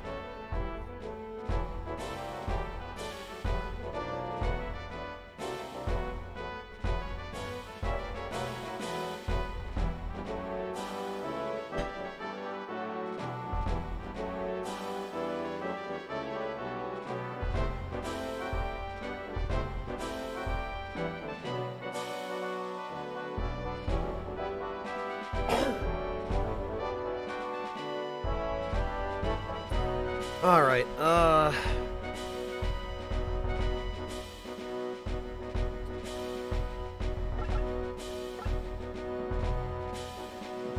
so here...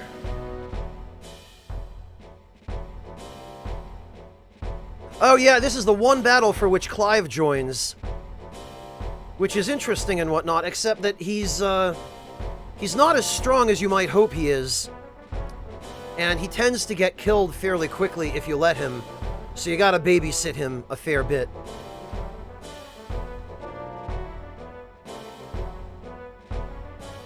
Yeah, they're very straightforward about his class, Shinichizo. They want to make sure you know he's not going to join you permanently. Also, his police uniform is super Japanese with the white gloves. No, he can't, Ishida, because you don't control him. He moves on his own. He's AI controlled, so...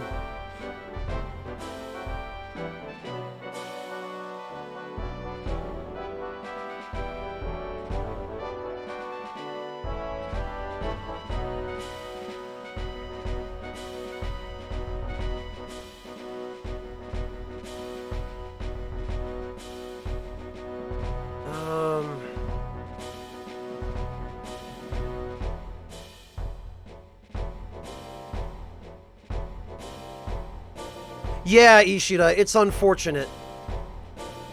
Okay.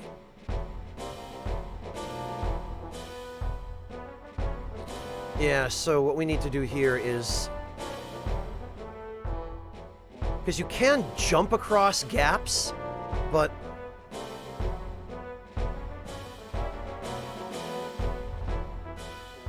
It's not a katana that he has, Basil, it's a saber.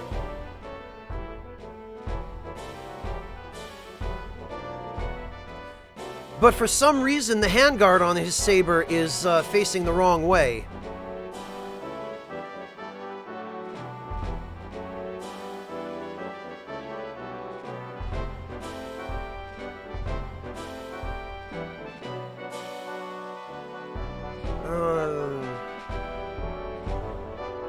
Oh, okay. So there's an item there.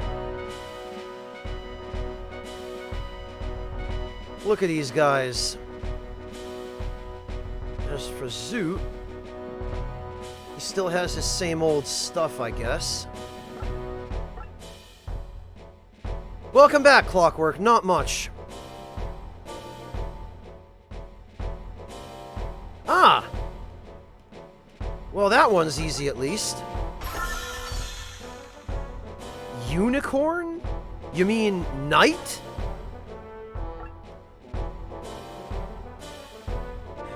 Yeah, even Zoot apparently ranked up, Basil, although he's still his same old, dumbass, useless self. Alright, well...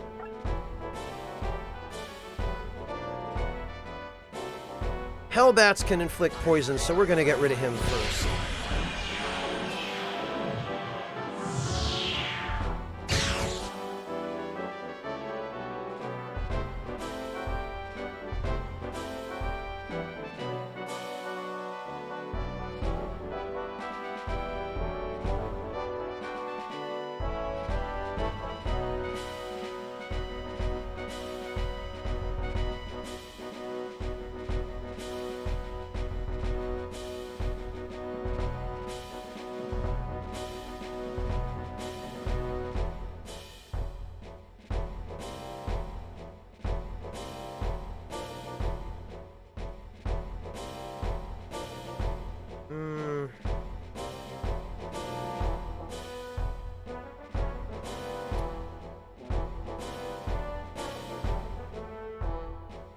Yeah, you know what?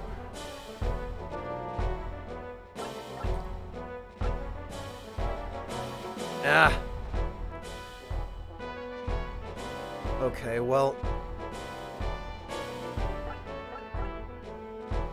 Oh, come on.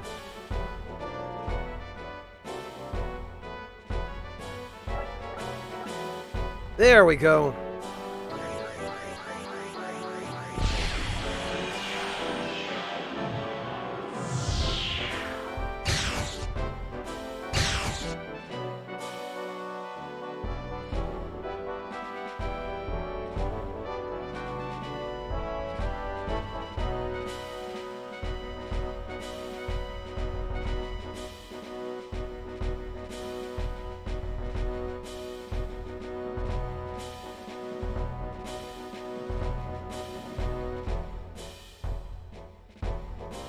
Yeah, he is Shinichi-zo.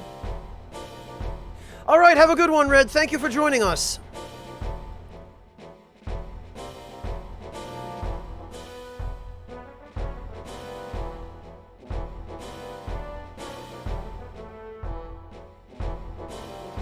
Alright,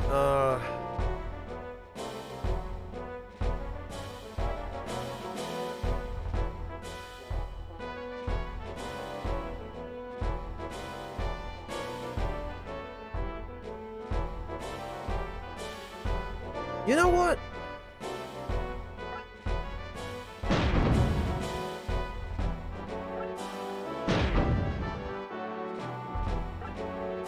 Diego's gonna have to go get that anyway.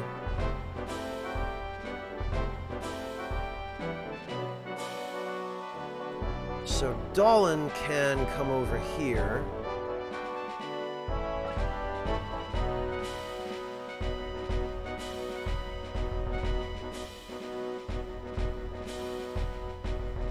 Actually, Ash might be able to... Ah. No, of course he can't reach.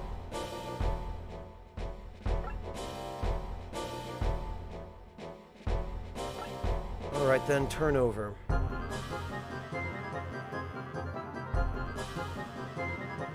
Yeah, there might be a bit of an implication there, Chisel.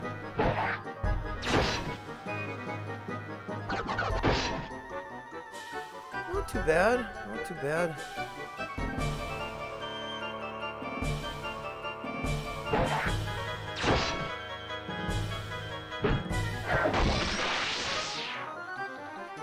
Hey, Haratsu! How you doing?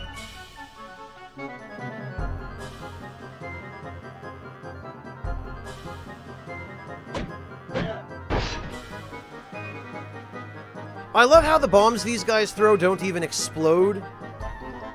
They just kind of hit them.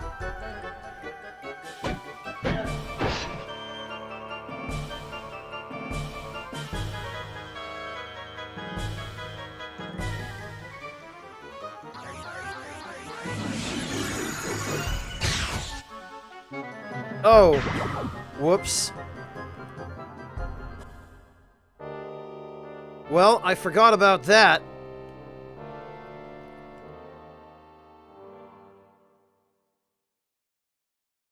Whoops, actually, no, from beginning of map.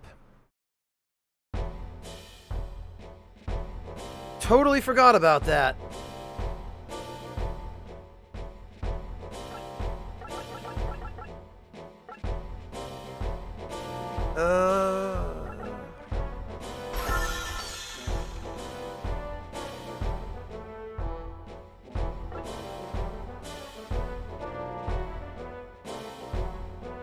Actually, I think maybe we,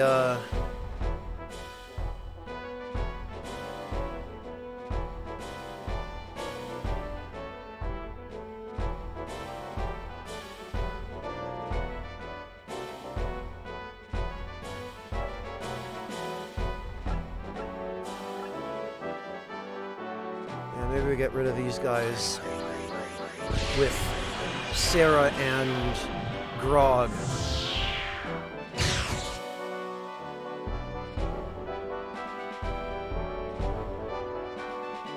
Because those bats are the most dangerous enemies here. Alright, these guys can go.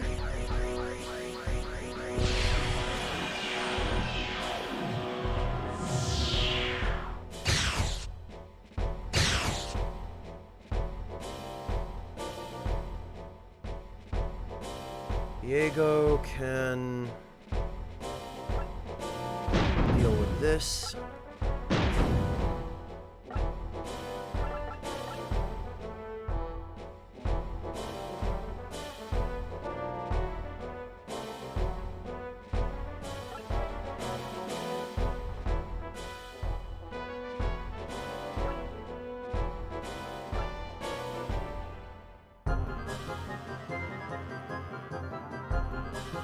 Alright.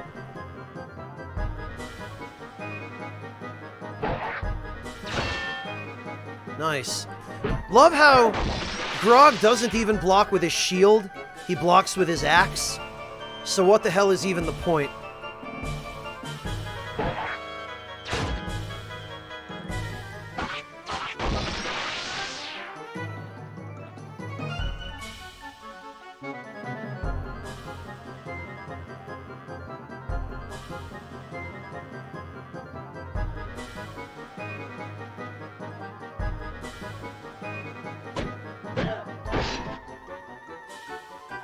Then we have to deal with that.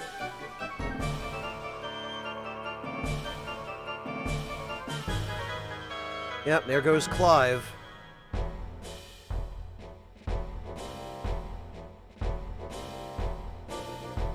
Actually, this right here is a job for Sarah.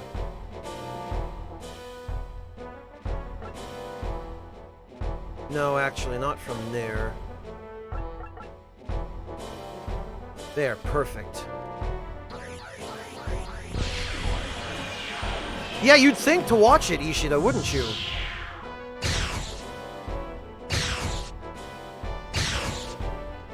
Alright, there they go. That's one set of nuisances out of the way. Actually, what? Oh yeah! Killing Zoot doesn't end the battle, now that I think about it, so...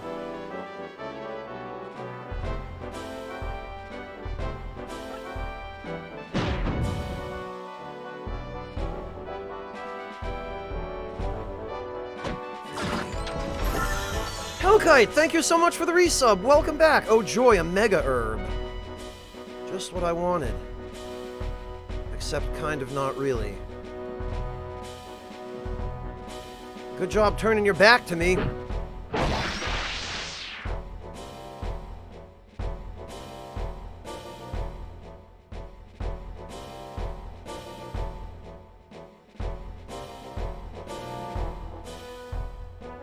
Alright, well, that'll be a little bit of a pain to get to.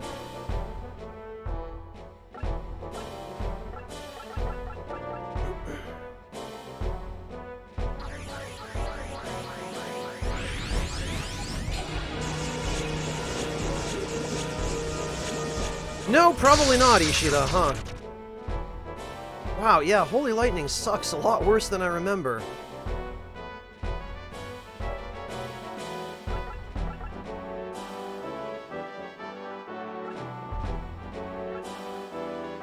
Alright, so I have that other treasure chest, and then the item hidden behind Zoot. Nice! That cane smack, though. Yeah, here they come.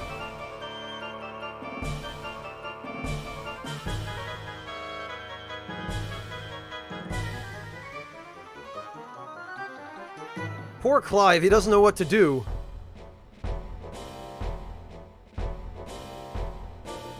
Alright, yeah, look at this guy over here. Look at him just rocking out.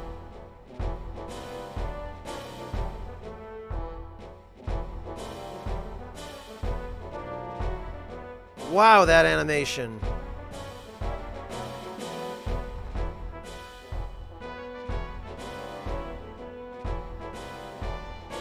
Alright, Diego can reach that item in the next turn. Dolan should be able to reach this other item the treasure chest rather, in 2 or 3.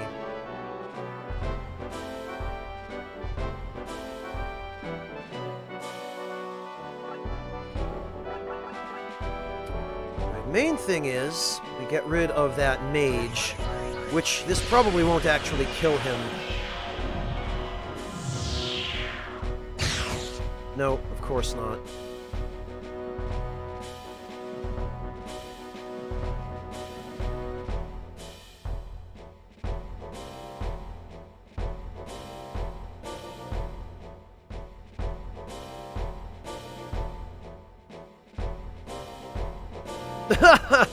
Yeah, that's what it is, Jin.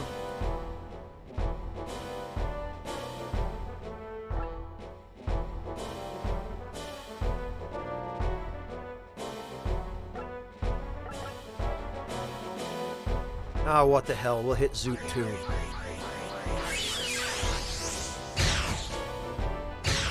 God, that spell sucks.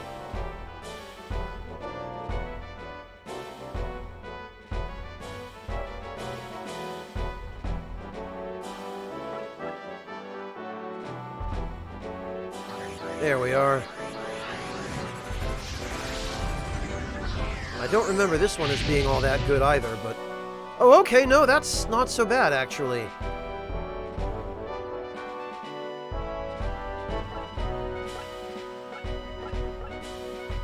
Actually, we can have Huxley...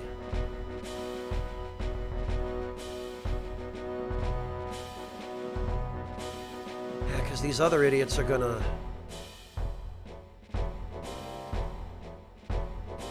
wait a minute! Wait a minute!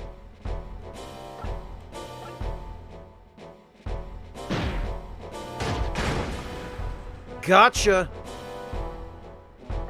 Although I don't think that actually kills him. I think it's a fractional damage. Yeah! I should have had Huxley do that first. Well, crap.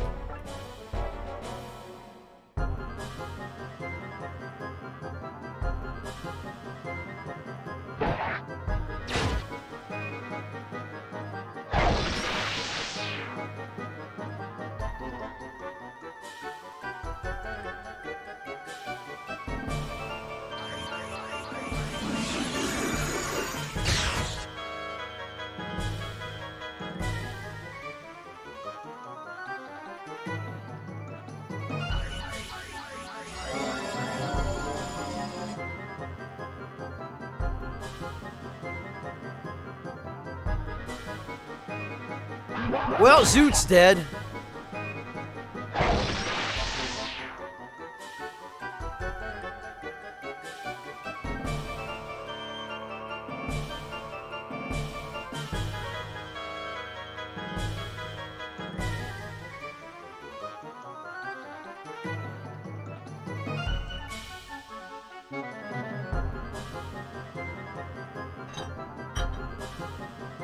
Pour one out for Zoot Gach. Or rather, Zoot Gach.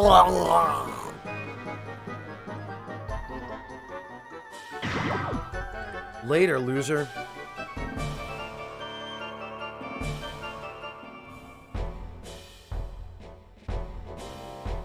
Alright, well...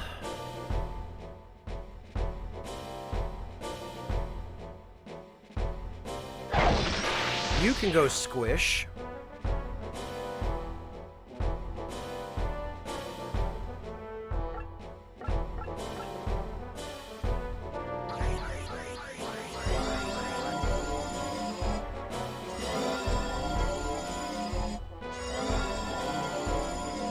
Yeah, Marvin, I'm pretty sure that's supposed to suggest that, his last name is actually just pronounced like a guttural scream.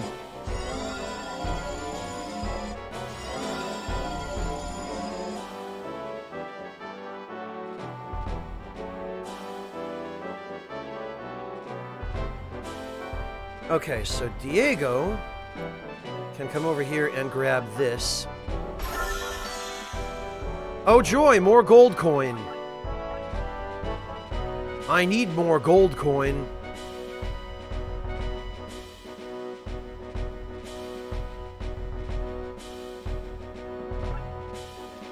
This might actually be a problem. That deacon might actually take a swing at me.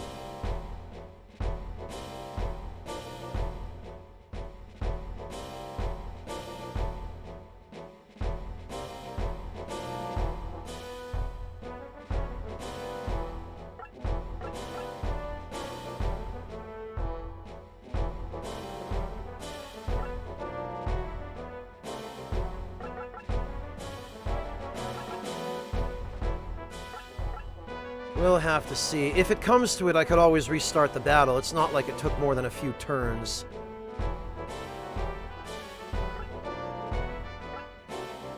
I don't know, hopefully he'll run away. Oh no, he just stood there doing nothing! Even better! Alright, well, in that case...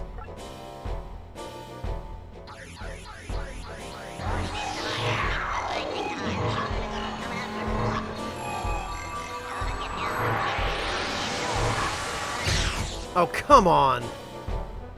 Well, if he's just gonna stand there, I guess it doesn't even really matter.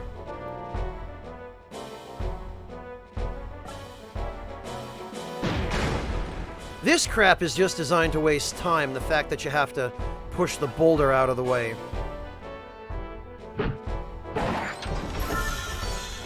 Oh, and it was just a freaking elixir the whole time! Well...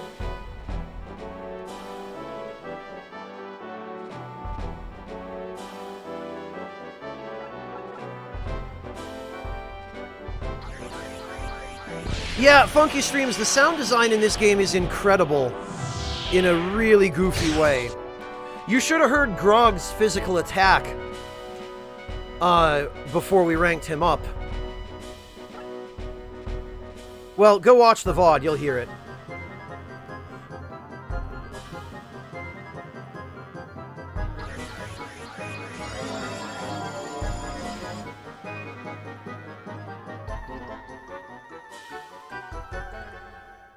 Look at poor Clive, he's trying so hard.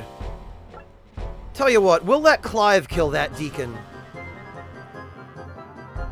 Clive, you can have the last kill. If for no other reason than so that we get to see Clive's physical attack, because this is our only chance.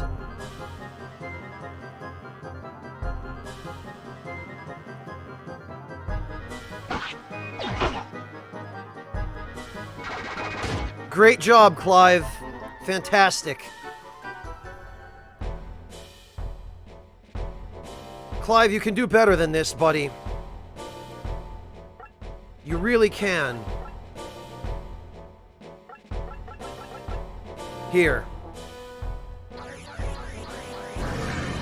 Now go get him.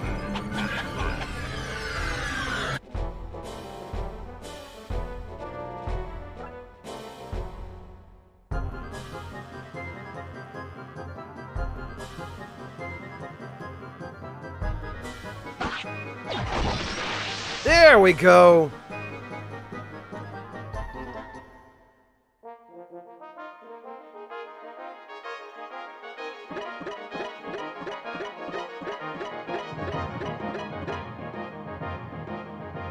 Okay, alright. Could have gone worse. Like the last one.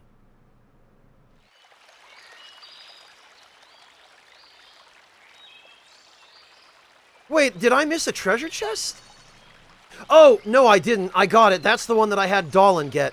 For some reason, it's still shown as being there on the map. Freaking whoops, Konami of 1997. Commander Clive, well met. Ash, beyond hope. Where have you been these past 3 miserable years? 3 years? We've only been gone 1 day. The truth is, we're lucky to have come this close. We might have easily been off by 20 years or more. It can't be true. Let's go back to the village and talk it out.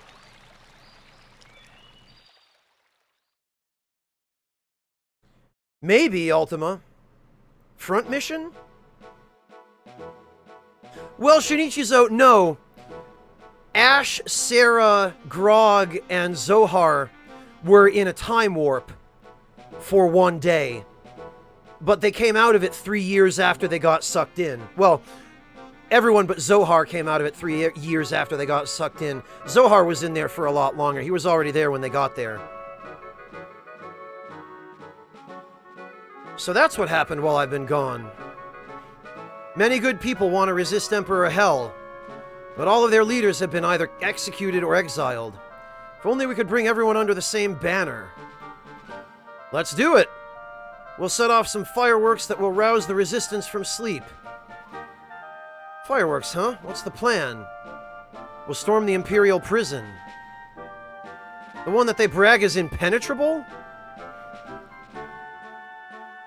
It would be a great victory for the rebels. That's where they hold the political prisoners. If we could free them, we might finally be able to organize ourselves. Clint, Eleni, and Ammon are being held there. There! T-H-E-I-R! This is the second time. They used T-H-E-Y''R-E earlier in this context when they should have used T-H-E-I-R. Man, freaking amateur-ass localization. It's perfect. 2 birds with 1 stone. I think we should try it. I'll lead the troops during the actual attack. Clive, I want you to start trying to galvanize the resistance. I understand. Things are just starting to get interesting.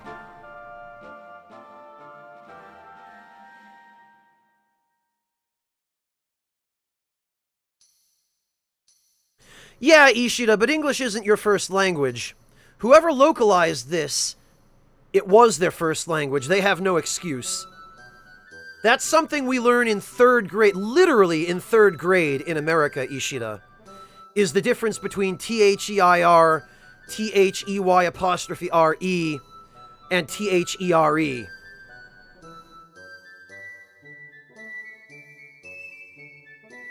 Yes, Ishida, I'm sure. Alright, what do we got in the shop?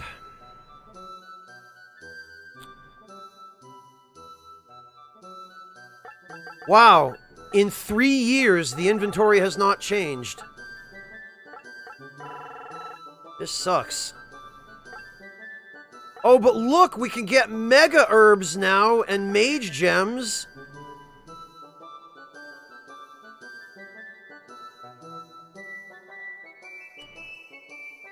Not on a Konami localization team in 1997, Ishida. Whoever did the localization for this game would have had to be a native speaker of English.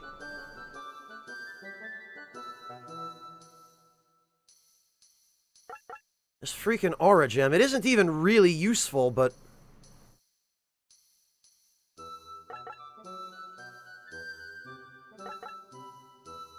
Alright, well...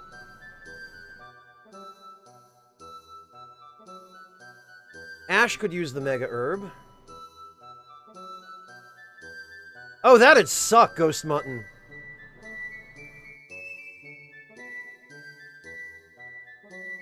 Very astute, Erevan. Very astute. And, Erevan, since you've already played the game, you're well aware of, how often that mechanic gets used for the sake of making Eleni close enough in age to Ash to be eligible.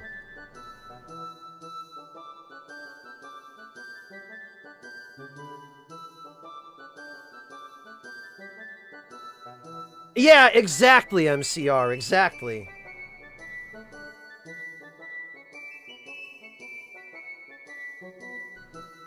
Yeah, because why the hell not, Chisel?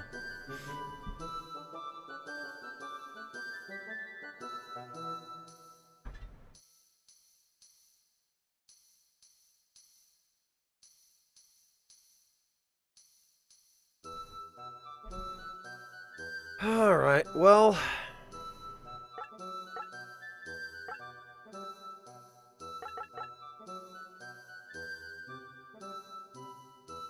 The herb isn't going to be much use.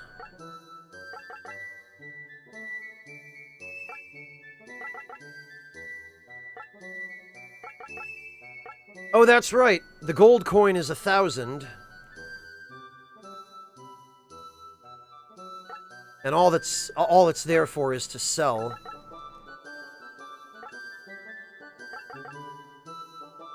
I forget what the unicorn does. I think it's an attack item of some kind. Yeah, he can, MCR, and that is exactly what I plan to do.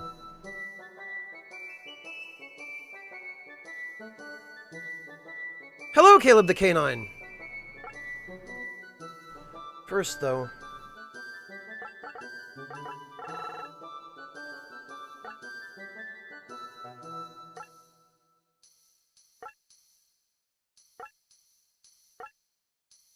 where the heck who had... Oh, Diego had a mage gem, which rightfully ought to go to Zohar. Oh, thank you, Wingless. Yeah, okay, I'm glad somebody thought to clip that. Here it is.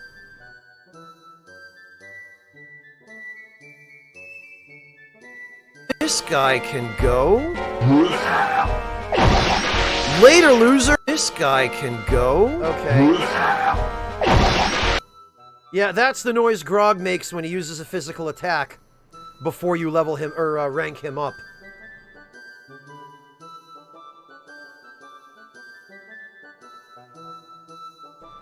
Oh, Vanguard Bandits! Okay, that explains why everyone seems to mix this up. Okay. Thank you for clarifying that, Rear Logarithm.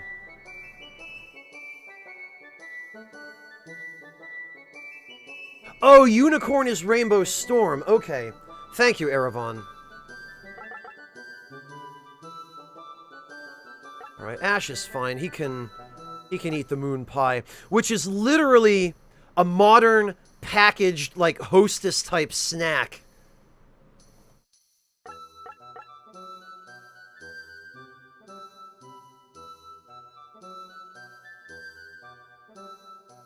Wait, what, Magnus? How? What are you talking about? Also, hello.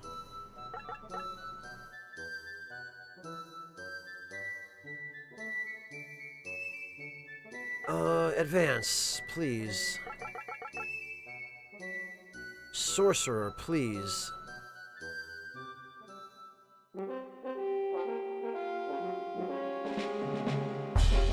Oh, I see. Gotcha, Magnus. Greetings, undead warrior. Caleb the Canine, thank you so much for the sub. Welcome to the Ragtime Lounge.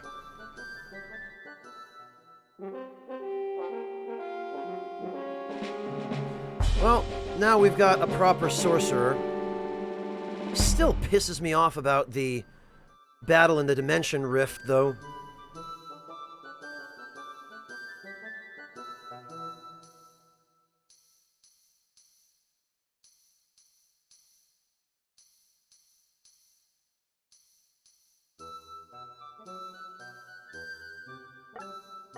Okay, everyone else is all set.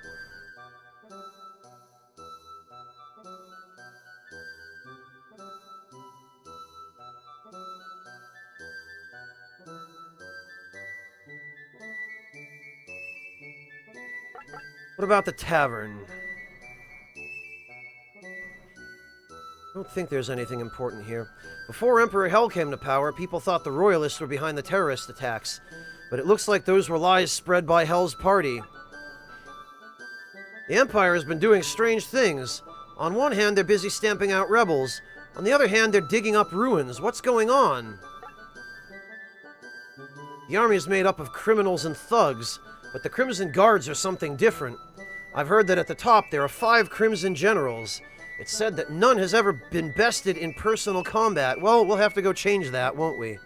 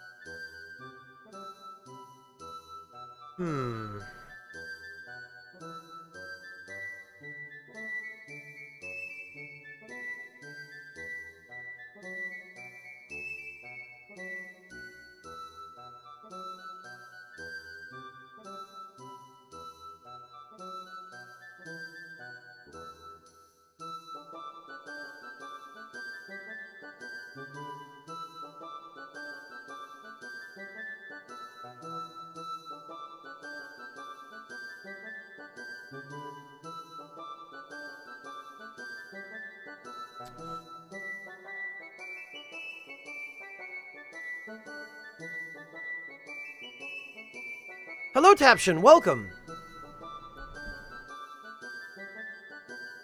Alright, one thing I do want to make sure to do, though, is... the unicorn can go to Ash. Oh, okay, or not. The moon pie can go to the depot then, I guess.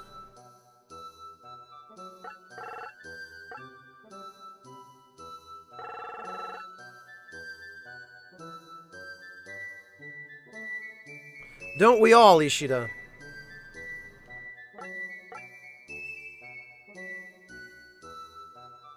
Okay, so what I want to do here for now is we want to get a mage oil for Zohar so that we don't have to spend any more money than is necessary.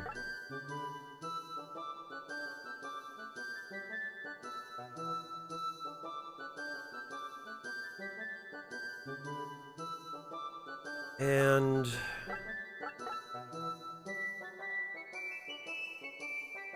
we can give Dolan a Mega Herb. He might need it. Grog.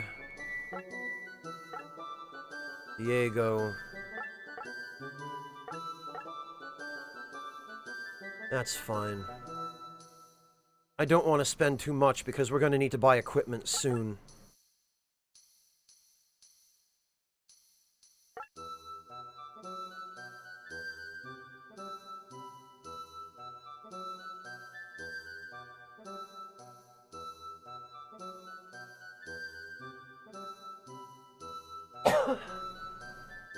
Alright, I guess we can leave town. Basil Gate.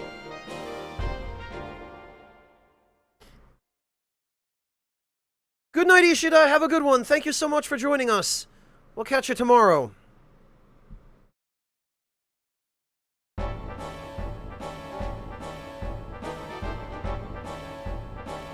Got a pass here to reach the prison.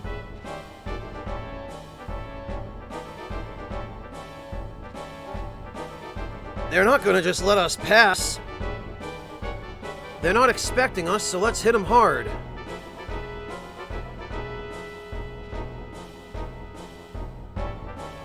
Alright, this is another straightforward one, but I think there are a couple of items here. Let's check. Oh, okay, there's one.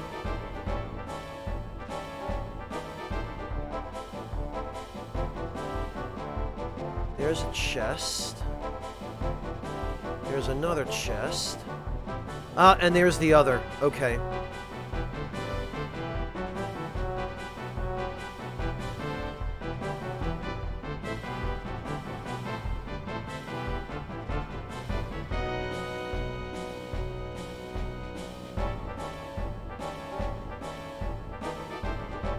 Well, Diego can...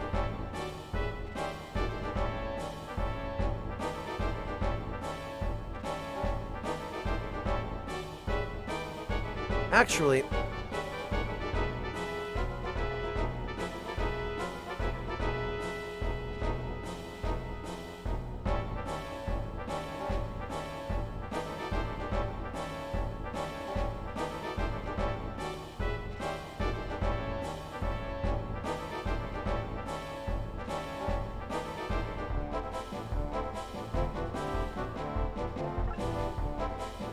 All right.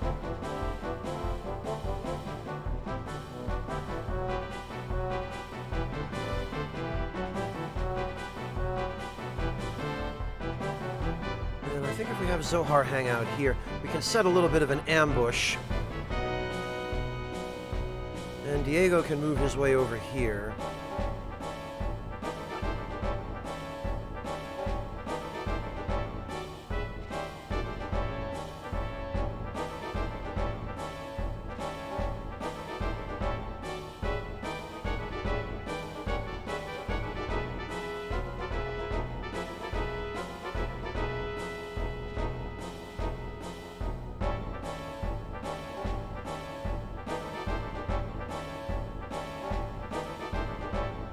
Jeez, Caleb, I'm glad you enjoyed it that much.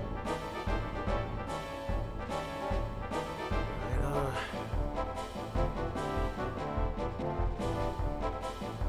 yeah, there are a bunch of boulders here that mostly are meant to get in our way, but...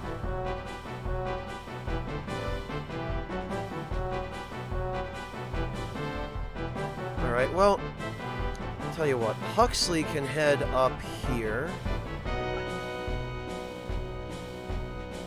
Grog can head over here.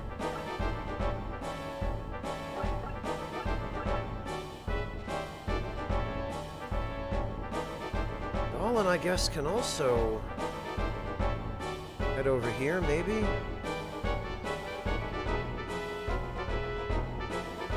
Yeah, this is going to be a little trickier, though.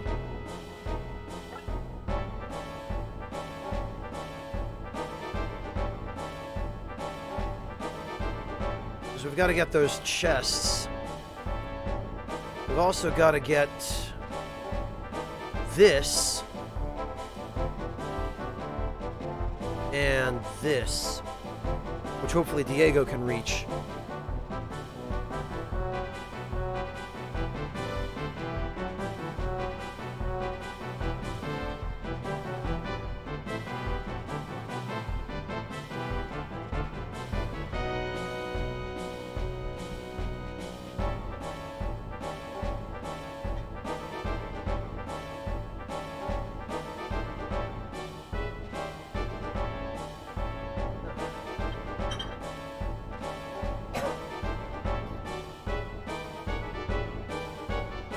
Oh, right, Sarah. Can't forget about her. She should probably hang out somewhere in the middle here, I guess.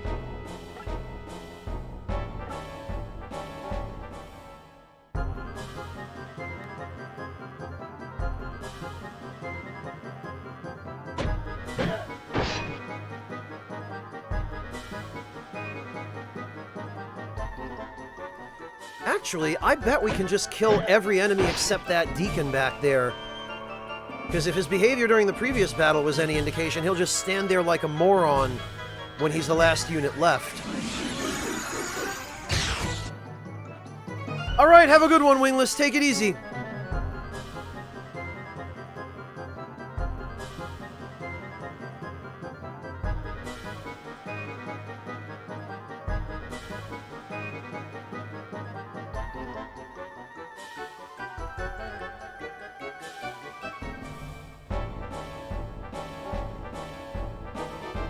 Yeah, look at this. Look at these idiots.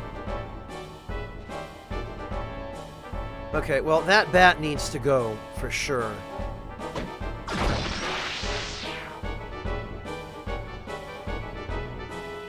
Actually, Diego could grab this and then fly over there and get that chest on his subsequent turn.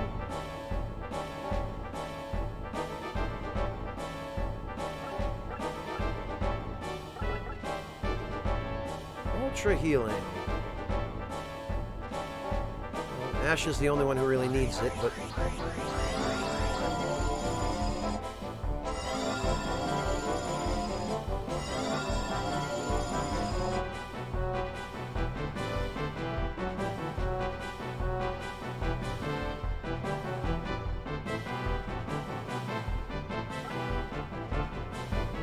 Okay, that's fine.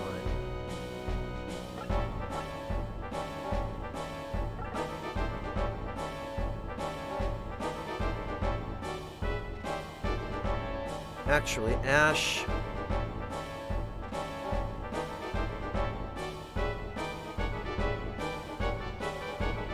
no. Because I want him to get the support bonus.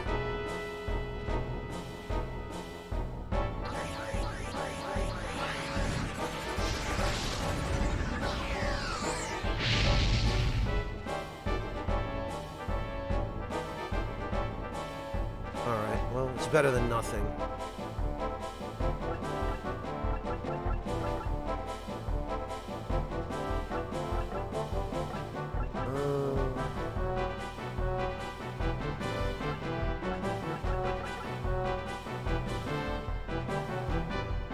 Yeah, you know what?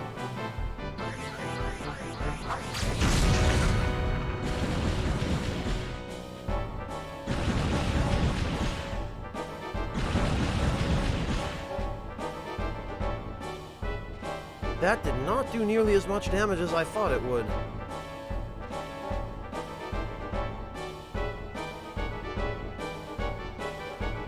Oh, right. Okay, well... Really? Great, we got nowhere. That's what I like.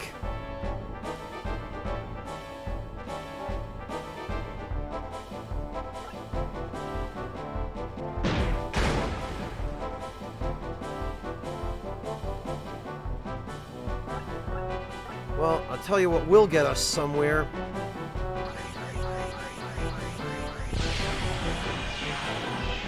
This particular battle, Choketh, not that difficult. Because we still would have had access to plenty of AoEs by this point. Damn it all. We didn't kill the bat, though.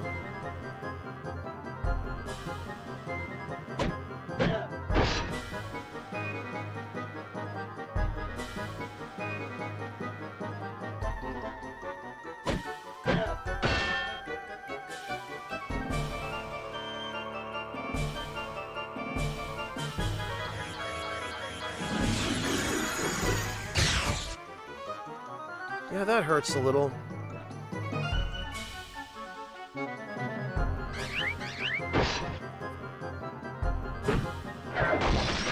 Well, too bad that couldn't have happened last turn.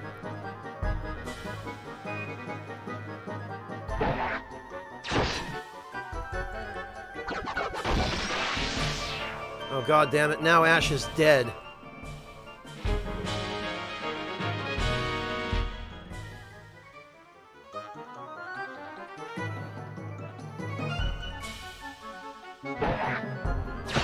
Oh, phew. No, he's not.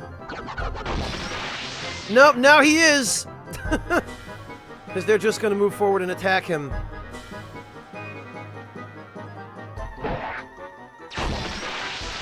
Damn it.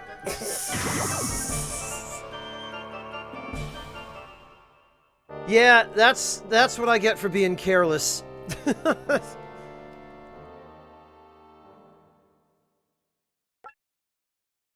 It's fine, though.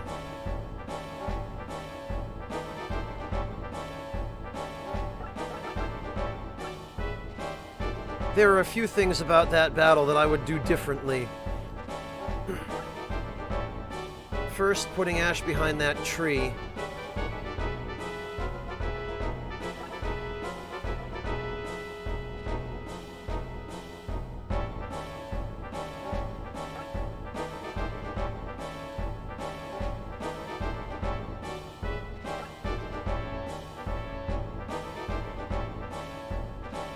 Dolan can go over here, I guess.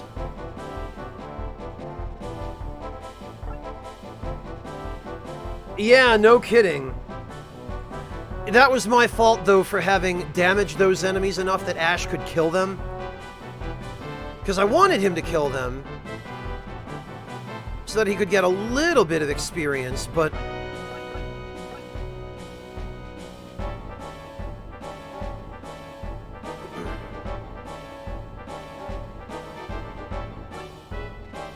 I did not intend for him to fight that many.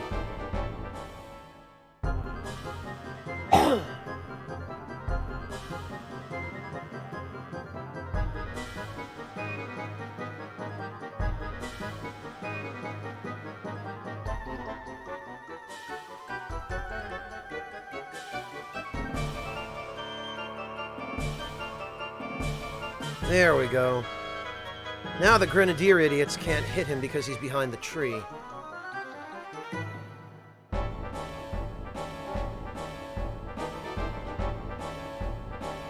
Alright. So we can get rid of the bat now.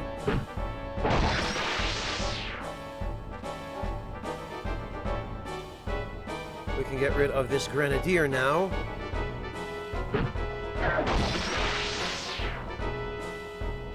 The funny thing about those Grenadiers is that if they block attacks, their animation has them blocking the attack with their bomb. Which is a little bit stupid.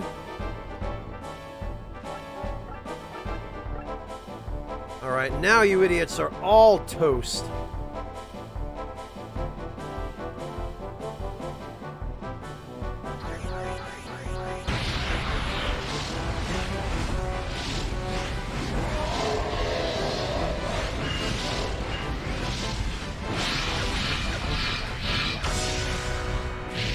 It certainly was, Haretsu.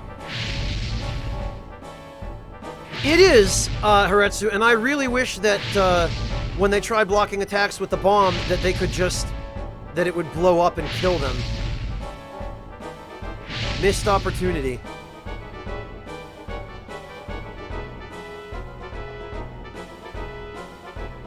Alright, well...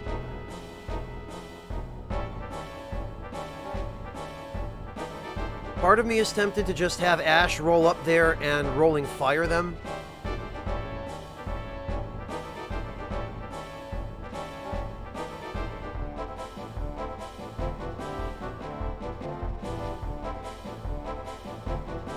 I don't think it's gonna... Tell you what, we'll do a quick save.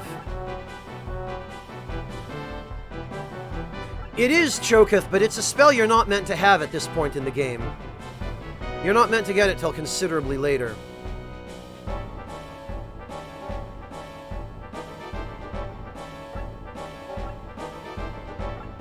Tell you what we're gonna do. We're gonna nuke these three idiots, because I'm fairly confident Ash can kill all three of them.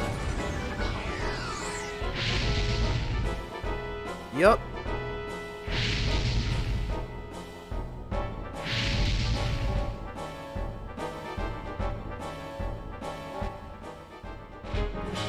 There we are.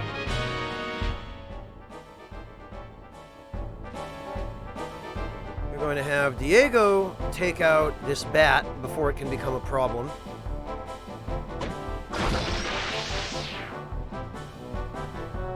And we're going to have Sarah hop up here and hopefully... Damn it. Alright, we're going to have her hop up here. And we're going to nuke all three of these idiots. So that all that will be left is that deacon, who hopefully will leave us alone until we can gather up the items.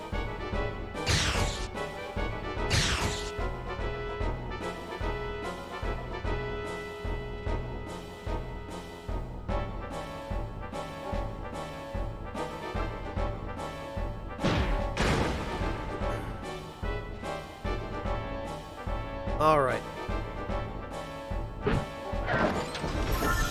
Oh, great! A mega herb.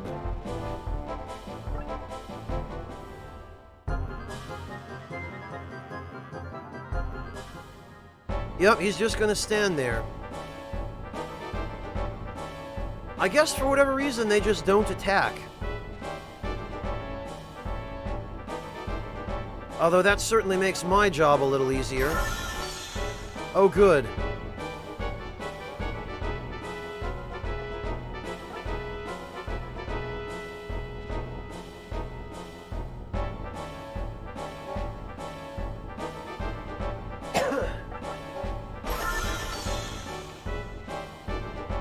Tarot?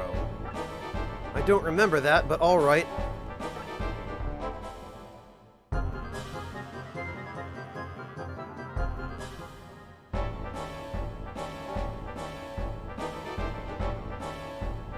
And I think this is the last item. Oh, a mage gem. Nice.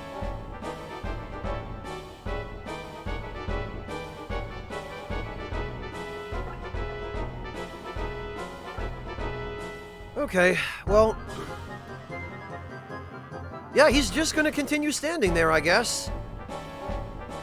Do literally nothing until somebody needs healing. I guess that's the AI programming for him.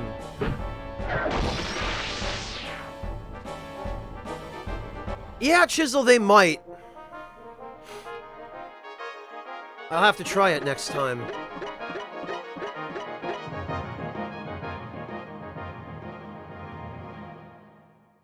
Oh, okay, Erevan, that makes sense. Yeah, I know there are 3 of them, but I forget what the other 2 are. I know one is the Macro Man. Dolph, fill everyone in. First, take a look at this.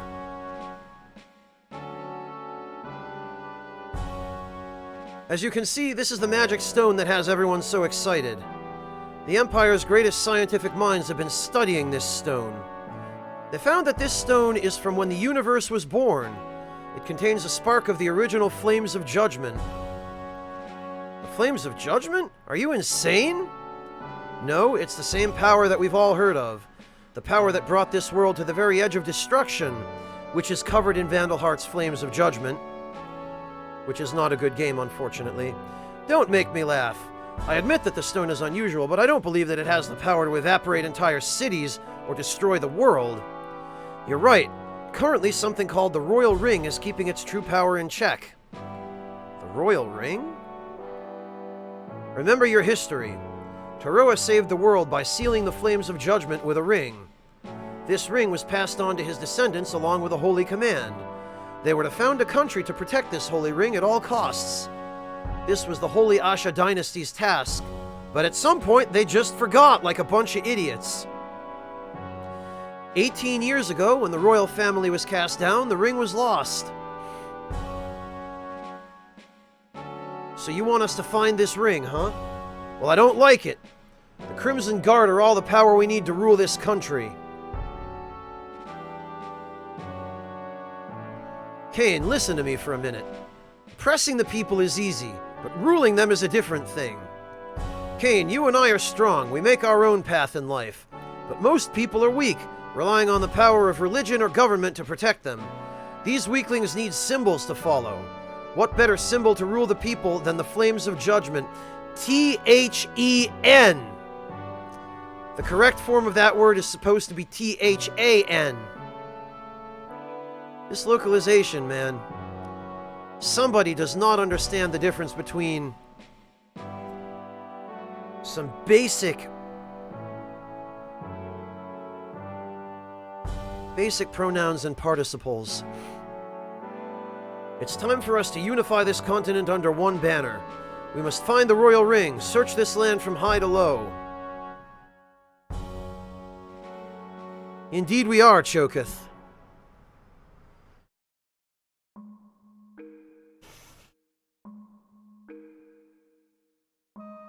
Oh, Clint!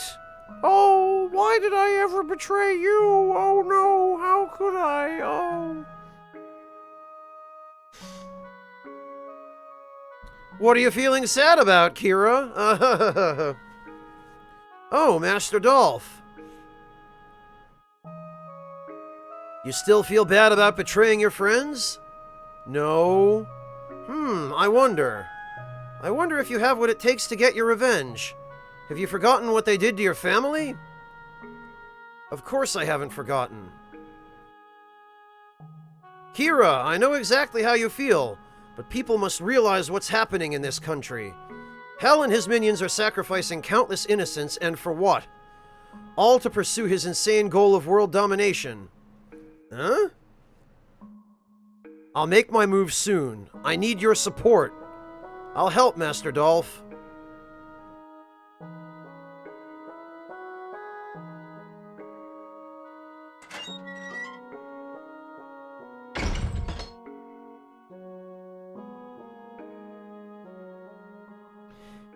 Even his sprite has a perpetual grin. Dangerous, my lord.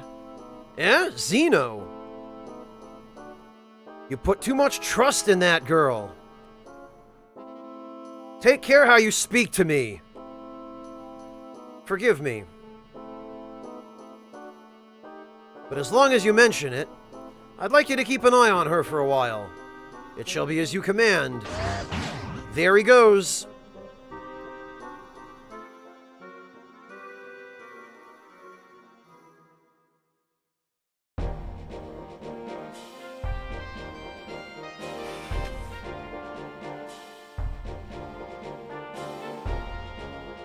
Second greatest, Erevan? I suppose perhaps the greatest you're implying is in Vandal Hearts 2? Is that it?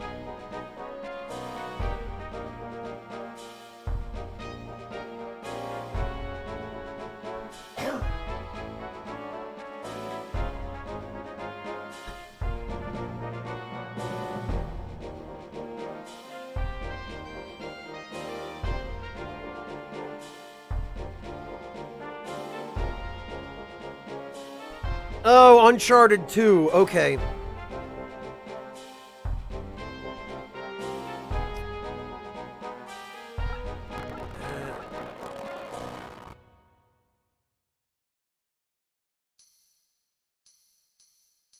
Alright, what about the shop? Please tell me there's something new now. There is not.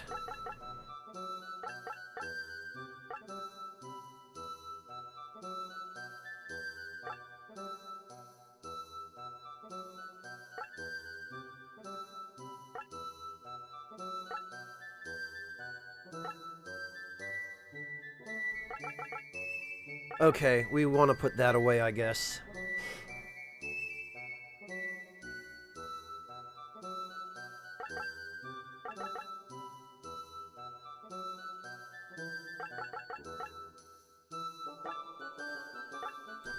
That can go in the depot.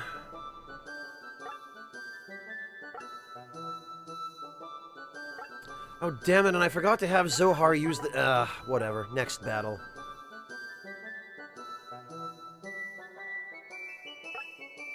Oh, I get the reference, Onyx. It's just such an old reference at this point. Okay, the Iron Boot can go in the depot for now, because Ash is probably going to need that later. In fact, I'm fairly confident that he's going to need it fairly soon.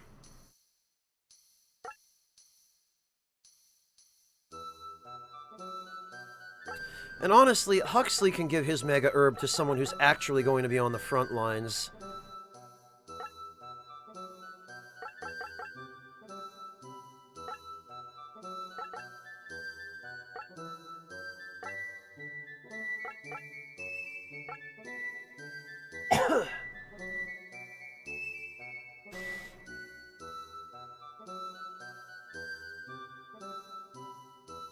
Alright, I think we're fine.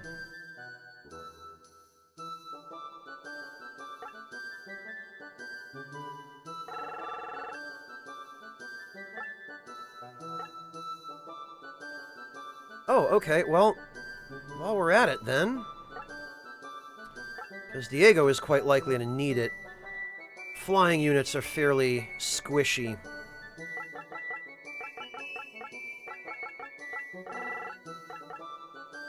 Oh, right! We still have to sell the gold coin.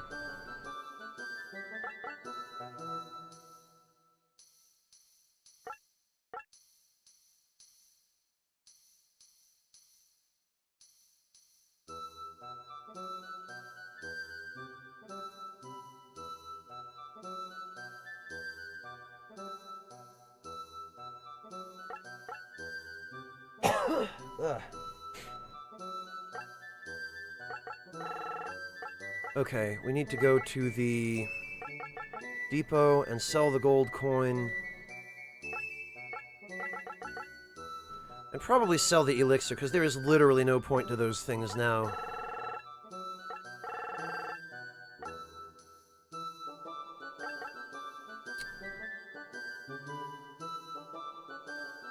And actually, I should put that mage gem on someone who can use it.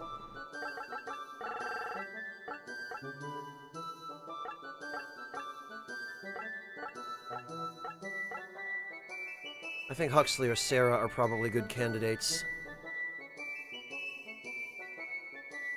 Yeah, we'll give it to Sarah.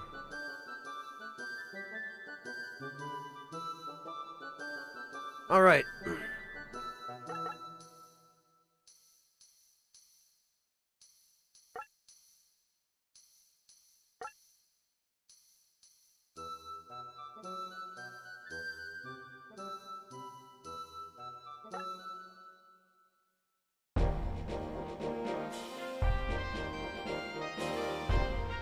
And I'm fairly sure that now we can head,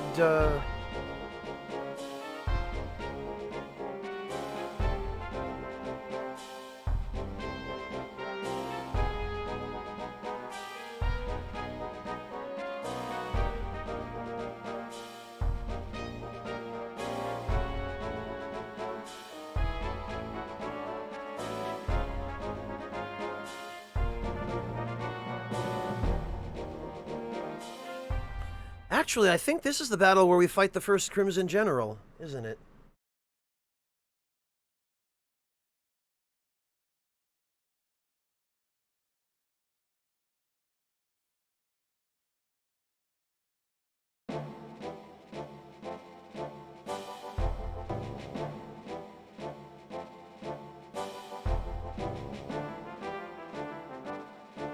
We've got trouble, Ash! An enemy patrol is heading this way. Yeah, look at that. If they spot us, we lose the element of surprise. Once they see the gate, they'll know anyway. In either case, we can't let them leave here. Hide behind the trees. If we move, they'll notice us and flee for sure. Wait till the time is right and hit them with everything you got.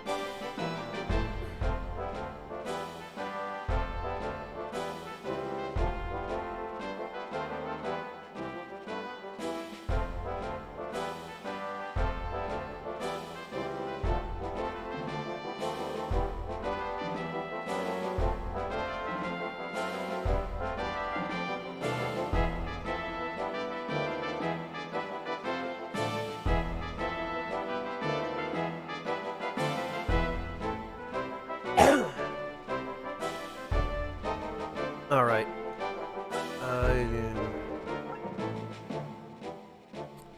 Let me just check for items.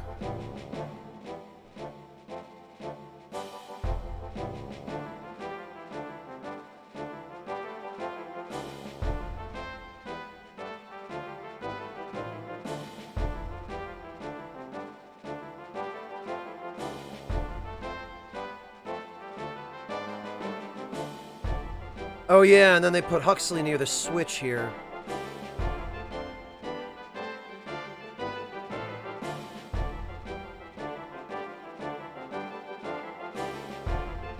Okay.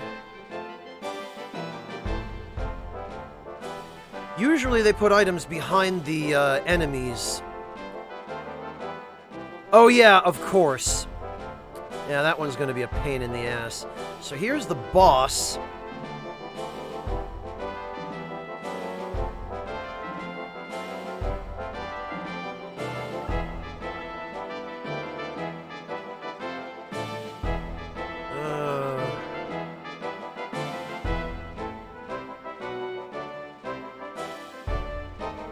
Yeah, Shinichi-zo, it's supposed to be called the Killer Bow, but for whatever reason, the localization of the item names is just goofy.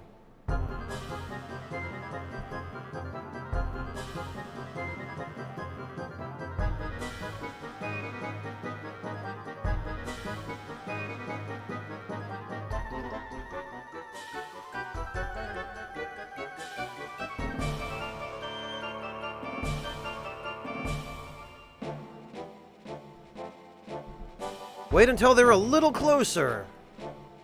I think we have to wait till like the 5th or 6th turn. Ash will tell us.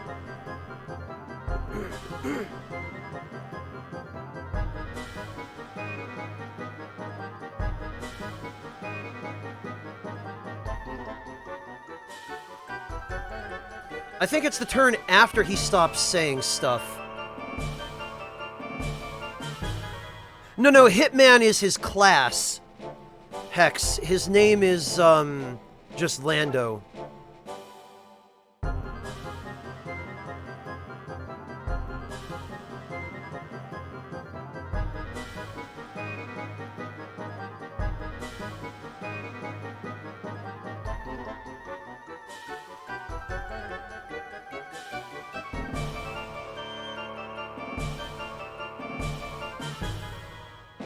Alright. Just a tiny bit longer.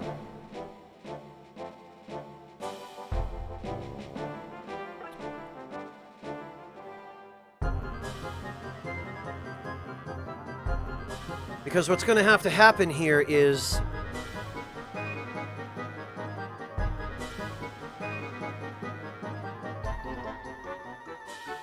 we're going to have to send Diego to go get that item. And the minute we show our faces...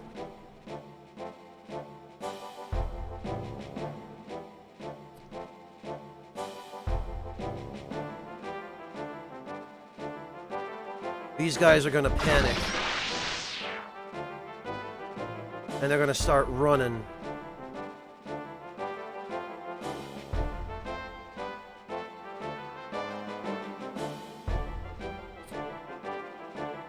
So what we've got to do here, I'm pretty sure, is...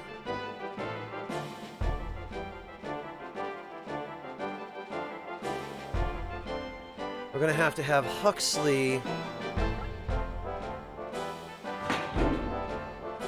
drop this bridge.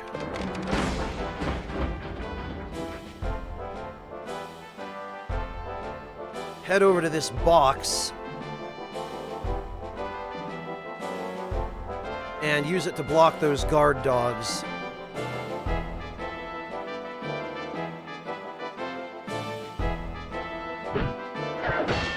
Oh, come on! That attack animation, though. Hi, Hello Kitty, welcome! Yeah, I know, Erevan. I know how this works. Alright, fine. This is how it's gonna be.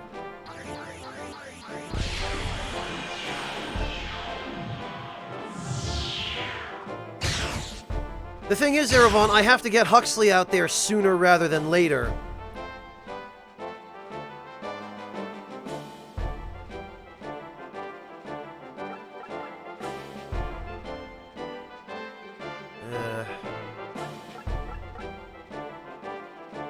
Oh good, I can hit them both.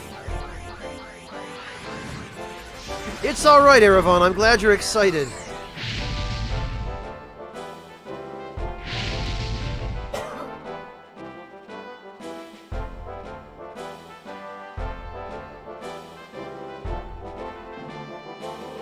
Alright, well, you're dead, Lando. Ah, Kane, avenge me!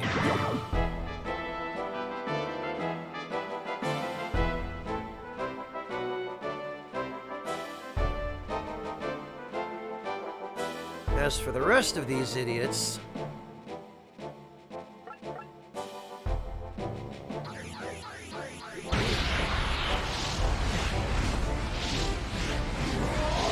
Yeah, I'm not going to get spoiled on anything here, Insane Bob. I've already played this game more than enough.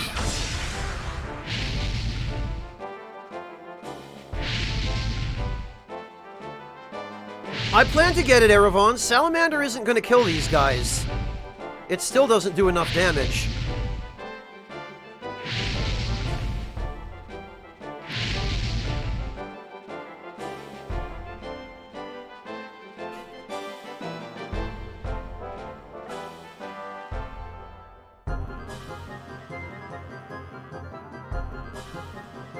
Diego will have plenty of time.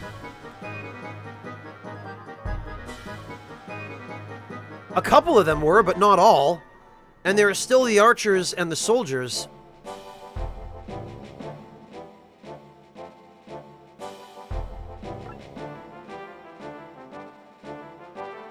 Yeah, it'll take Diego 2 more turns, I think.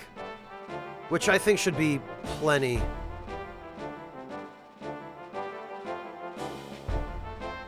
All we really have to do is leave one of the dogs alive. The enemies here don't actually attack. They just try to run.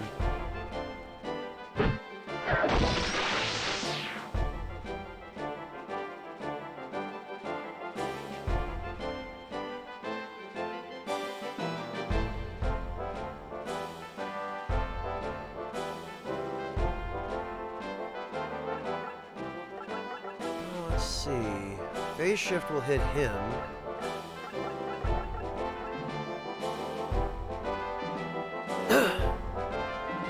Well, so will this.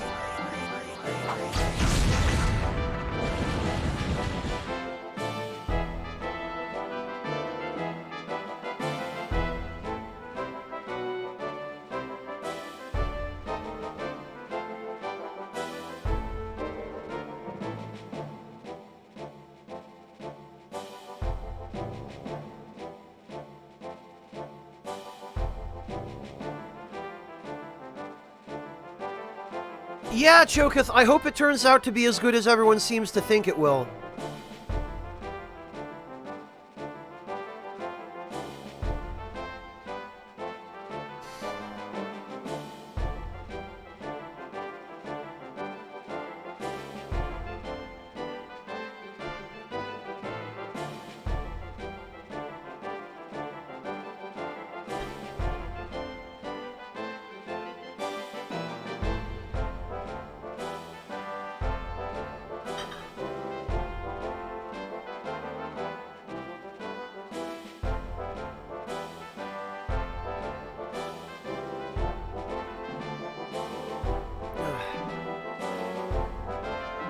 Okay, now we need to have Huxley.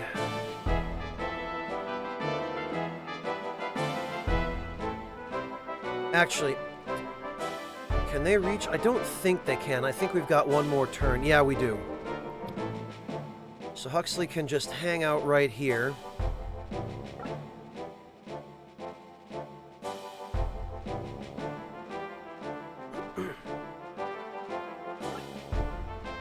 And everyone else can wait.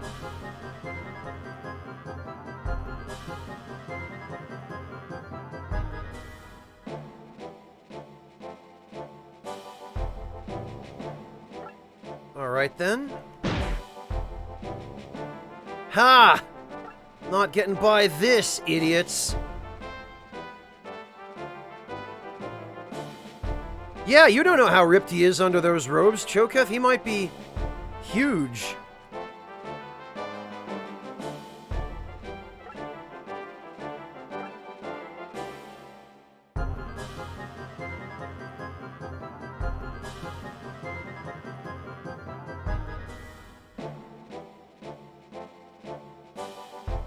Alright, and the item is... Oh. A mage staff. Actually, I'm kind of glad I have that, because we can give it to Zohar.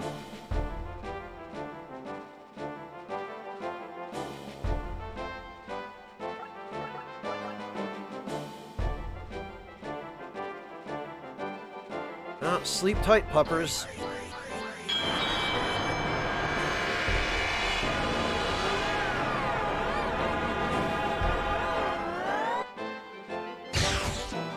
A unique map tile, Temuer.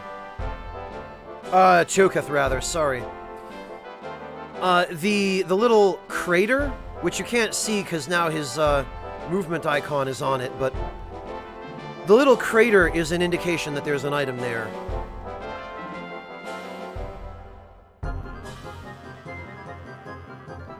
Yeah, these games do tend to have pretty good spell effects, Temuer.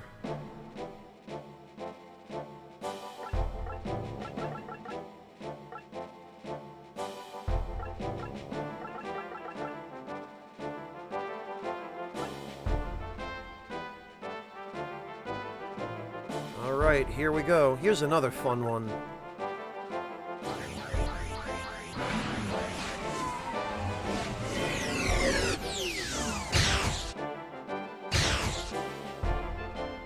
Dead.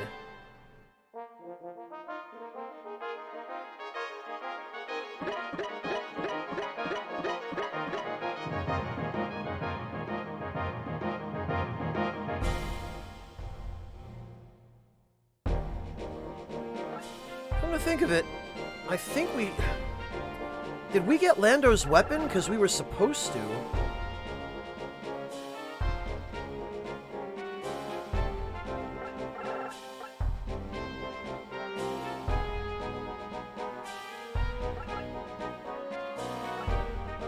I think it was Dolan who killed him.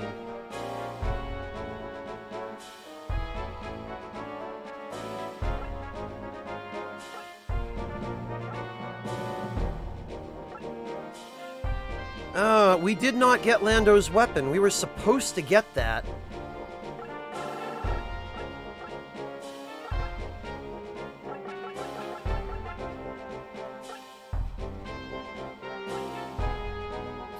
Well, I'm not going back to do that battle again.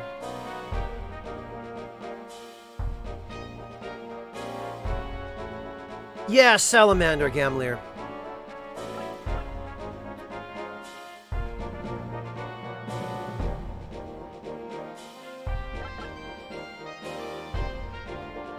Well, actually...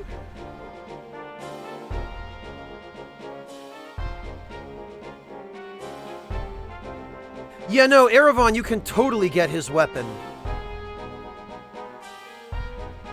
He's supposed to drop it, but he probably didn't drop it because I killed him before he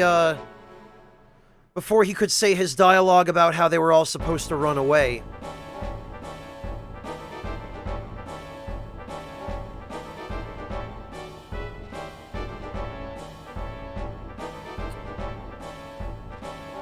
Oh, but that puts us here. You know what? Never mind. It's not that important. I think the killer bow only has one attack power more than the best bow that you can buy.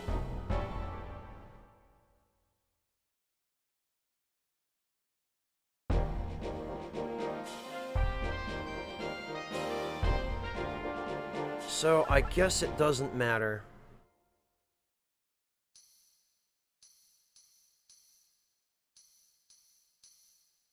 Alright, well, first...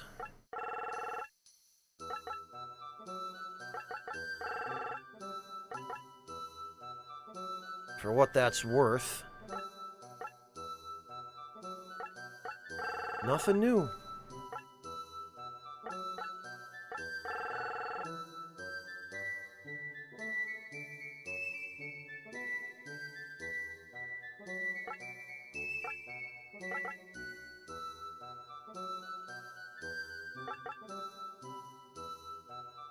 Ah, okay.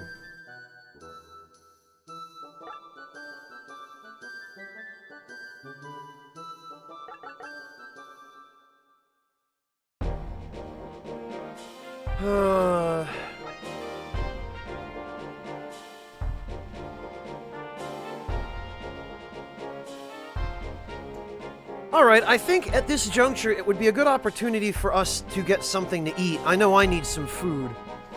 So I think what we're going to do is we're going to take a quick break, maybe 15 minutes, just so that I can go get something to eat.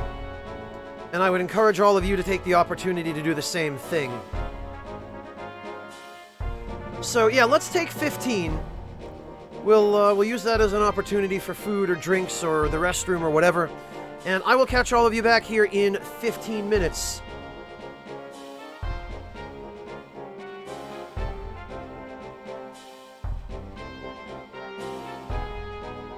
You don't have to, Choketh. I'm just saying, there are a lot of people watching who are in earlier time zones who might want to use the opportunity. But I'm going to, because I'm hungry. Alright, I'll catch you all in 15.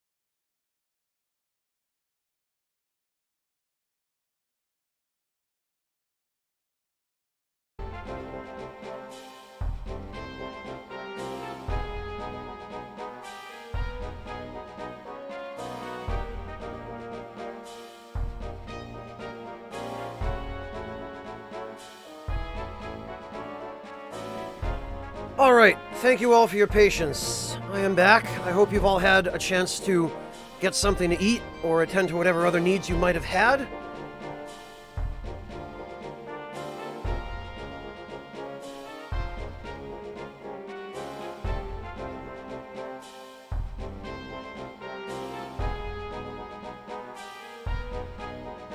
Oh god, what's this, Wingless?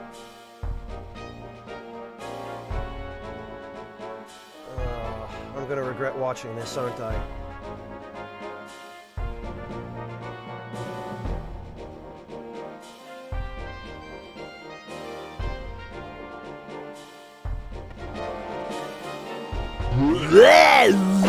Oh, right. Of course. I figured that was what it was.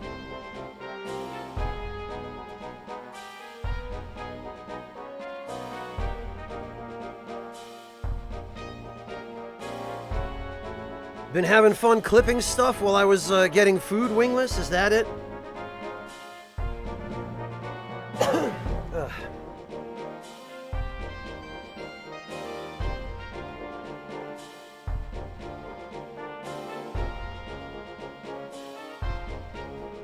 Alright, well... Let's go to prison. Oh, good, Wingless, I'm glad.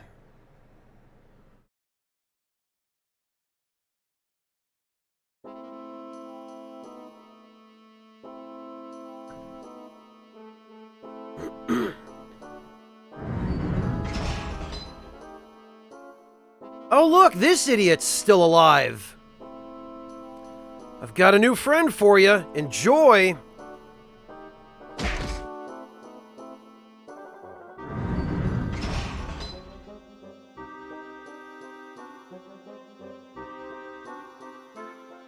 Hang in there, old man. Oh. Horrible treating an old man like that. I love how they threw Darius in prison. They didn't take away his doofy mechanical goggles. Where am I? The dungeon. Don't worry, we're friendly. My name is Darius. I'm a tinkerer by trade. I quarreled with a soldier. Next thing I know, I'm in here. The big guy here calls himself Clint. I know you. You're Count Claymore. You two know each other? Yes, but I'm sorry, I don't... The riot in the Dover district. Oh yes, from the security forces. What have you done to be beaten like this? They're frantically searching for the Royal Ring. The Royal Ring? It has the power to tame the Magic Stone. Magic Stone? Please tell me what you know. Yeah, that's them blinking, Metroid Crawl. His eyes are blinking under the goggles. That's why they're pulsating.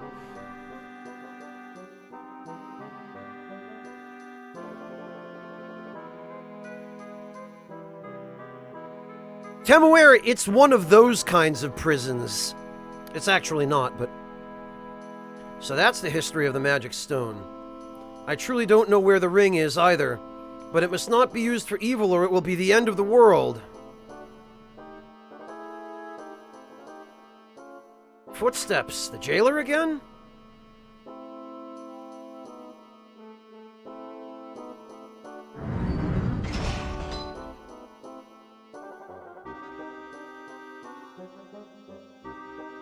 You! Clint, they're planning to execute you tomorrow. Here are the keys. I have weapons outside. Take me with you. Why should I trust you? I'm sorry, I couldn't betray Dolph. I understand if you despise me, but please don't die. Kira! You'd better run while you still can. By the way, I think I'll come with you. Yay, Darius joined the party, I guess. He's kind of a doofus. Count, you're coming too. It's no good, I can't make it. I'll be fine. They won't kill me until they find the Royal Ring. Sorry, Count, we'll come back for you.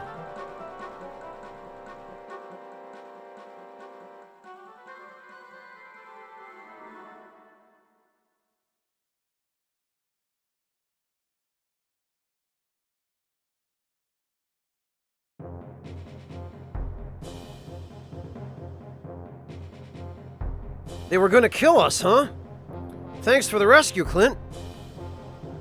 But how did you get the keys? I'll tell you after we get out of here. Listen to me carefully. Don't bother hitting these juggernauts from the front or side. You have to circle round and attack their backs. So this is kind of a gimmick battle. The enemies that we're fighting, the jailers, if you attack them from the front or the sides, they have a guaranteed block.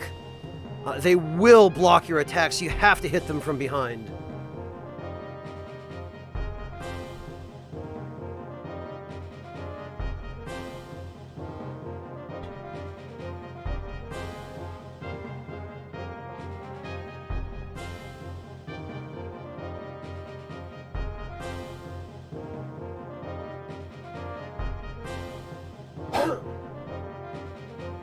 Not necessarily, Insane Bob.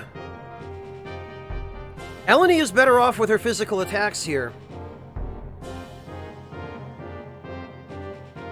Because they are heavy armor units, they do take bonus damage from magic, but magic, for whatever reason, is not as effective on them.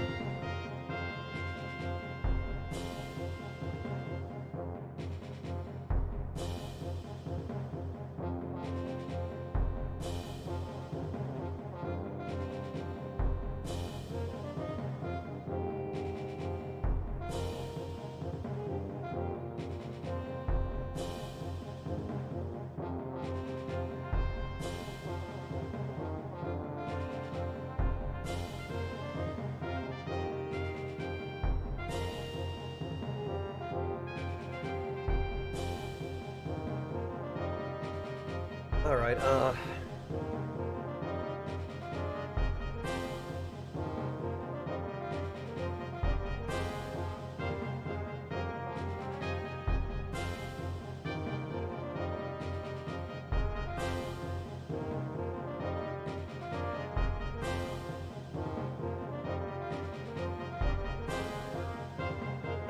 yeah, Choketh, it does kind of look like it, doesn't it?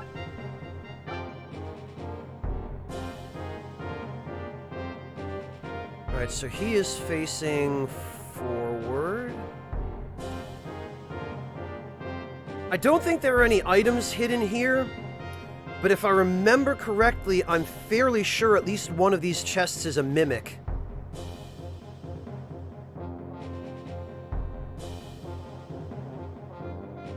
What's the movement range on these guys? Okay. Yeah, Bastard has his back to a wall, so there's nothing we can do. To what question, Erevan? I don't recall asking a question.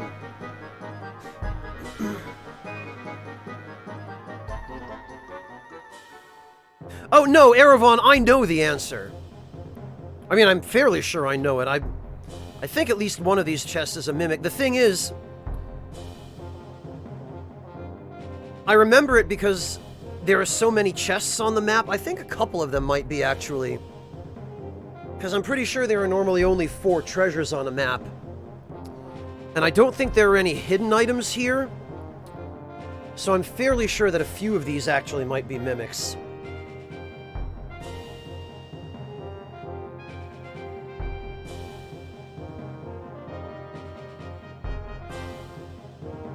Alright.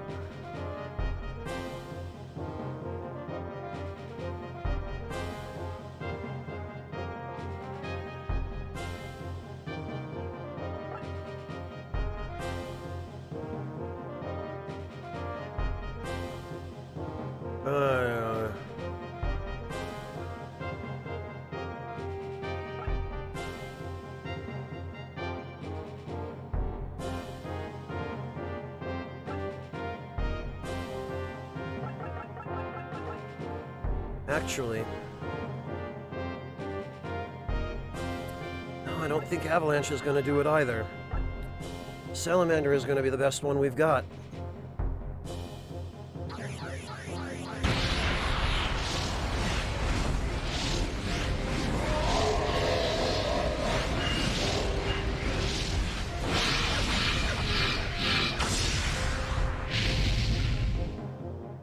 Okay. I stand corrected. I remember magic not being very good against these guys.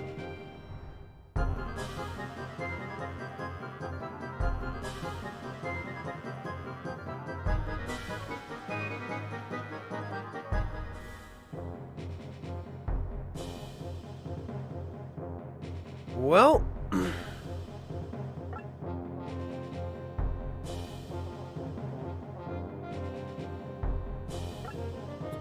Darius can head over there, I guess.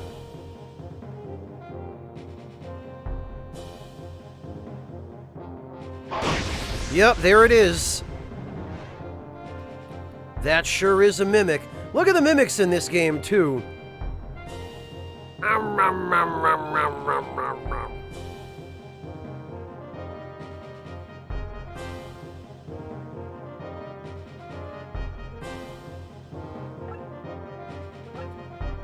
Should have moved Ammon into position first. Whatever. Oh no! Oh, bye, I guess. That was great. It's impressive.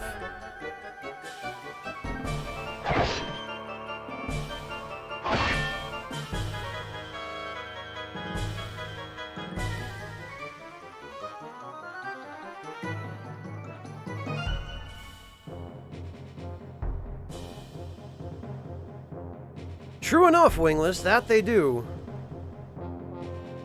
Whatever.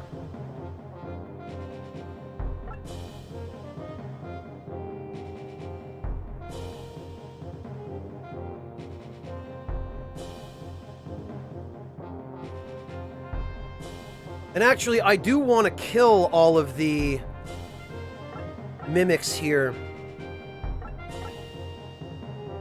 Can we kill individual ones with this, I wonder? Because the mimics here will give you money for killing them, and I want that. It will indeed kill them. Okay.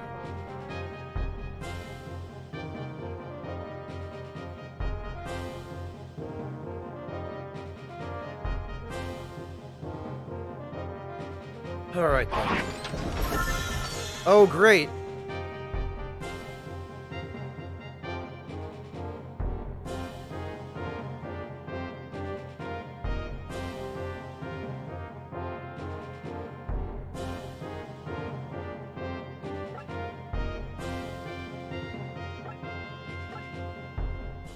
Alright, I'm gonna have to take a quick look here because that last Juggernaut needs to stay. Well, no, actually.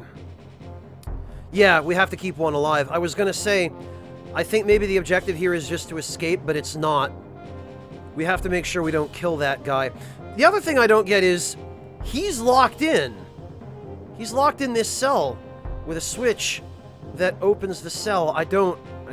This jail makes no sense.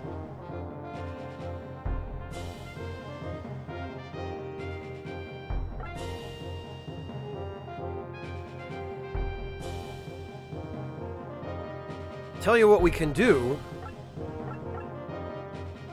We can kill him before there's a damn thing he can do to us. Another interesting thing is, I'm fairly sure you can tell which chests are mimics based on whether or not they're highlighted by the spell targeting.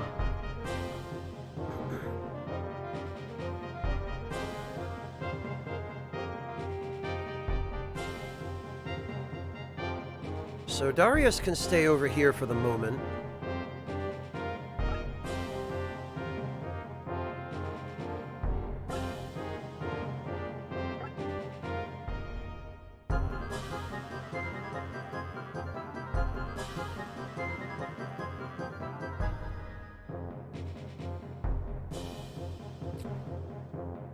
And Clint can open this.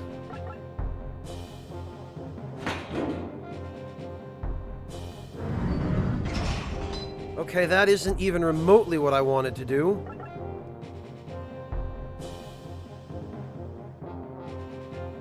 That is, in fact, not the door that I intended to open. I forgot that was what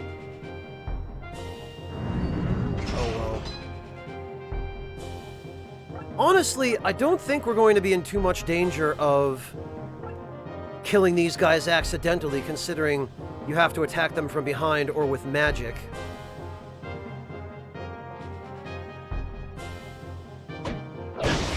Yup.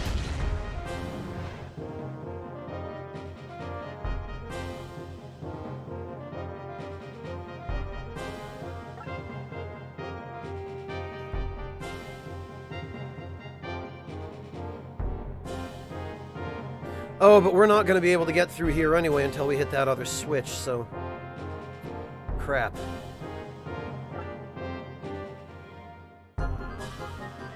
Oh, I think Darius should be fine, Erevan. Problem is, I seem to remember these mimics being able to inflict poison with their physical attacks, or something along those lines.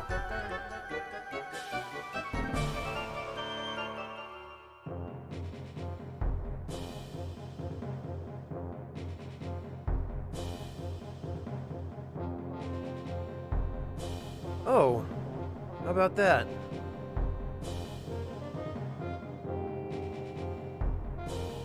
Man, that movement range.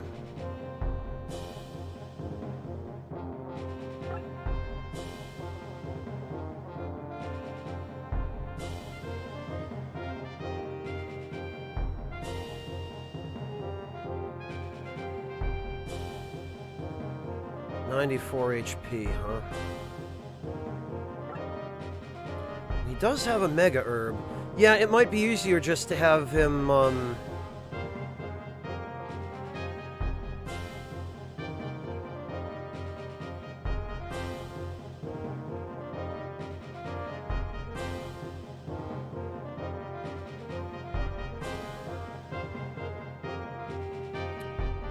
yeah. Might be easier just to have Darius wait here, and then...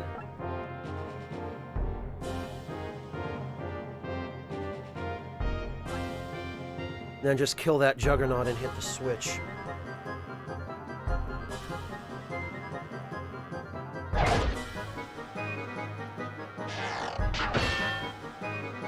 Yeah, there we go. Oh, and then the bastard puts his back to a wall, because of course he freaking does.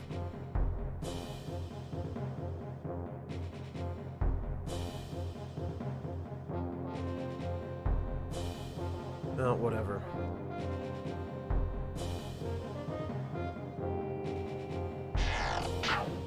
Oh, no, that wasn't okay.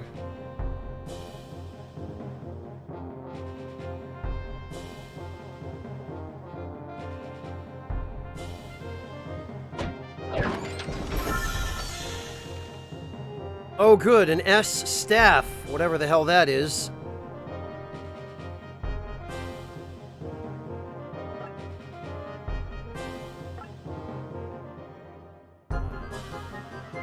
Sure, Temuer, whatever works.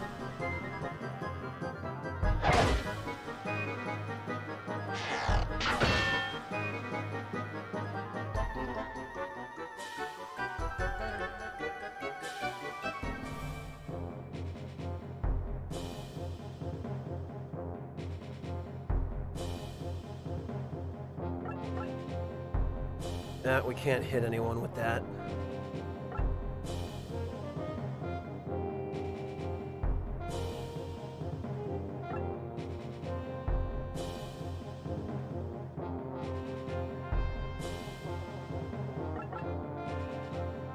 Alright, we'll examine that. Yeah, of course. Oh, alright.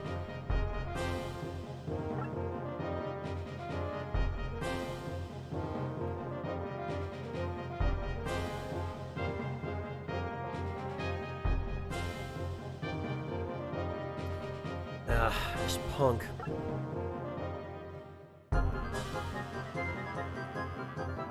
Yeah, of course he's gonna put his back to a wall.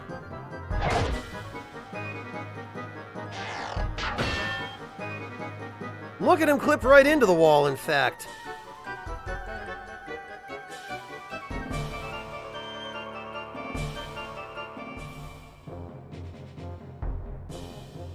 Alright, well... It is time for Darius to get the hell out.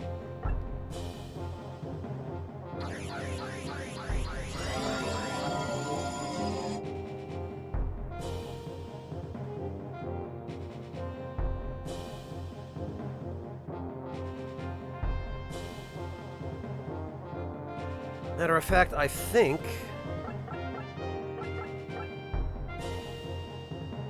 we can get that other juggernaut. Through the wall, no less.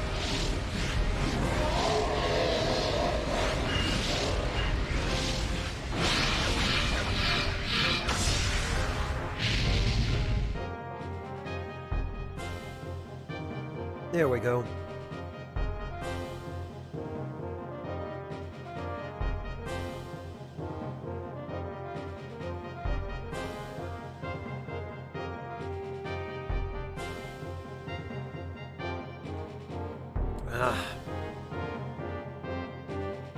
We're gonna have to hit that switch in order to get Clint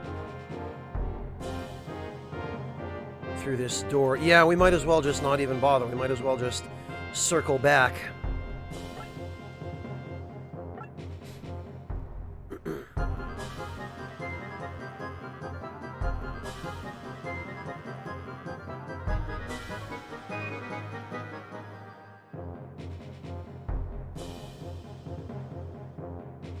Okay, so we'll just head over this way then. We'll kill this idiot.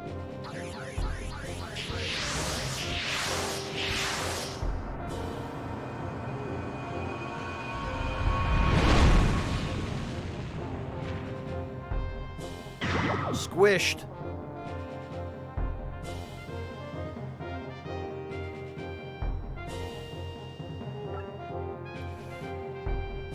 Where is Ammon? He is over here.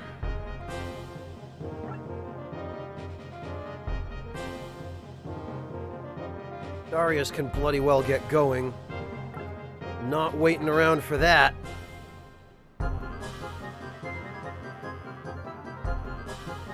Actually, this should buy us plenty of window to go loot those other chests.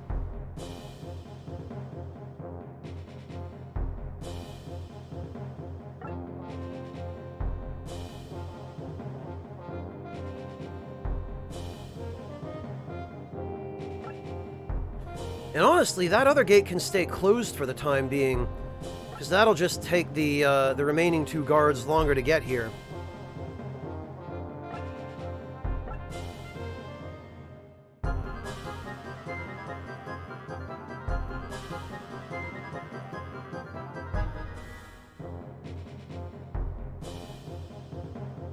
Alright, Darius, where are you? There you are.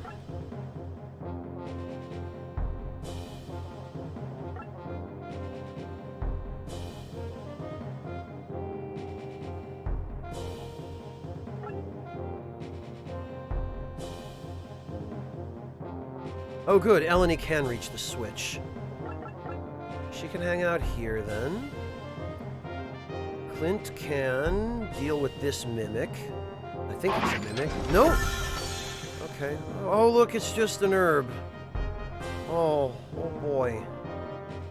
Oh yay.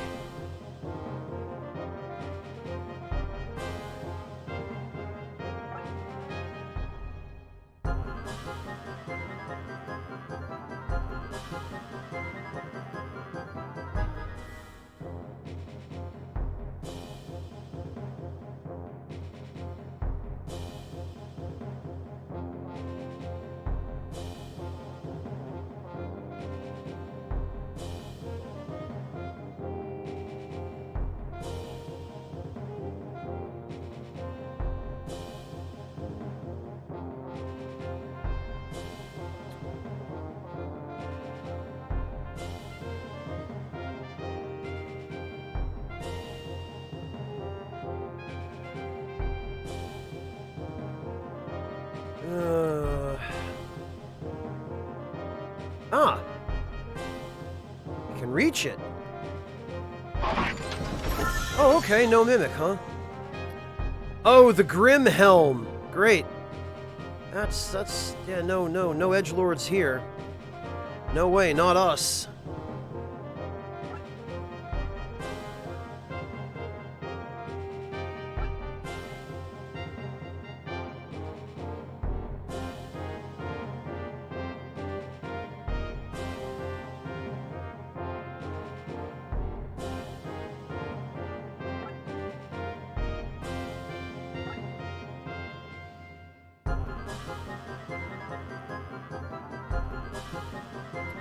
Oh, did that guy just turn his... No, he didn't. I was gonna say, did he just turn his back? But there's no way. Actually...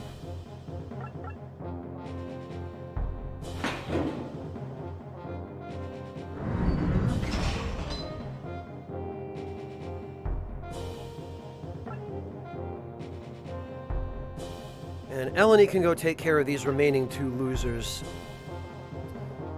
Darius can actually lure them in here. Whoops.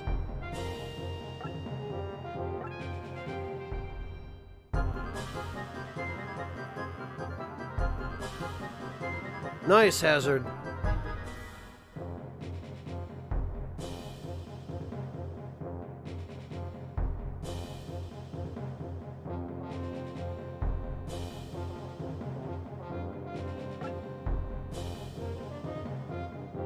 You know...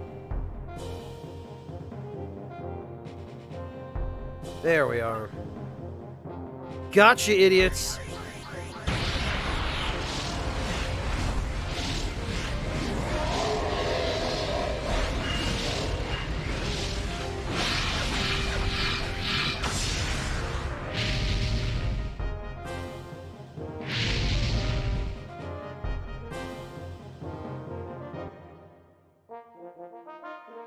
Yay, we did it.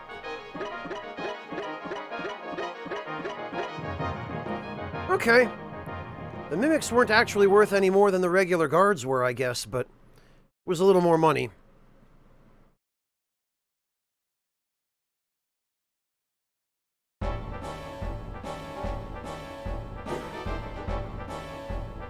Uh-oh, where are we? You are stalwart indeed to escape my dungeon. If you were wise, you would have stayed below and died quietly. Now you shall die a less pleasant death. This Darth Vader-looking bastard right here.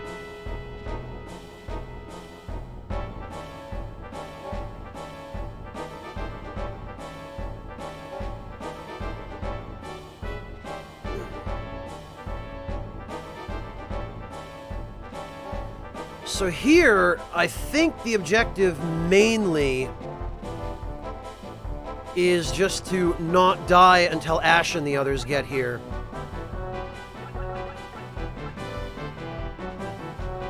I believe there's at least one... Oh yeah, and this bastard...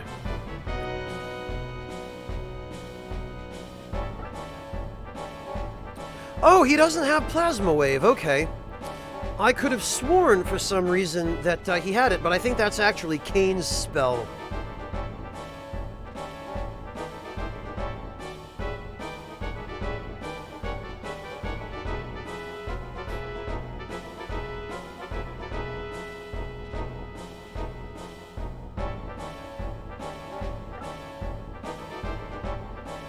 He hits like a truck, though, and unfortunately you can never get his weapon.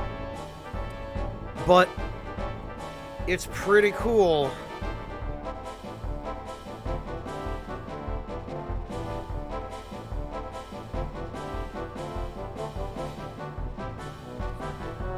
Alright, well...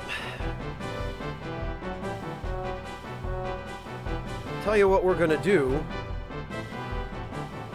We are gonna roast all of these idiots. Toasty!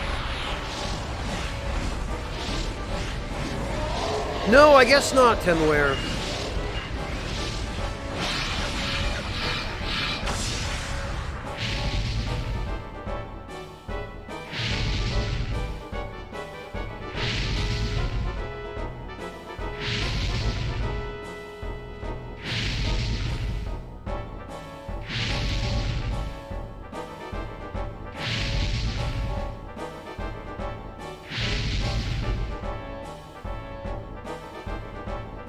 good riddance.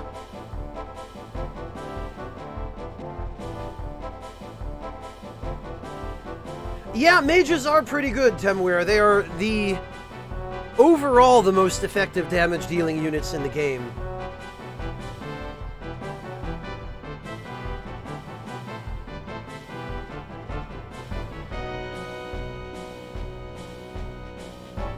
It is Basil, but bear in mind, we're not supposed to have that spell at this point in the game. I got it earlier than was intended.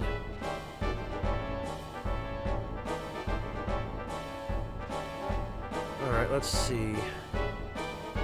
Ah, right, we have to get over there. I think this might be a key. And then I think, yeah, see, there's a seashell in the ground. That's an item tile as well that we have to get to. Well.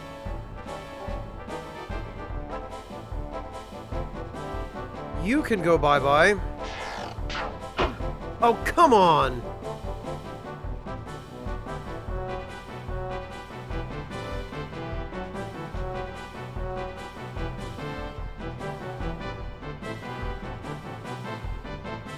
Darius can't reach him at all. Great.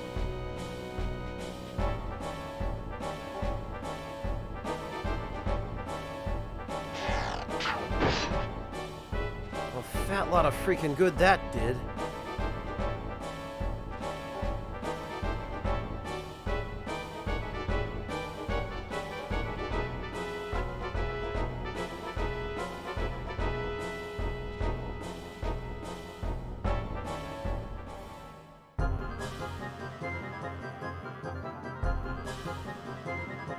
Oh, that's a good idea. You're gonna get countered now, idiot. Oh no, I guess Ammon couldn't reach. Damn.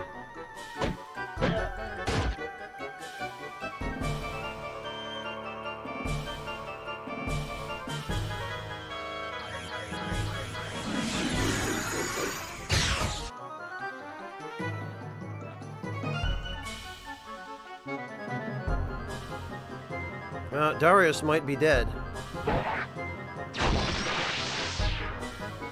Darius is super dead. I forgot I didn't level Darius.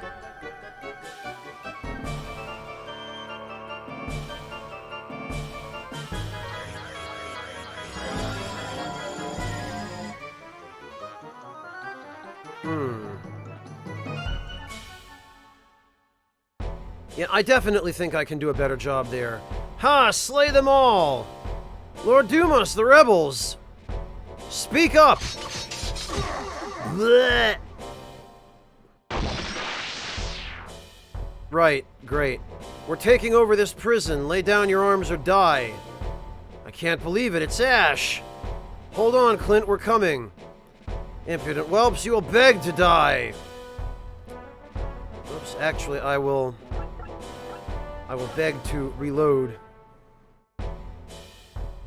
Yeah, Temware, the deacons in this game have one of the weirdest battle stances ever. Like in any game I have ever played. Let's try this again. That's better.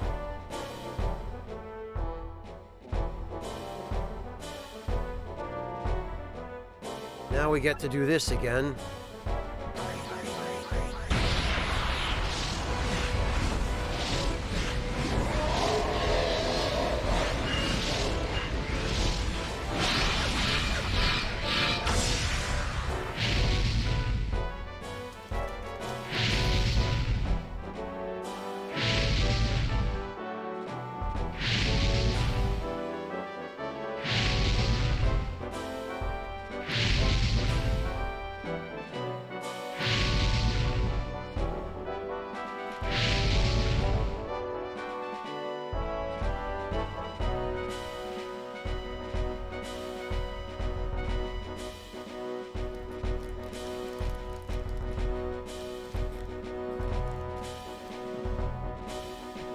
Erevan, Darius can't open chests. He's an archer.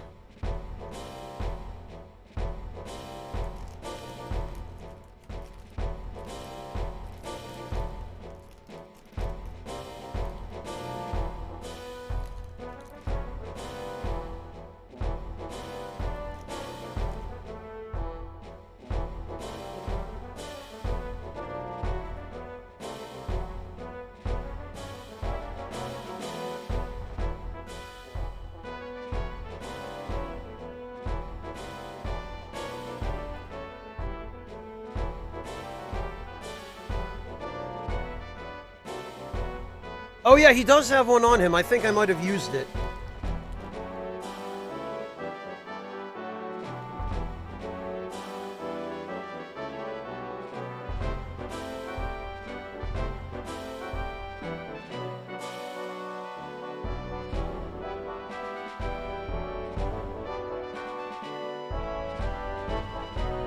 Bringing when I grill, Mel? Bringing what?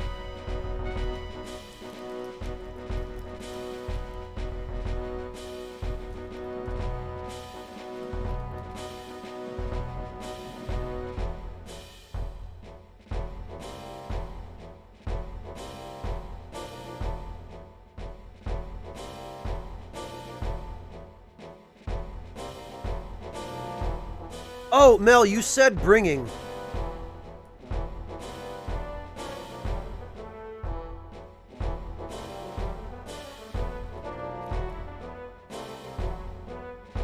As for brining, I've never really found it all that effective, Mel. Not unless you're marinating something in brine overnight, at least.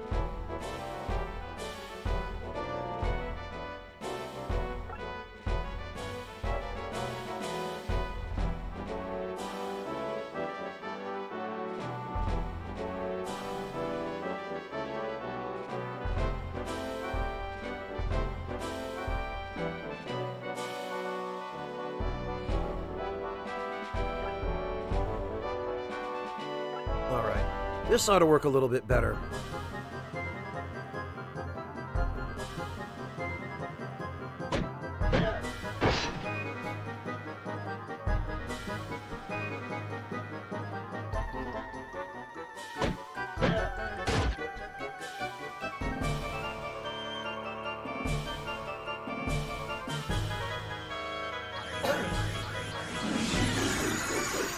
And of course the bastard goes for Darius.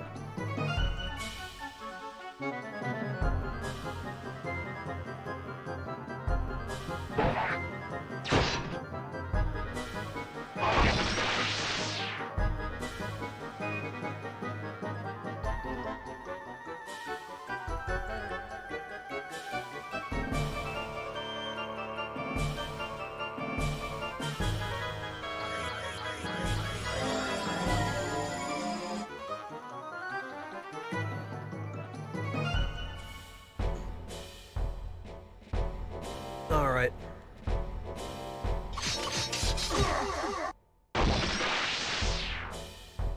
There we go.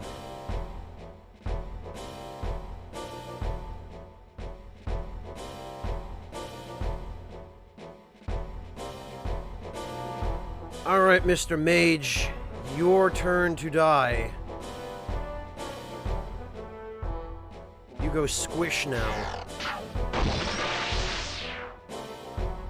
All of them reared logarithm.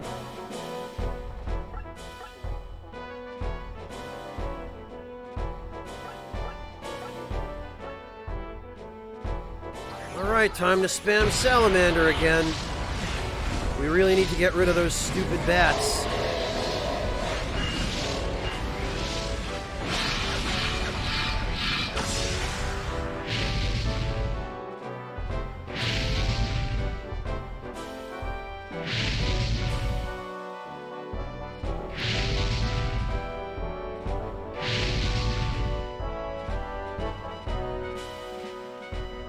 Okay, well.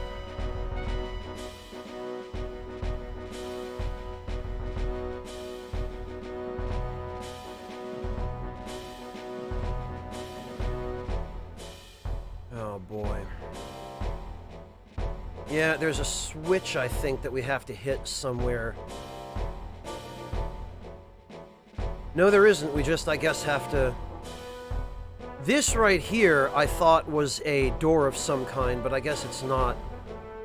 We've just got to traverse this whole mess.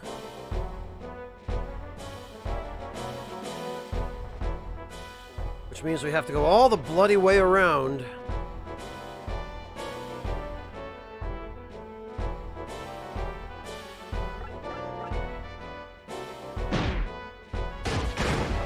Squishy, squishy.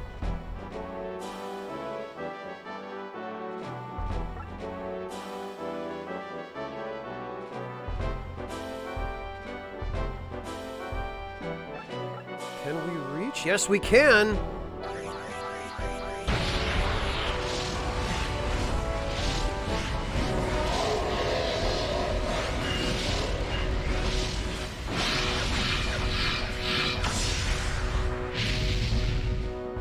Well, that'll get rid of at least these guys.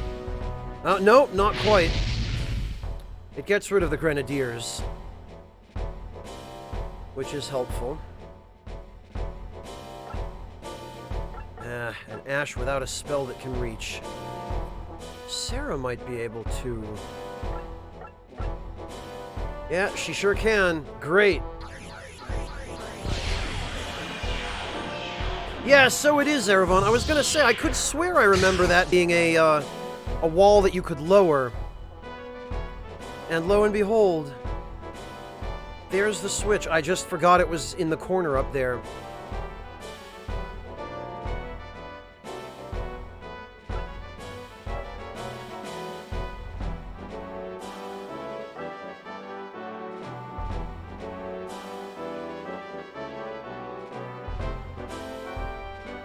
Alright, Darius can hide there.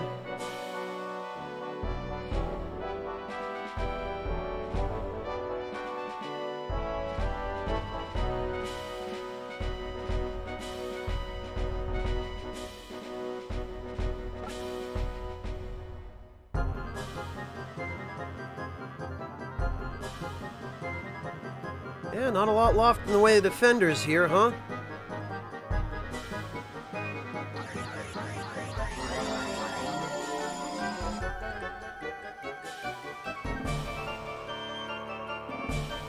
Dumas wants it now.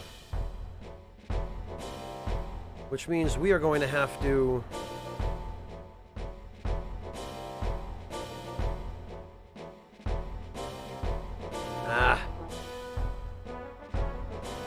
You know what? We can get rid of that mage. And we will.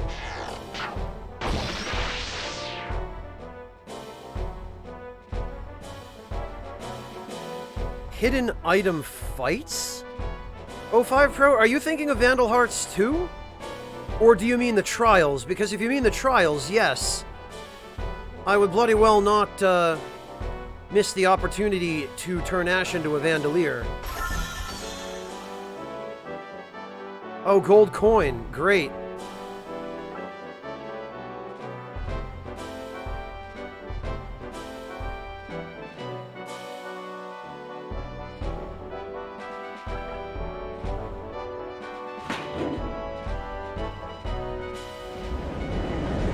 Okay, I knew I wasn't crazy.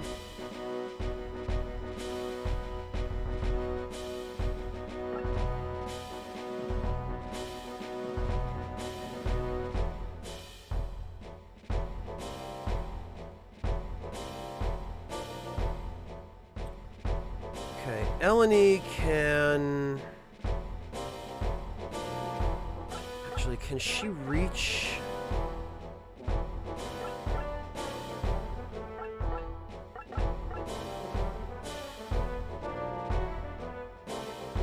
will hit Dumas, which I don't want to do. Phase shift won't hit the bat, though.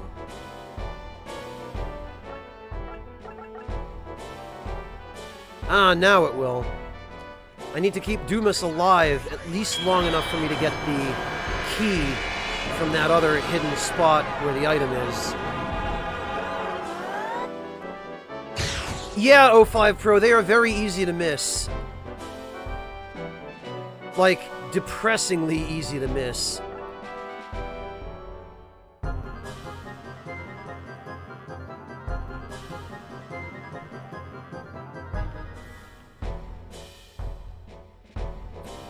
Okay, so Ammon can...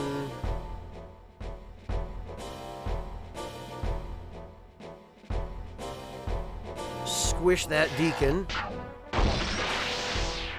Which just leaves Dumas.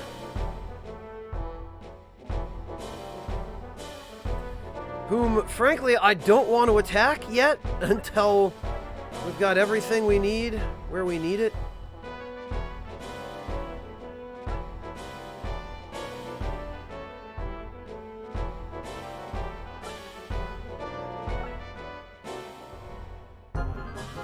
Yeah, O5 Pro, some of them are incredibly easy to miss.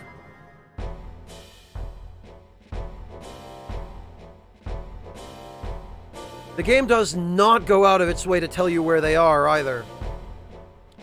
Like, there are times where if you don't go back into town when you think you're done in town, you're not finding it. That's true, O5 Pro.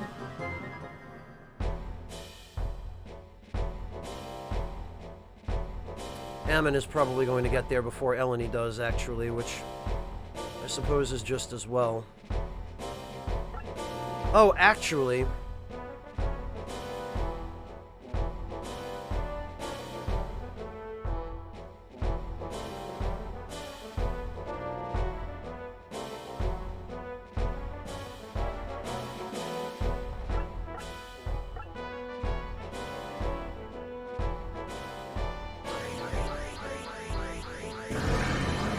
It gets a lot easier once they show up, Weird Logarithm, and fortunately they show up on turn 2, so you don't have to wait that long. Right, now we can have Zohar properly...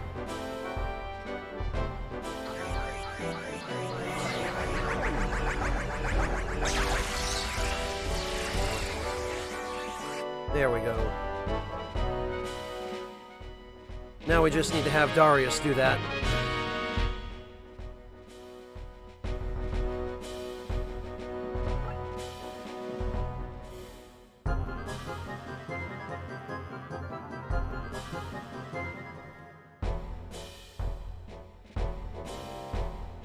Ammon should be able to... Yes, he can, just barely.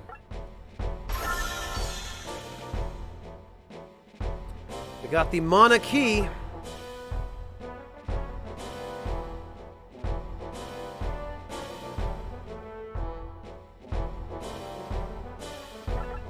Probably better save.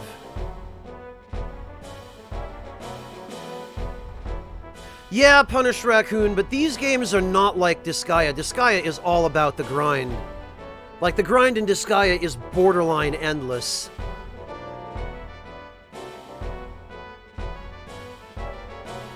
Actually, we're gonna do this. Ash had better have Mystic Shield.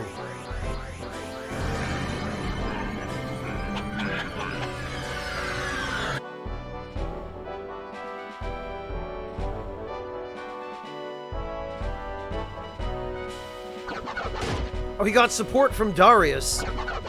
Somehow. Woohoo! Nice.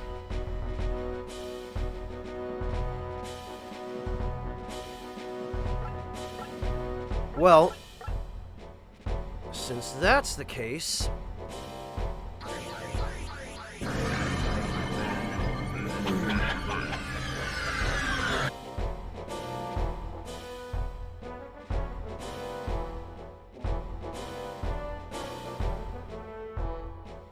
Oh, I haven't heard of Battle Brothers Marblebrook. Similar sort of game, isometric RPG.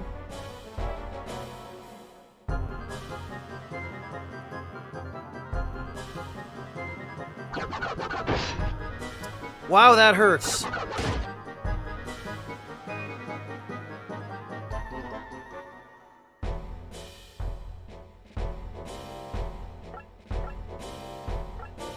Maybe I better Mystic Shield Ash again.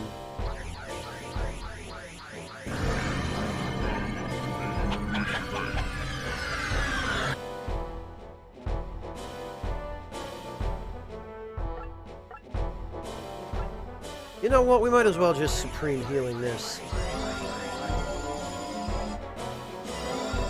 Yeah, O5 Pro, and no random battles, so no way to level up outside of story missions. Although, you can take advantage of the parity system this game uses to cheese leveling up early on, which I've done.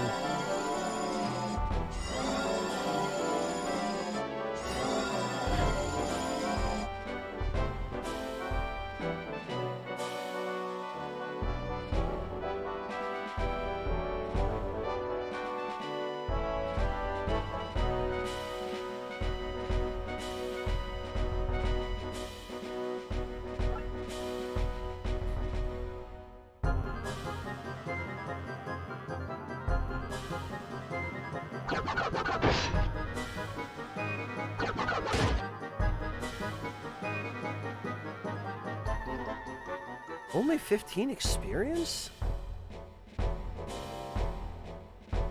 Oh, because he's almost the same level as Dumas. Blah.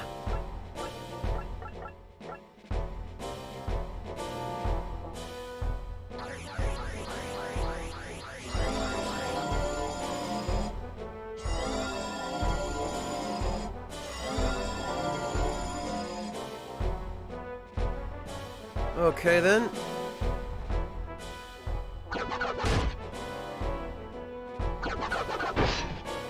Jesus.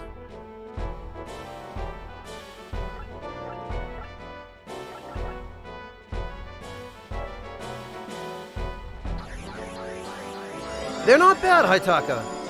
Really, for their generation, they're not bad at all. Alright, Dumas is gonna run away and heal if we let him, so we'd better just kill him. Screw you, Dumas. Gwack! We got a Zen robe!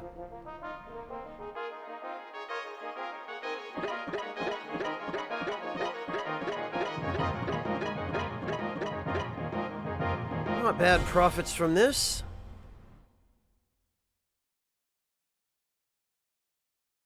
It is Basil, but consider that his weapon is basically a chain.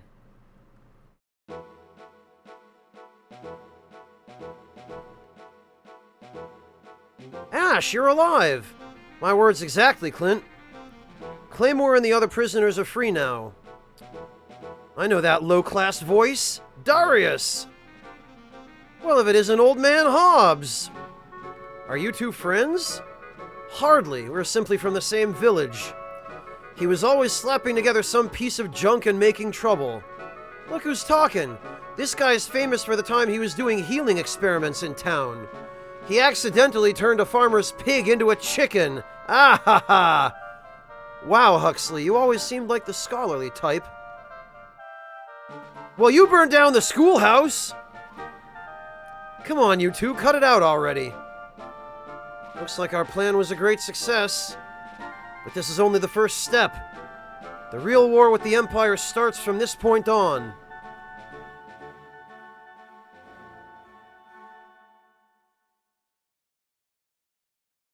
Escape to tomorrow is done, I guess, maybe. News of the fall of the supposedly impregnable prison spreads quickly throughout all of Ishtarian, and is a tremendous shock to the Imperial government, who believe themselves unassailable.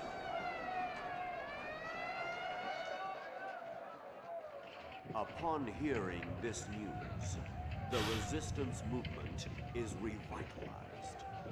They begin staging large revolts throughout the land and succeed in liberating the southern region.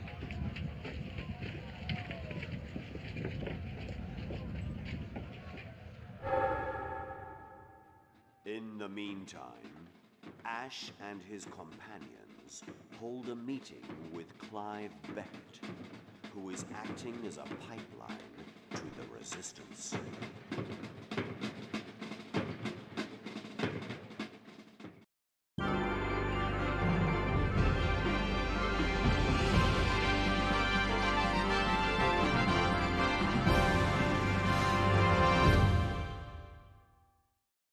The successor! Hooray!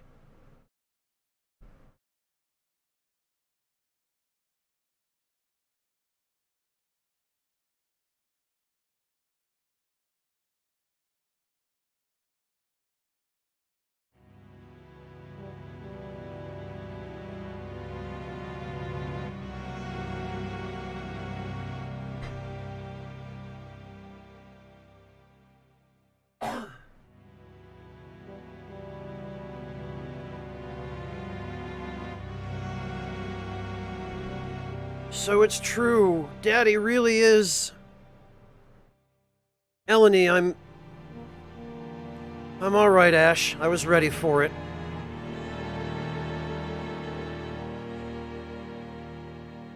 But I'm still gonna go mope. Excuse me, I think I need some fresh air.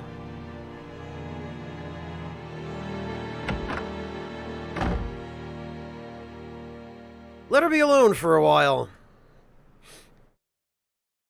There are some things we need to face by ourselves.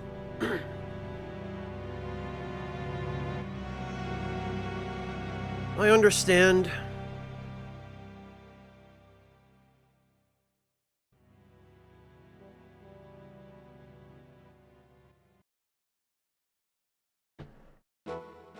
Clive, how goes the resistance movement?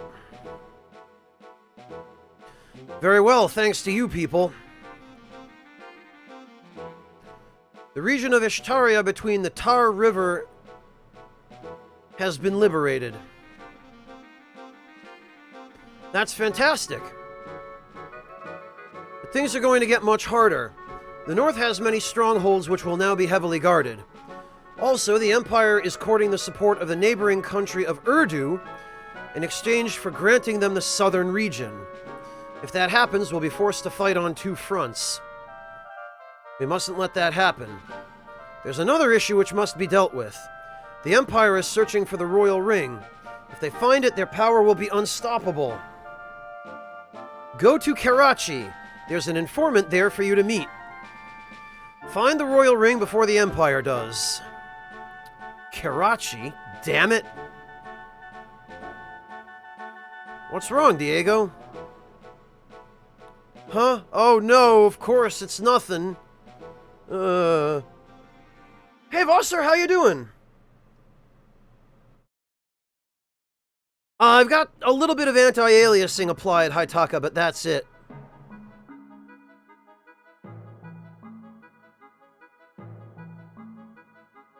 Commander!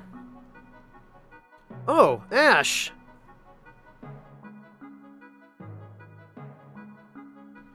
Leaving already? I'm going to meet with a rebel group in the east. I'm afraid I've cursed you too, Clive. What are you talking about, Ash? This may not make any sense to you, but I feel like somehow my traitor's blood has doomed you all. The acorn never falls far from the oak, they say. Ash, there's something very important that I need to tell you. So there you all are. Yeah, nice, and we get interrupted, of course. Thanks to a nice little plot contrivance. You were going to leave without a word. I didn't want to disturb you all. Be careful, Commander. Thank you, Clint.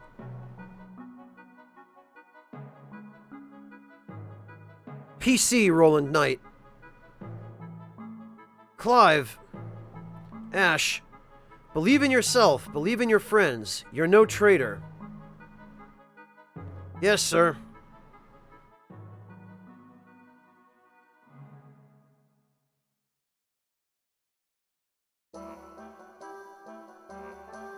Shinichizo, he's feeling guilty because his father was supposedly a traitor, but he doesn't actually know the truth behind what happened with his father. And Clive was about to tell him, but Diego and the others interrupted, conveniently. No, it is not, Haitaka.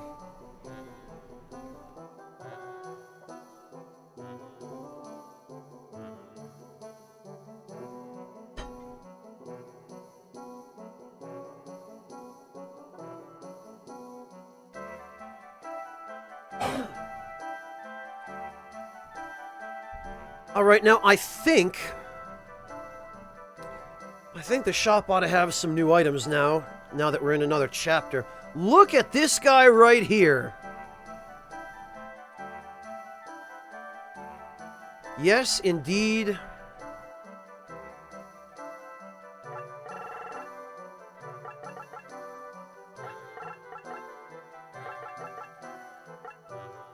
Indeed, we have better stuff.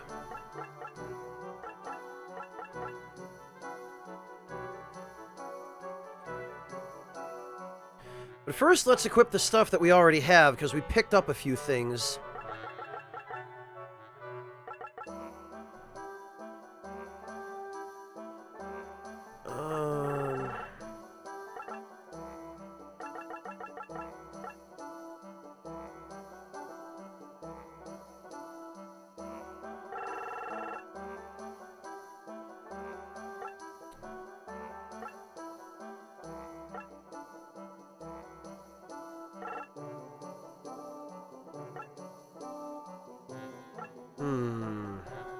Ah.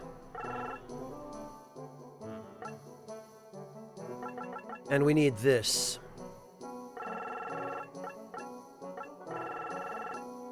Of course, we're gonna have to...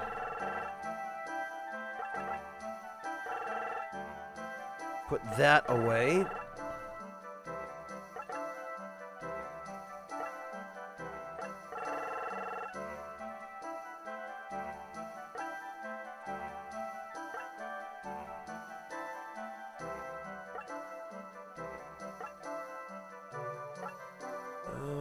Oh.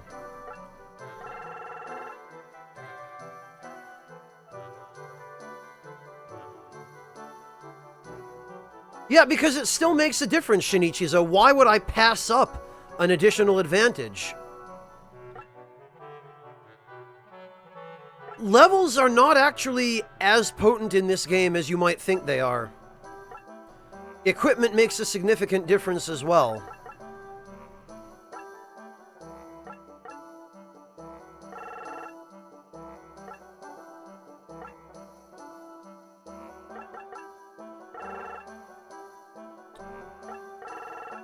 Alright, Darius.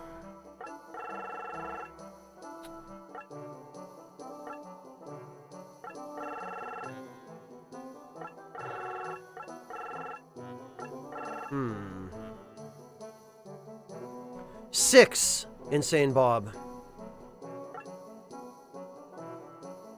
Yeah, okay, so what we're gonna do is we're bloody well gonna give Ash the Grim Helm. We're gonna give Zohar the Zen Robe.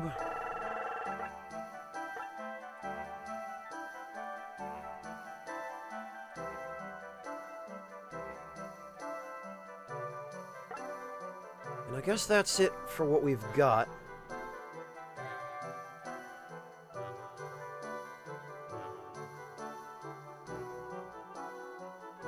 We'll go to the shop. We'll sell all our leftover junk from the depot.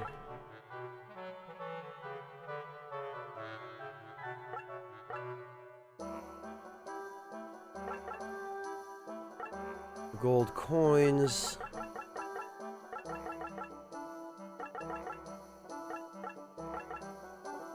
Okay, now we can start outfitting people.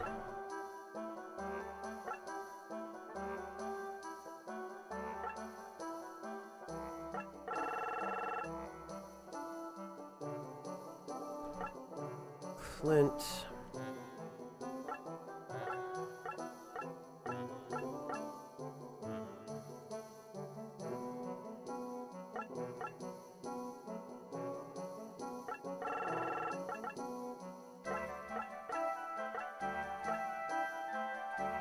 Yeah, that's a significant attack boost.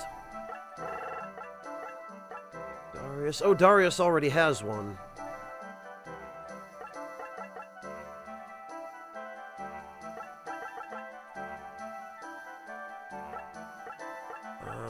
Steel Lance, which is a significant step up for Diego.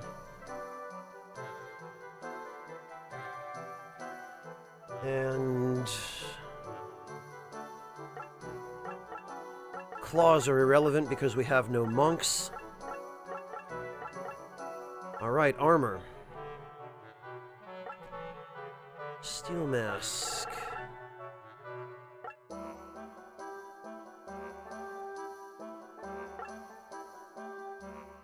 Oh, Diego can't use it.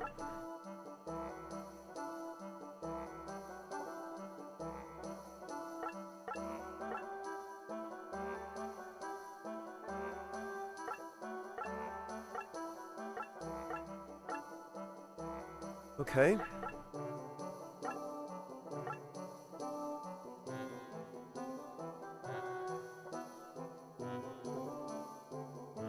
Damn it. Ah. I accidentally the thing.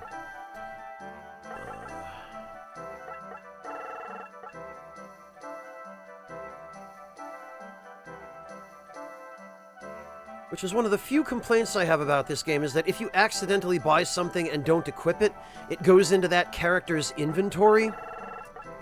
And then you have to go through like 7 sub-layers of menus to get rid of it.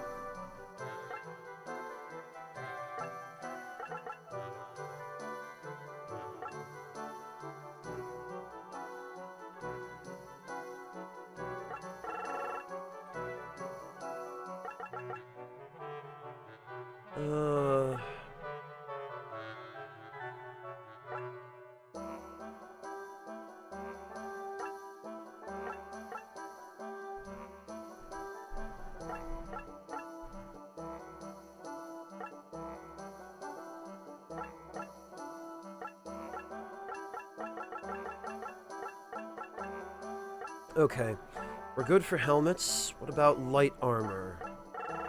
Darius has it.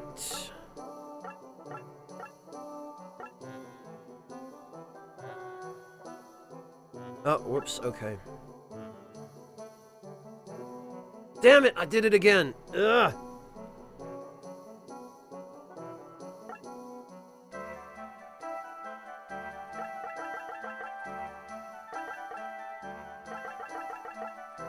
Then you have to have him trade it to himself.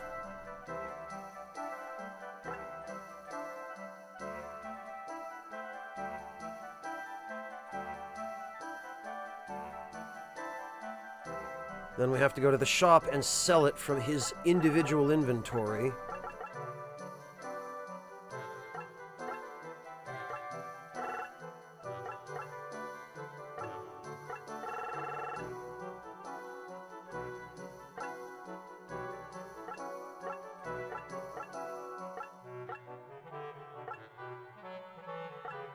Jeez, wait a minute, we don't... Huh. I thought there was another variant of that, but I guess it's just all the same. God damn it! Again! Ugh.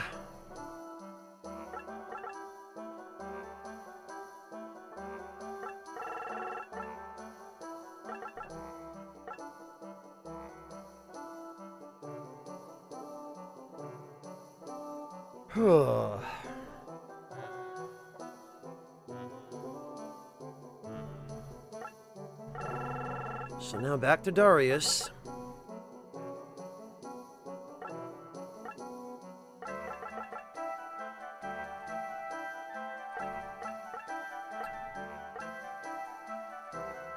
Ah, damn it.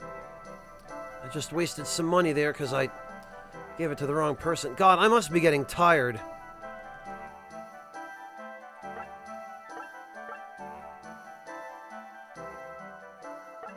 If I'm having this much trouble with basic inventory management. Alright, now the Mystic Robe, which is a tremendous step up in defense. Actually.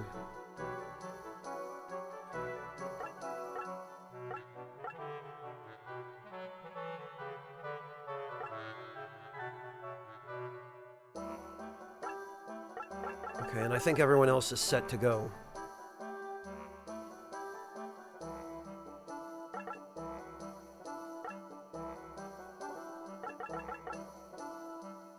Alright, well...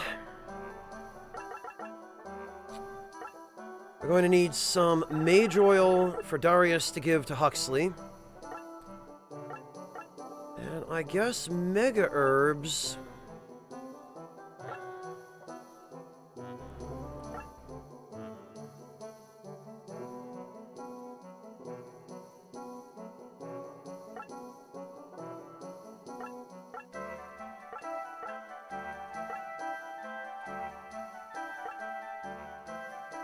Yeah.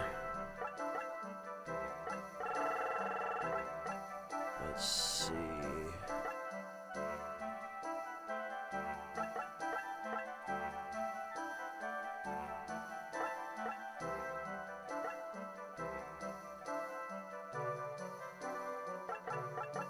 Okay, no, I think we're fine, actually.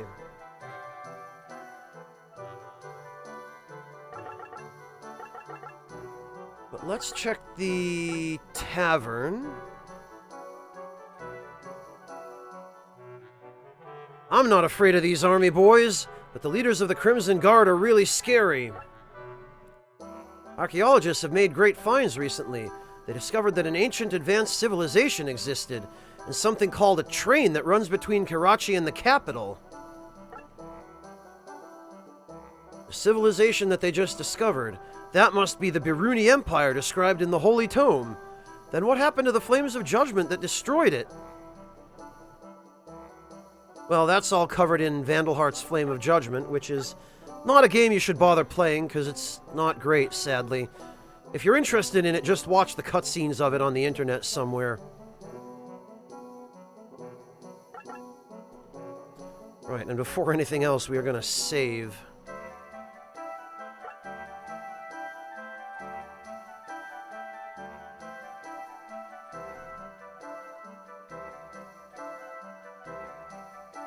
Just to be sure, we are going to save again.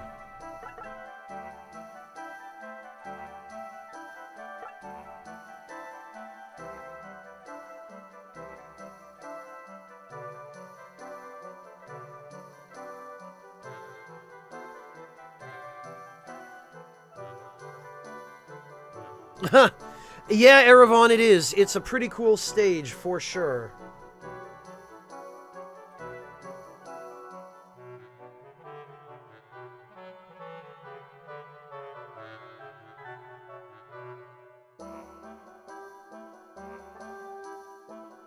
All right.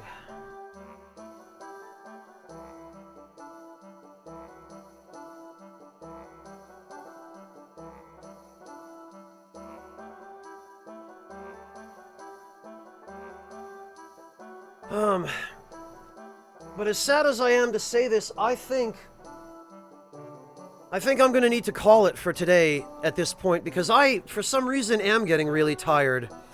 I'm finding that my thoughts are getting quite cloudy all of a sudden, and the day's worth of fatigue is catching up with me. So yeah, I think I'm gonna pack it in for today, and we'll resume tomorrow, probably around the same time, with more Vandal Hearts, because I'm enjoying this. It's nice to play through this again, and I'm really glad to be able to finally get it working. So, yeah, sorry to cut out on you guys like this, but yeah, I think I'm just going to go get some rest, because my fatigue level is telling me that I probably should. So thank you all very much for joining me today, and I'm going to go take care of myself and get some sleep, and I look forward to seeing all of you tomorrow. Thank you all very much, and I'll catch you all then.